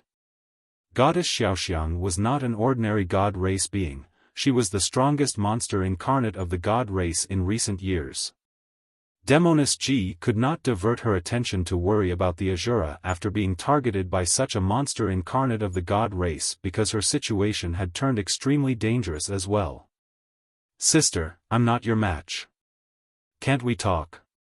Demoness Ji's eyes were slightly red as she said with teary eyes, looking aggrieved. The bewitchment technique of the Pure Maiden Sutra did not differentiate between race or gender. It was a Tao technique that could bewitch all living beings and topple the world. No matter who it was, they would feel a sense of love and pity at the sight of Demoness Ji's pitiful expression. Even Ting Luo was slightly stunned and he saw it from the side with a sinister glint in his eyes. However, he woke up quickly and smacked his lips, murmuring softly, "This little Demoness has some tricks up her sleeves." If it was any other god race being, they would definitely be bewitched by Demoness Ji. However, Goddess Xiaoxiang's reaction was extremely fast. Two divine lights burst forth from her eyes as she released her god's eye instantly and tore through the air. The descent of the visual technique instantly broke the intent created by Demoness Ji. Demoness Ji used the exquisite steps and avoided the two visual techniques by a hair's breadth. Her pink dress was sliced by the two divine lights and its hemline turned into nothingness. Demoness Ji was secretly alarmed. Pure Maiden sect specialized in bewitchment techniques, but they were ordinary in terms of blood qi and physique. If the two divine lights landed on her, they would probably penetrate her body. Boom! Goddess Xiaoxiang strode forward and threw a punch towards Demoness Ji. Golden light burst forth and the void trembled before her punch even descended. It was truly hard to imagine that such a woman could release such ferocious power with a casual punch. Demoness Ji did not dare to take it head-on and dodged in a flash. Goddess Xiaoxiang sneered coldly and her blood qi surged. Beams of golden light emanated from her body as she chased relentlessly like a god. The god race was ranked at the top of the primordial 9 races in terms of physique and blood qi. As a monster incarnate of the god race, Goddess Xiaoxiang's physique and power of blood qi could suppress all paragons of the same cultivation realm. Demoness Ji would definitely lose if she fought head-on. Therefore, from the beginning, Demoness Ji had already made use of the exquisite steps to dodge continuously. Although Goddess Xiaoxiang's attacks were ferocious, she could not lock onto Demoness Ji and her attacks missed repeatedly. Exquisite steps came from Fairy Ling Long and was no small feat. Even Goddess Xiaoxiang could not do anything to Demoness Ji right away. On the other side, Yan Beichen was affected by young Master Arcane Ghost's essence spirit and fell into an illusion. He was unable to extricate himself and it was extremely dangerous. Even with the constant warning from the Hatred Fiend Saber, Yan Beichen could not wake up. The cultivation of the witch race's essence spirit was the most terrifying. Young Master Arcane Ghost was a terrifying existence who could control one's heart. His attack this time round was even more terrifying than the hundreds of 3D golden crows. It was like a viper in the darkness that bit Yan Beichen on the vital spot. There was no way external forces could break through the hatred intent. Even if the primordial 6 races attacked together, they wouldn't be able to distance Yan Beichen from the hatred intent. The only way to break through the hatred intent was by targeting Yan Beichen personally. Qin Pian Ran was Yan Beichen's only flaw. Clang! Clang! Suddenly, the Hatred Fiend Saber broke free from Yan Beichen's palm and transformed into a black streak of light that circled around him, blocking all the incoming dermic weapons. Immediately after, the Hatred Fiend Saber turned its blade and stabbed into Yan Beichen's chest. The slash pierced Yan Beichen's chest. What happened? The Fiend Saber killed its master? Something's not right. That Fiend Saber seems to be trying to wake Yan Beichen up. The cultivators were shocked and they saw that. As for Yan Beichen, who was in the illusion, he suddenly clutched his chest with a pained expression. With a dull grunt, he broke free from the illusion and his eyes gradually regained their clarity. "Thank you, brother." Yan Beichen murmured softly and gripped the Hatred Fiend saber in reverse, pulling the saber out of his chest. Hatred Fiend chi circled around the wound and not a single drop of blood flowed out. Yan Beichen gripped the Hatred Fiend saber once more and suddenly felt waves of weakness and fatigue. Initially, he could not feel pain or fatigue after entering the Hatred Intent realm. Under the stimulation of the Hatred Fiend chi, he fought fiercer and fiercer. But now, although he broke through the illusion of young Master Arcane Ghost, he broke free from the Hatred Intent realm as well and felt a sharp pain. Up till this point of the battle, he had countless wounds on his body under the encirclement of the Golden Crow race. He might not be able to hold on if the battle continued. Monkey and the others were encircled and the situation was not optimistic for them either. Everyone was in danger. Young Master Arcane Ghost smiled gently at the seventh prince. "The hatred intent has been dispelled. I'll leave the rest to you guys." "Thank you." The seventh prince nodded slightly. Without the support of the hatred intent, Yan Beichen could not defend against the encirclement of the Golden Crow race. Bang! Right then, an incomparably thick blood vine tore through the air and whipped Yan Beichen heavily on the chest, sending him flying. "Ha ha ha!" Teng Luo's laughter sounded. "Arcane Ghost, you've already had your fill but I've yet to attack." When he saw that, the Palace Lord of Enigma Palace was enraged and could no longer hold it in as he hollered, "Teng Luo, are the primordial 6 races going to give complete disregard to the rules? You guys clearly said that it's a one-on-one battle. When you guys saw that you could not win, you used an entire race to try and suppress the Asura. Now, the Blood Vine, God and Witch races are even attacking together as well. What's the meaning of this?" "That's right." The Valley Master of Snowdrift Valley slammed the table and stood up, saying in a deep voice, "All the living beings of the 10,000 races are here. How can the 10,000 races be convinced by your primordial 6 races' overbearing nature of reneging on your words without any regard for the rules? Cultivators from the major sects and factions of Purple Firmament Sect, Dipamkara Monastery, Overlord Palace as well as various Immortal, Buddhist and Fiend sects stood out and shouted. "Rules?" The smile on Teng Luo's face vanished and his expression turned cold. He looked at the sect masters of the super sects and said coldly, "Rules are set for weaklings like you. Rules are meant to be broken by the strong. Furthermore, from this day forth, all the rules of Tianhuang mainland will be decided by our primordial 6 races. All of you will have to abide." "On what grounds?" A cultivator was indignant and could not help but grumble, "The primordial 6 races aren't the ones calling the shots in Tianhuang mainland right now." A blood vine suddenly burrowed from the ground beneath the cultivator's feet and pierced his chest. The cultivator's face was pale as he lowered his head slowly. Gazing at the thick blood vine that popped out of his chest, his eyes were filled with shock and blood flowed continuously from his mouth. The gigantic mouth at the top of the blood vine opened slowly, revealing a cold glint. Its intertwining fangs devoured the cultivator's head in a single mouthful.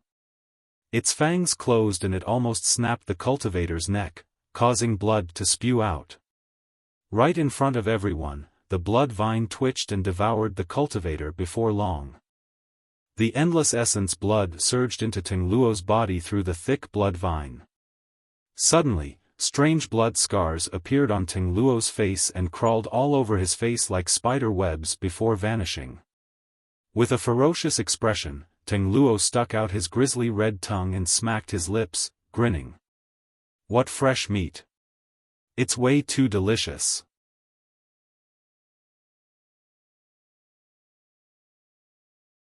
Chapter 1562, I'm Desolate Marshal. Chapter 1562, I'm Desolate Marshal. Many cultivators felt their hairs stand on end when they saw that. That was a conjoint body mighty figure of Overlord Palace. He was eaten by Ting Luo just like that. Bloody hell, what's there to be afraid of? The Palace Lord of Overlord Palace could no longer hold it in and withdrew a gigantic spear from his storage bag, propping it heavily on the ground as he shouted. The reason why we of the Fiend sects cultivate is because we want freedom and be carefree. If we have to live life so restrictedly right now, we might as well fight with our full strength. Even if I have to die, I want to die in a spectacular manner. That's right. The sect master of Asura sect stood out as well and said coldly, at most, we'll just die. Who doesn't die? Even if you're an emperor, you won't live together with heaven and earth and the sun and moon. You'll die of old age one day. Among the 7 Fiend sects, Overlord Palace, Asura sect and Pure Maiden sect stood out. The sect master of Purple Firmament sect stood up slowly and said in a deep voice, "What's the point of living forever if you have to endure such humiliation?" Immediately after, from the Immortal sects, Snowdrift Valley and Soaring Feather sect stood out. All the Buddhist monks stood up. Among the 5 heretical doctrines, Little Fatty of Tomb sect and Shijian of Puppet sect stood out as well. All the cultivators of the 4 unorthodox groups rose. The Nangong and Baiming aristocratic families of the 3 ancient aristocratic families stood out. Many cultivators of Enigma Palace advanced. Instantly, everyone was worked up as powerful figures from the human race soared into the air one after another, releasing incomparably domineering auras to fight against Ting Luo. The primordial 6 races had descended and massacred humans wantonly. The cultivators had nowhere to vent the rage in their hearts and could not hold it in any longer. Humans were not all cowards.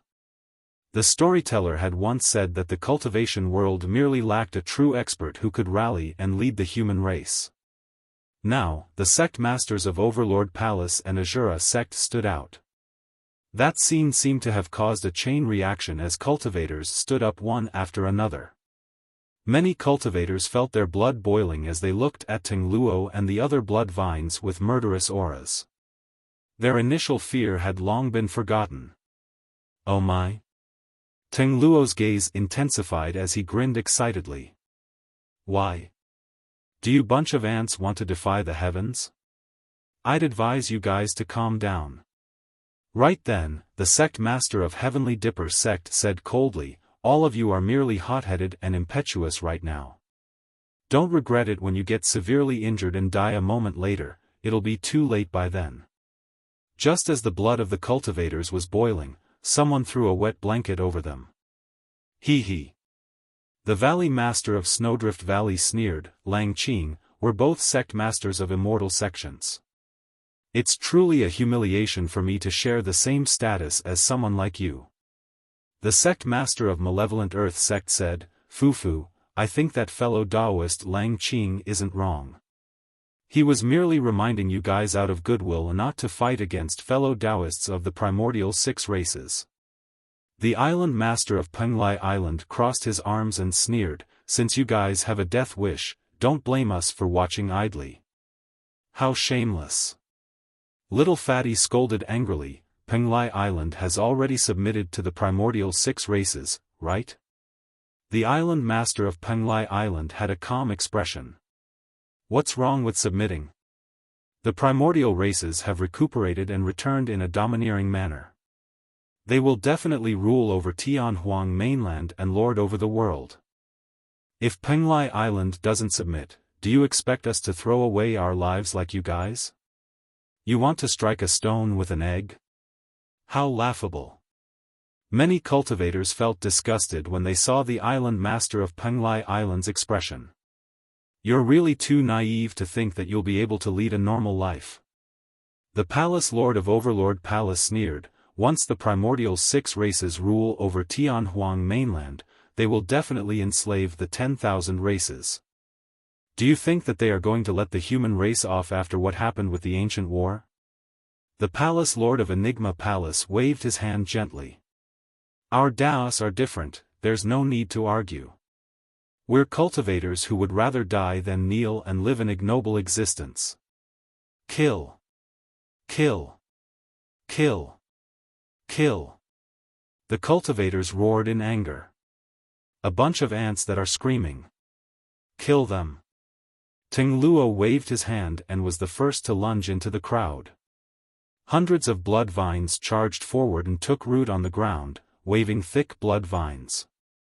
They interweaved into an impenetrable web filled with blood chi that almost covered the entire world. The moment both parties collided, blood filled the air and countless cultivators died. However, against the attacks of many cultivators, some blood vines were killed on the spot as well. Enraged, Ting Luo reverted to his true form as well. Dozens of blood vines tore through the air and smashed the bodies of more than 10 cultivators, descending on the palace lord of Overlord Palace. Dozens of blood vines coiled around the palace lord of Overlord Palace. Die. Ting Luo's voice sounded with a cold-killing intent and endless rage. Poof. A blood mist burst forth and the palace lord of Overlord Palace was minced to death by Ting Luo. Boom. Right then, a pitch-black light descended and pierced the head of Purple Firmament Sect's Sect Master. The headless corpse of Purple Firmament Sect's Sect Master fell from midair without a single sound. Savage I had attacked. A single visual technique was enough to kill the Sect Master of Purple Firmament Sect. Not far away, many Heavenly Eye race beings charged over. If it was just the Blood Vine race, the experts of the human race could still fight. With the addition of the Heavenly Eye race, there was no longer any doubt about the outcome of the battle. The killing power of the Heavenly Eyes was way too great when they opened. Cultivators fell one after another as broken limbs danced in midair. Tragic cries, wails and screams reverberated through the world. Young master, you're afraid of being tainted by the filthy blood of those human ants, right? How about letting us go have fun? Some Rakshasas could not hold it in any longer and were tempted. Rakshasa Yu sighed internally and closed her eyes, nodding. In her opinion, the human race was doomed even if the Rakshasa race did not attack. Howl. A series of green-faced and Rakshasas with bared fangs danced in midair, wielding curved sabers as they streaked through the crowd. Everywhere they passed, a blood storm would break out. The addition of the Rakshasa race caused the human cultivators' formation to collapse instantly. Finally, some cultivators could not withstand it and started escaping into the distance. Fear was contagious. The second, the third. There was no way to stop the collapse of the situation. Many cultivators began to flee. However, nobody could escape from Enigma Palace against the pursuit of the Rakshasa and Golden Crow races. Not a single person. Oh. Transforming into his human form once more, Ting Luo stood in midair and looked at the many cultivators who were fleeing with excited expressions. He was even chewing a large piece of flesh as he laughed wildly. Cowardly ants, come and fight. Ha ha ha. Many primordial races roared in laughter as they slaughtered. Ting Luo's blood vines pierced Ji Qingtian's chest and lifted the latter slowly towards him as he laughed menacingly. Paragons of the human race? Monster incarnates of the human race? All of you are a bunch of trash. Ji Qingtian's face was pale as he spat out blood repeatedly. However, there was no fear in his eyes as he said slowly, if the human race's Desolate Marshal is around, we'll kill you guys like dogs. Ting Luo's expression darkened. That name was a huge humiliation for the Blood Vine race. That's right. The Valley Master of Snowdrift Valley dragged her severely injured body and said sternly, if Desolate Marshal was around, the young masters of your primordial 6 races would be a joke. In the eyes of my bro, the primordial 6 races are the ants. You guys are the trash. Little Fatty hugged the severely injured Shi Jian and howled with teary eyes. Desolate Marshal? Ting Luo sneered, our primordial 6 races are gathered here. If he hides obediently, he can still live for a few more days. If he dares to appear, I'll let him know who's the true expert and who's invincible among his peers. Swoosh! A cold beam tore through the air and arrived instantly, piercing towards Ting Luo's glabella. Watch out! Suddenly, Savage I hollered. Ting Luo's expression changed.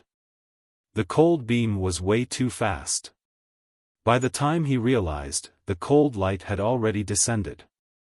In fact, he did not even have time to revert to his true form and could only raise his palm instinctively. Poof! The cold light pierced Ting Luo's palm and punctured through his glabella, penetrating his head. Stained with blood, the momentum of the cold light was still present as it created a gigantic hole of blood in the wings of another Rakshasa. The tremendous power exploded the Rakshas's wings. The Rakshasa let out a tragic cry and fell from midair. The cold light seemed like an arrow that was corporeal and gradually dissipated in front of everyone.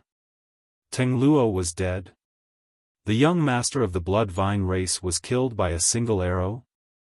The world seemed to have paused for a moment because of the arrival of the arrow. Who's there? Savage I rose slowly and asked sternly. A cold voice descended and reverberated through Enigma Palace in a deafening manner. I'm Desolate Marshal.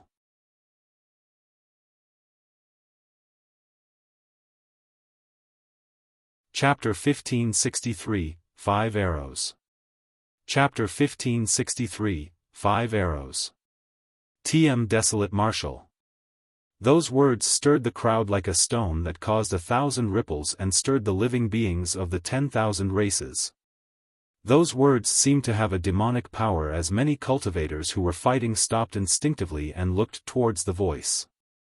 Desolate Marshal was a name that everyone knew. Even among the primordial 6 races, it was notorious. In the Battle of Myriad Phenomenon City, the primordial races knew that a monster incarnate of the human race had been born.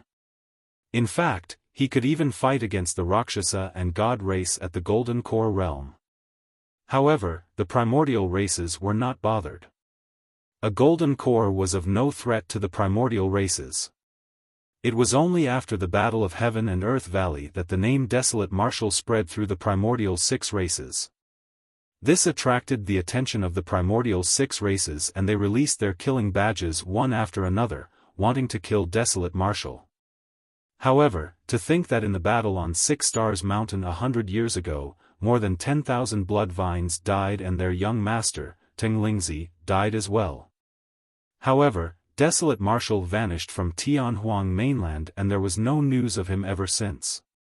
The young masters of the primordial races such as young master Arcane Ghost, Goddess Xiaoxiang and Savage I were extremely proud and confident they had no fear towards Desolate Marshal. In their opinion, even if Desolate Marshal was alive today, he would definitely not dare to appear at the 10,000 race meet. With the primordial 6 races and the killing badge still present, if Desolate Marshal dared to appear, it would be equivalent to walking into his own grave. However, they had not expected Desolate Marshal to truly come. Furthermore, the moment he appeared, he killed the new young master of the Blood Vine race and shot down a Rakshasa. Young master Arcane Ghost had a grim expression. Goddess Xiaoxiang frowned as well. Even they might not have been able to escape unscathed from that arrow earlier on. In the chaotic battle, none of them noticed the arrow. Only Savage I managed to notice the danger with his powerful senses and gave out a warning, but it was too late. Ting Luo was already a dead man. With Leng Rou's help, I Ching Tian pulled out the blood vine that pierced his chest.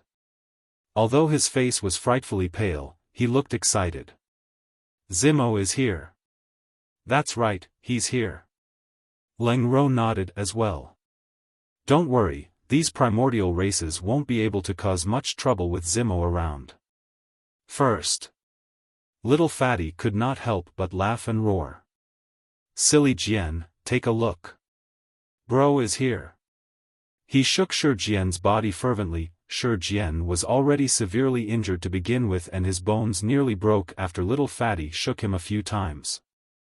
He said weakly, "Damned Fatty, are you trying to shake me to death?" Although Shi Jian was cursing, for some reason, his eyes reddened and he actually cried. Desolate Marshal. Desolate Marshal is here.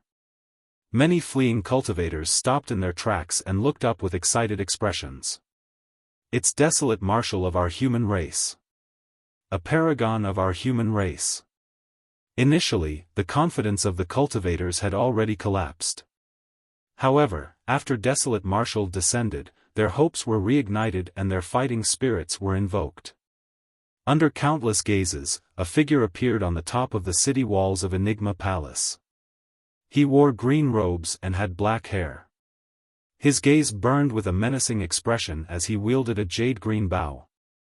The green-robed cultivator walked towards the battlefield at a steady pace. However, every single step he took caused the void to tremble.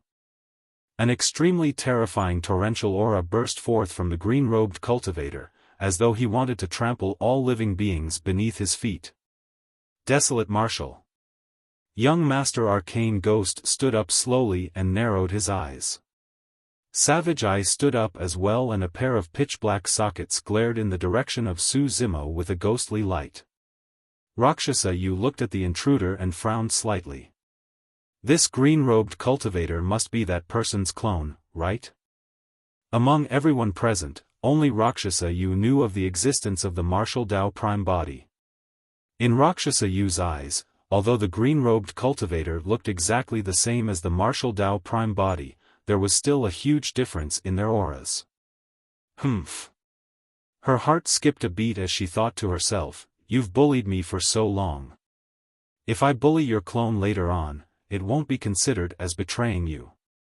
The Palace Lord of Enigma Palace looked at Su Zimo who was walking over slowly with a conflicted expression. In just 100 years, Su Zimo had already advanced to the half-martial ancestor realm. The speed of his cultivation was terrifying. He had quite a bit of a feud with Su Zimo in the past. The dermic breaking bow in Su Zimo's hands should have been his dermic weapon. Furthermore, it was because of Su Zimo that he was removed from his position as the Palace Lord and had to reflect on his mistakes in seclusion. It was only this year that he regained his freedom. However, at that moment, the Palace Lord of Enigma Palace could not muster any hatred towards Su Zimo. He only hoped that Su Zimo could protect the last bit of dignity for the human race and the cultivation world. There was a momentary pause in the battlefield because of Su Zimo's appearance as many primordial races stopped their massacre and turned to look. "What are you guys looking at?"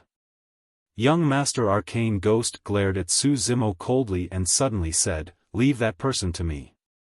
Continue killing until all the humans submit." When they heard that, the primordial races reacted and continued hunting.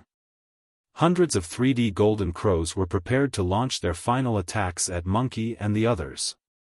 Swoosh! Su Zimo's expression was cold as he suddenly raised his hand and tugged the dermic breaking bow. A dermic power arrow condensed and shot into the 3D golden crow group, exploding into a blood mist. The hundreds of 3D golden crows were grouped together and could not dodge that arrow at all. Given Su Zimo's cultivation as a half-martial ancestor, when he used the dermic breaking bow and condensed dermic powers to shoot an arrow, the power it contained was extremely terrifying. Those 3D golden crows could not defend against it at all. That arrow pierced at least 5 to 6 3D golden crows. The 3D golden crows at the front endured the most ferocious power of the dermic power arrow and their bodies exploded. Their essence spirits were destroyed on the spot and they died. That single arrow caused the battlefield to pause once more. "What are you afraid of?" The ninth prince said coldly, "This is the ancient unique treasure, the dermic breaking bow, and there's an extremely long time lapse. Now that he has just fired the first arrow, he'll be dead before he even fires a second arrow. Kill."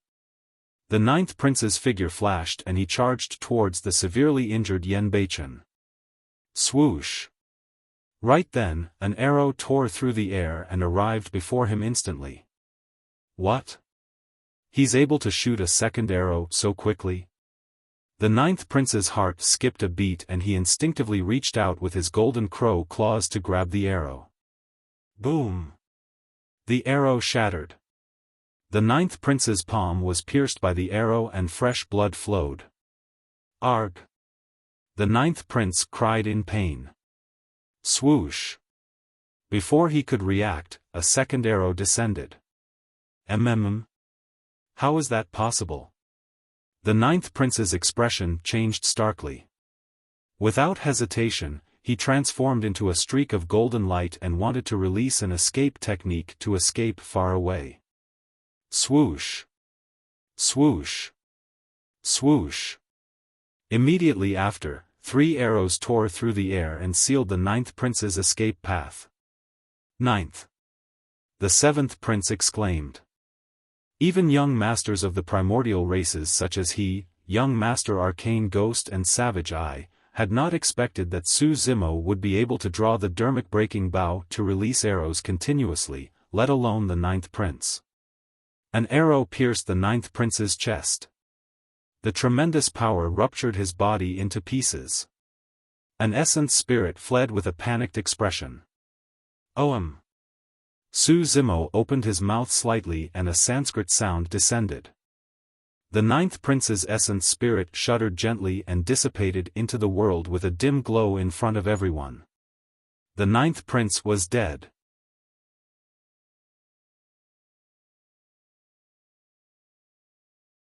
Chapter 1564, Nether Swap. Chapter 1564, Nether Swap. Translator. The entire process seemed very long upon narration, but Su Zimo shot the 5 arrows in the blink of an eye. Even before the other 2 princes could react, the ninth prince was dead. Most importantly, no one had expected the ancient unique treasure, the dermic-breaking bow, to possess such a terrifying might in Su Zimo's hands. The primordial 6 races were shocked, let alone the living beings of the 10,000 races present. All these years, the living beings of the 10,000 races had long heard of the name Desolate Marshal and was decisive to kill. He was the #1 monster incarnate of the human race in history. However, they had not expected that after witnessing it personally today, Desolate Marshal was even more terrifying, domineering and sharp than they had imagined. Desolate Marshal arrived at Enigma Palace and in just a moment, the ninth prince and Ting Luo, 2 half-martial ancestors at the young master level, were dead. It was too ruthless. Prior to this, the cultivation world had to be extremely cautious if they wanted to kill an ordinary expert of the primordial races. Furthermore, they had to pay an extremely high price. But now, Desolate Marshal had attacked and shot down 2 young masters in succession, shocking the primordial 6 races on the spot. The entire Enigma Palace was filled with a thick blood stench. Although the experts of the primordial 6 races stopped temporarily in midair, everyone could sense that an even fiercer storm was about to arrive. This time round, even the 7th and 10th princes gave up on hunting Yen Baichen temporarily and turned to Su Zimo. A ghastly green glint flashed through the eyes of young Master Arcane Ghost. Unknowingly, a white bone staff had already appeared in his hands. Facing Su Zimo, a crack appeared on the heavenly eye on Savage Eye's glabella and an extremely terrifying aura spread, as though it could open at any moment. Rakshasas stood up slowly as well and was prepared to attack. However, Goddess Xiaoxiang did not take Su Zimo seriously at all. She had hunted Demoness Ji for so long and was about to kill the latter with her terrifying aura and powerful body. There was naturally no way she was going to give up so easily. Kill. Suddenly, the 7th prince let out a long howl and transformed into a golden streak of light, using shuttling around the world to circle Su Zimo in an unfathomable manner. He was extremely wary of Su Zimo's dermic-breaking bow. This was the only way he could avoid being targeted by the dermic-breaking bow. That long howl was like a war horn that triggered a new bloodbath. The experts of the primordial 6 races charged into the crowd of cultivators from Snowdrift Valley, Overlord Palace, Dipamkara Monastery and massacred once more. Fresh blood splattered and corpses were strewn everywhere. At the same time, young Master Arcane Ghost waved his staff and chanted a series of strange incantations. Suddenly, 9 menacing skulls appeared beside Lim. They were filled with evil aura and their eyes shone with a ghastly green light as they glared at Su Zimo before charging over. Swoosh! A figure tore through the air at an astonishing speed and arrived before Su Zimo in the blink of an eye. She reached out with her slender hand and struck Su Zimo's shoulder. Only the Rakshasa race could release such a terrifying speed. As for Rakshasa, she was the young mistress of the Rakshasa race and was even faster. She clearly held back and did not summon her destiny dermic weapon or attack Su Zimo fatally, merely slapping him on the shoulder. Detestable person. Rakshasa glared at Su Zimo and sent a voice transmission with her spirit consciousness. You've bullied me for so long. It's not overboard for me to punish your clone, right? Punish? You're thinking too much. Su Zimo glanced at Rakshasa indifferently. The moment the primordial races attacked, a pair of wings grew behind Su Zimo and his body shone with electric arcs. Boom! A thin crack appeared on the heavenly eye on the glabella of Savage Eye. Countless runes surged and chaotic chi spread, as though the world had just opened up and wanted to tear everything apart. A dark light descended. Although Savage Eye was the last to attack, the dark light was the first to arrive. Swoosh! Unfortunately, the moment the dark light descended, Su Zimo's figure had already vanished from the spot. Ethereal wings, lightning escape and boundless golden light burst forth at the same time as he charged out from the hands of the young masters of the primordial races. The attacks of the young masters of the primordial races missed. The young masters of the primordial races had long forgotten about the fair rules of fighting one-on-one as they attacked Desolate Marshal at the same time. Su Zimo's figure had just appeared. 2 figures burning with golden flames swooped down like blazing suns that wanted to incinerate all living beings. The 2 golden crow princes found an opportunity to attack and did not give Su Zimo any breathing space. However, the moment Su Zimo appeared, the dermic breaking bow in his hands was already pulled. A dermic power arrow with a terrifying aura was condensed on the bowstring. Swoosh! The arrow tore through the air and the power contained by it seemed like it wanted to pierce the 2 3D golden crows princes. The 2 golden crow princes were charging toward Su Zimo to begin with and could not hold back at all. It was already too late for them to dodge. The 2 golden crows attacked at the same time. Boom! The claws of the 2 princes grabbed the dermic power arrow at the same time and shattered it. However, the 2 golden crow princes shuddered as well. The 7th prince was the strongest in combat and merely felt his golden crow leg go numb. As for the 10th prince, he was the youngest and his combat strength was weaker. That arrow caused his blood chi to surge and the golden crow leg beneath his abdomen lost all sensation. Swoosh! Swoosh! Swoosh! Su Zimo drew his dermic breaking bow and fired 3 arrows in succession. The first arrow was shot towards the 9 skulls that were flying over. Although the skeleton curse was powerful and evil, it was a curse technique and could not break free from the essence of dermic powers. All the dermic arts could not withstand a single blow from the dermic breaking bow. The 9 menacing skulls were pierced by the dermic power arrow. They could not even defend against the dermic power arrow for a moment. Instead, their dermic powers were absorbed by the arrow and its aura turned even more terrifying as its speed increased. Under countless gazes, the 9 skulls vanished after the dermic power arrow passed through them. As for the dermic power arrow, it had already transformed into a gigantic spear that shone with a faint green glow and stabbed towards young Master Arcane Ghost. Fuck dash. Young Master Arcane Ghost's expression changed and he nearly cursed. Given his physique and bloodline, he would most likely die if he was struck by the spear, let alone take it head-on. Nether swap. Suddenly, he hollered and released a secret skill. Waving his staff, he pointed at a witch beside him. Instantly, young Master Arcane Ghost vanished from the spot. In his place was the witch beside him. The two of them exchanged positions right in front of everyone. Although it was only a short distance shift, young Master Arcane Ghost managed to escape death from the sharpness of the gigantic spear. Nether Swap was a lesser divine power. The reason why young Master Arcane Ghost was able to advance to become a half-martial ancestor was because he comprehended that trace of divine power. Right now, he could only exchange positions with those around him. He could not do anything further. However, if this lesser divine power was comprehended to its limits, there was a chance it could evolve into a supreme divine power astral swap. Power of that level was not merely as simple and limited as to swapping positions with someone else.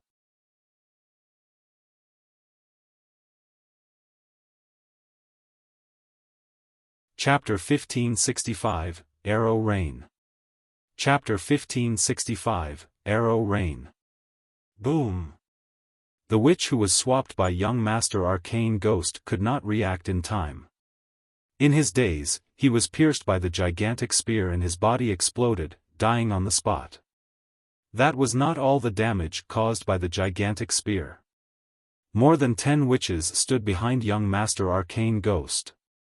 After the gigantic spear shattered the first witch's body, its power did not diminish at all and it stabbed into the crowd. Poof! Poof! Poof! Flesh and blood splattered everywhere as blood mists exploded in a terrifying sight. Caught off guard, the witches suffered devastating damage. The witches who were struck head-on by the gigantic spear could not defend against it and died on the spot without any chance of survival. As for the witches who were slightly off the direct line of target, their bodies could not withstand the mere impact of the gigantic spear either and exploded on the spot. The essence spirits of the witch race were strong but their bodies were way too weak. Some witches who reacted faster abandoned their bodies and escaped with their essence spirits. Although they survived, their bodies were gone. Many more witches were pierced by the gigantic spear on the spot. Although there were more than 10 witches, only 3 survived. Furthermore, the only thing left of the 3 witches were horrified essence spirits that trembled in midair out of fear. As for the remaining witches, they were shocked and looked at young Master Arcane Ghost frightfully. Although the dermic breaking bow was powerful, it was only a dermic power arrow at the end of the day and the lethality it could produce was limited.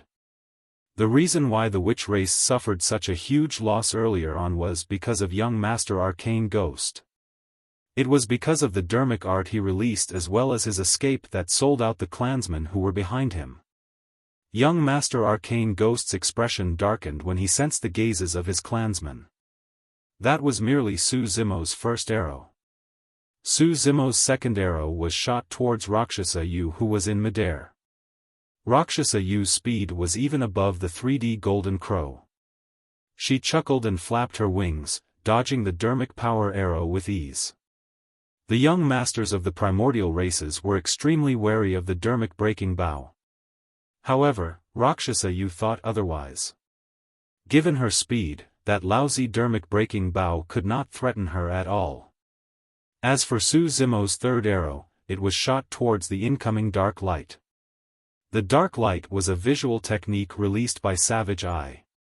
Although Su Zimo managed to dodge it, the dark light chased after him relentlessly, as though it was sentient. Boom! The dermic power arrow collided with the dark light with a loud bang. The visual technique of the Heavenly Eye race was not destroyed by the dermic power arrow. There was a trace of divine power in that visual technique. The attacks of the 5 young masters were blocked by Su Zimo. Right then, Su Zimo stood in midair and howled into the skies. The blood chi in his body surged as he drew the dermic breaking bow once more. In Su Zimo's consciousness, his essence spirit was already pushed to its limits and the creation lotus platform at the bottom spun slowly. Multicolored light filled the air and nourished his essence spirit continuously. The bow was like a full moon. The young masters had grim expressions and were tense. Apart from Rakshasa, no one could underestimate the killing power of the Dermic-breaking bow. 2 young masters that underestimated it were already dead. Swoosh! The arrows were like shooting stars. An arrow tore through the air. The hearts of the young masters of the primordial races skipped a beat. Some of them were prepared to defend while others were prepared to dodge. But soon, the young masters of the primordial races realized that the arrow was not aimed at them, it was aimed at the crowd.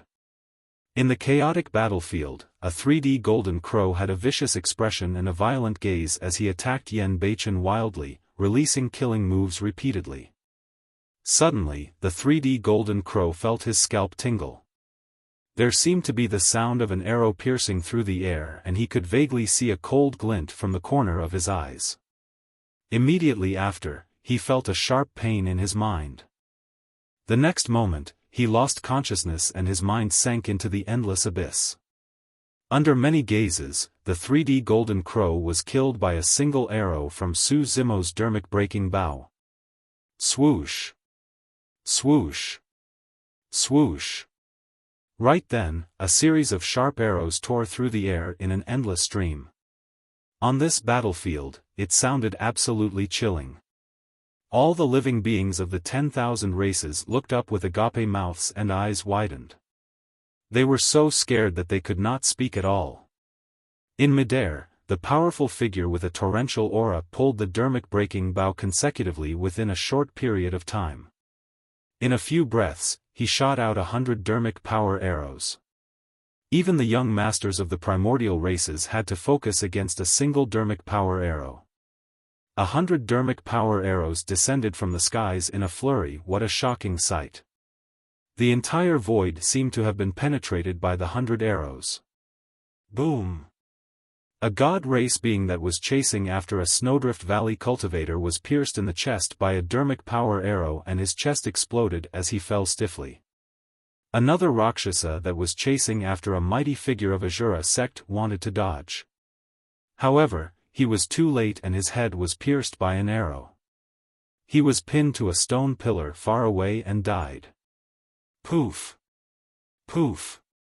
Poof! The arrow rain descended and the group of witch, Rakshasa, heavenly eye and god race experts that surrounded Monkey and the others fell in succession. Those Dermic power arrows were not only terrifying in strength and speed, they were also extremely precise. Every single arrow could shoot an expert of the primordial races at least. The lethality was almost destructive for the primordial 6 races. The 100 Dermic power arrows had killed far more than 100 experts of the primordial races. Some of the Dermic power arrows could penetrate 3, 4 or even 5 primordial races and kill them on the spot. In just a few breaths' time, more than 200 experts of the primordial races had fallen. There were even more who were severely injured. The crowd was shocked. The living beings of the 10,000 races were shocked.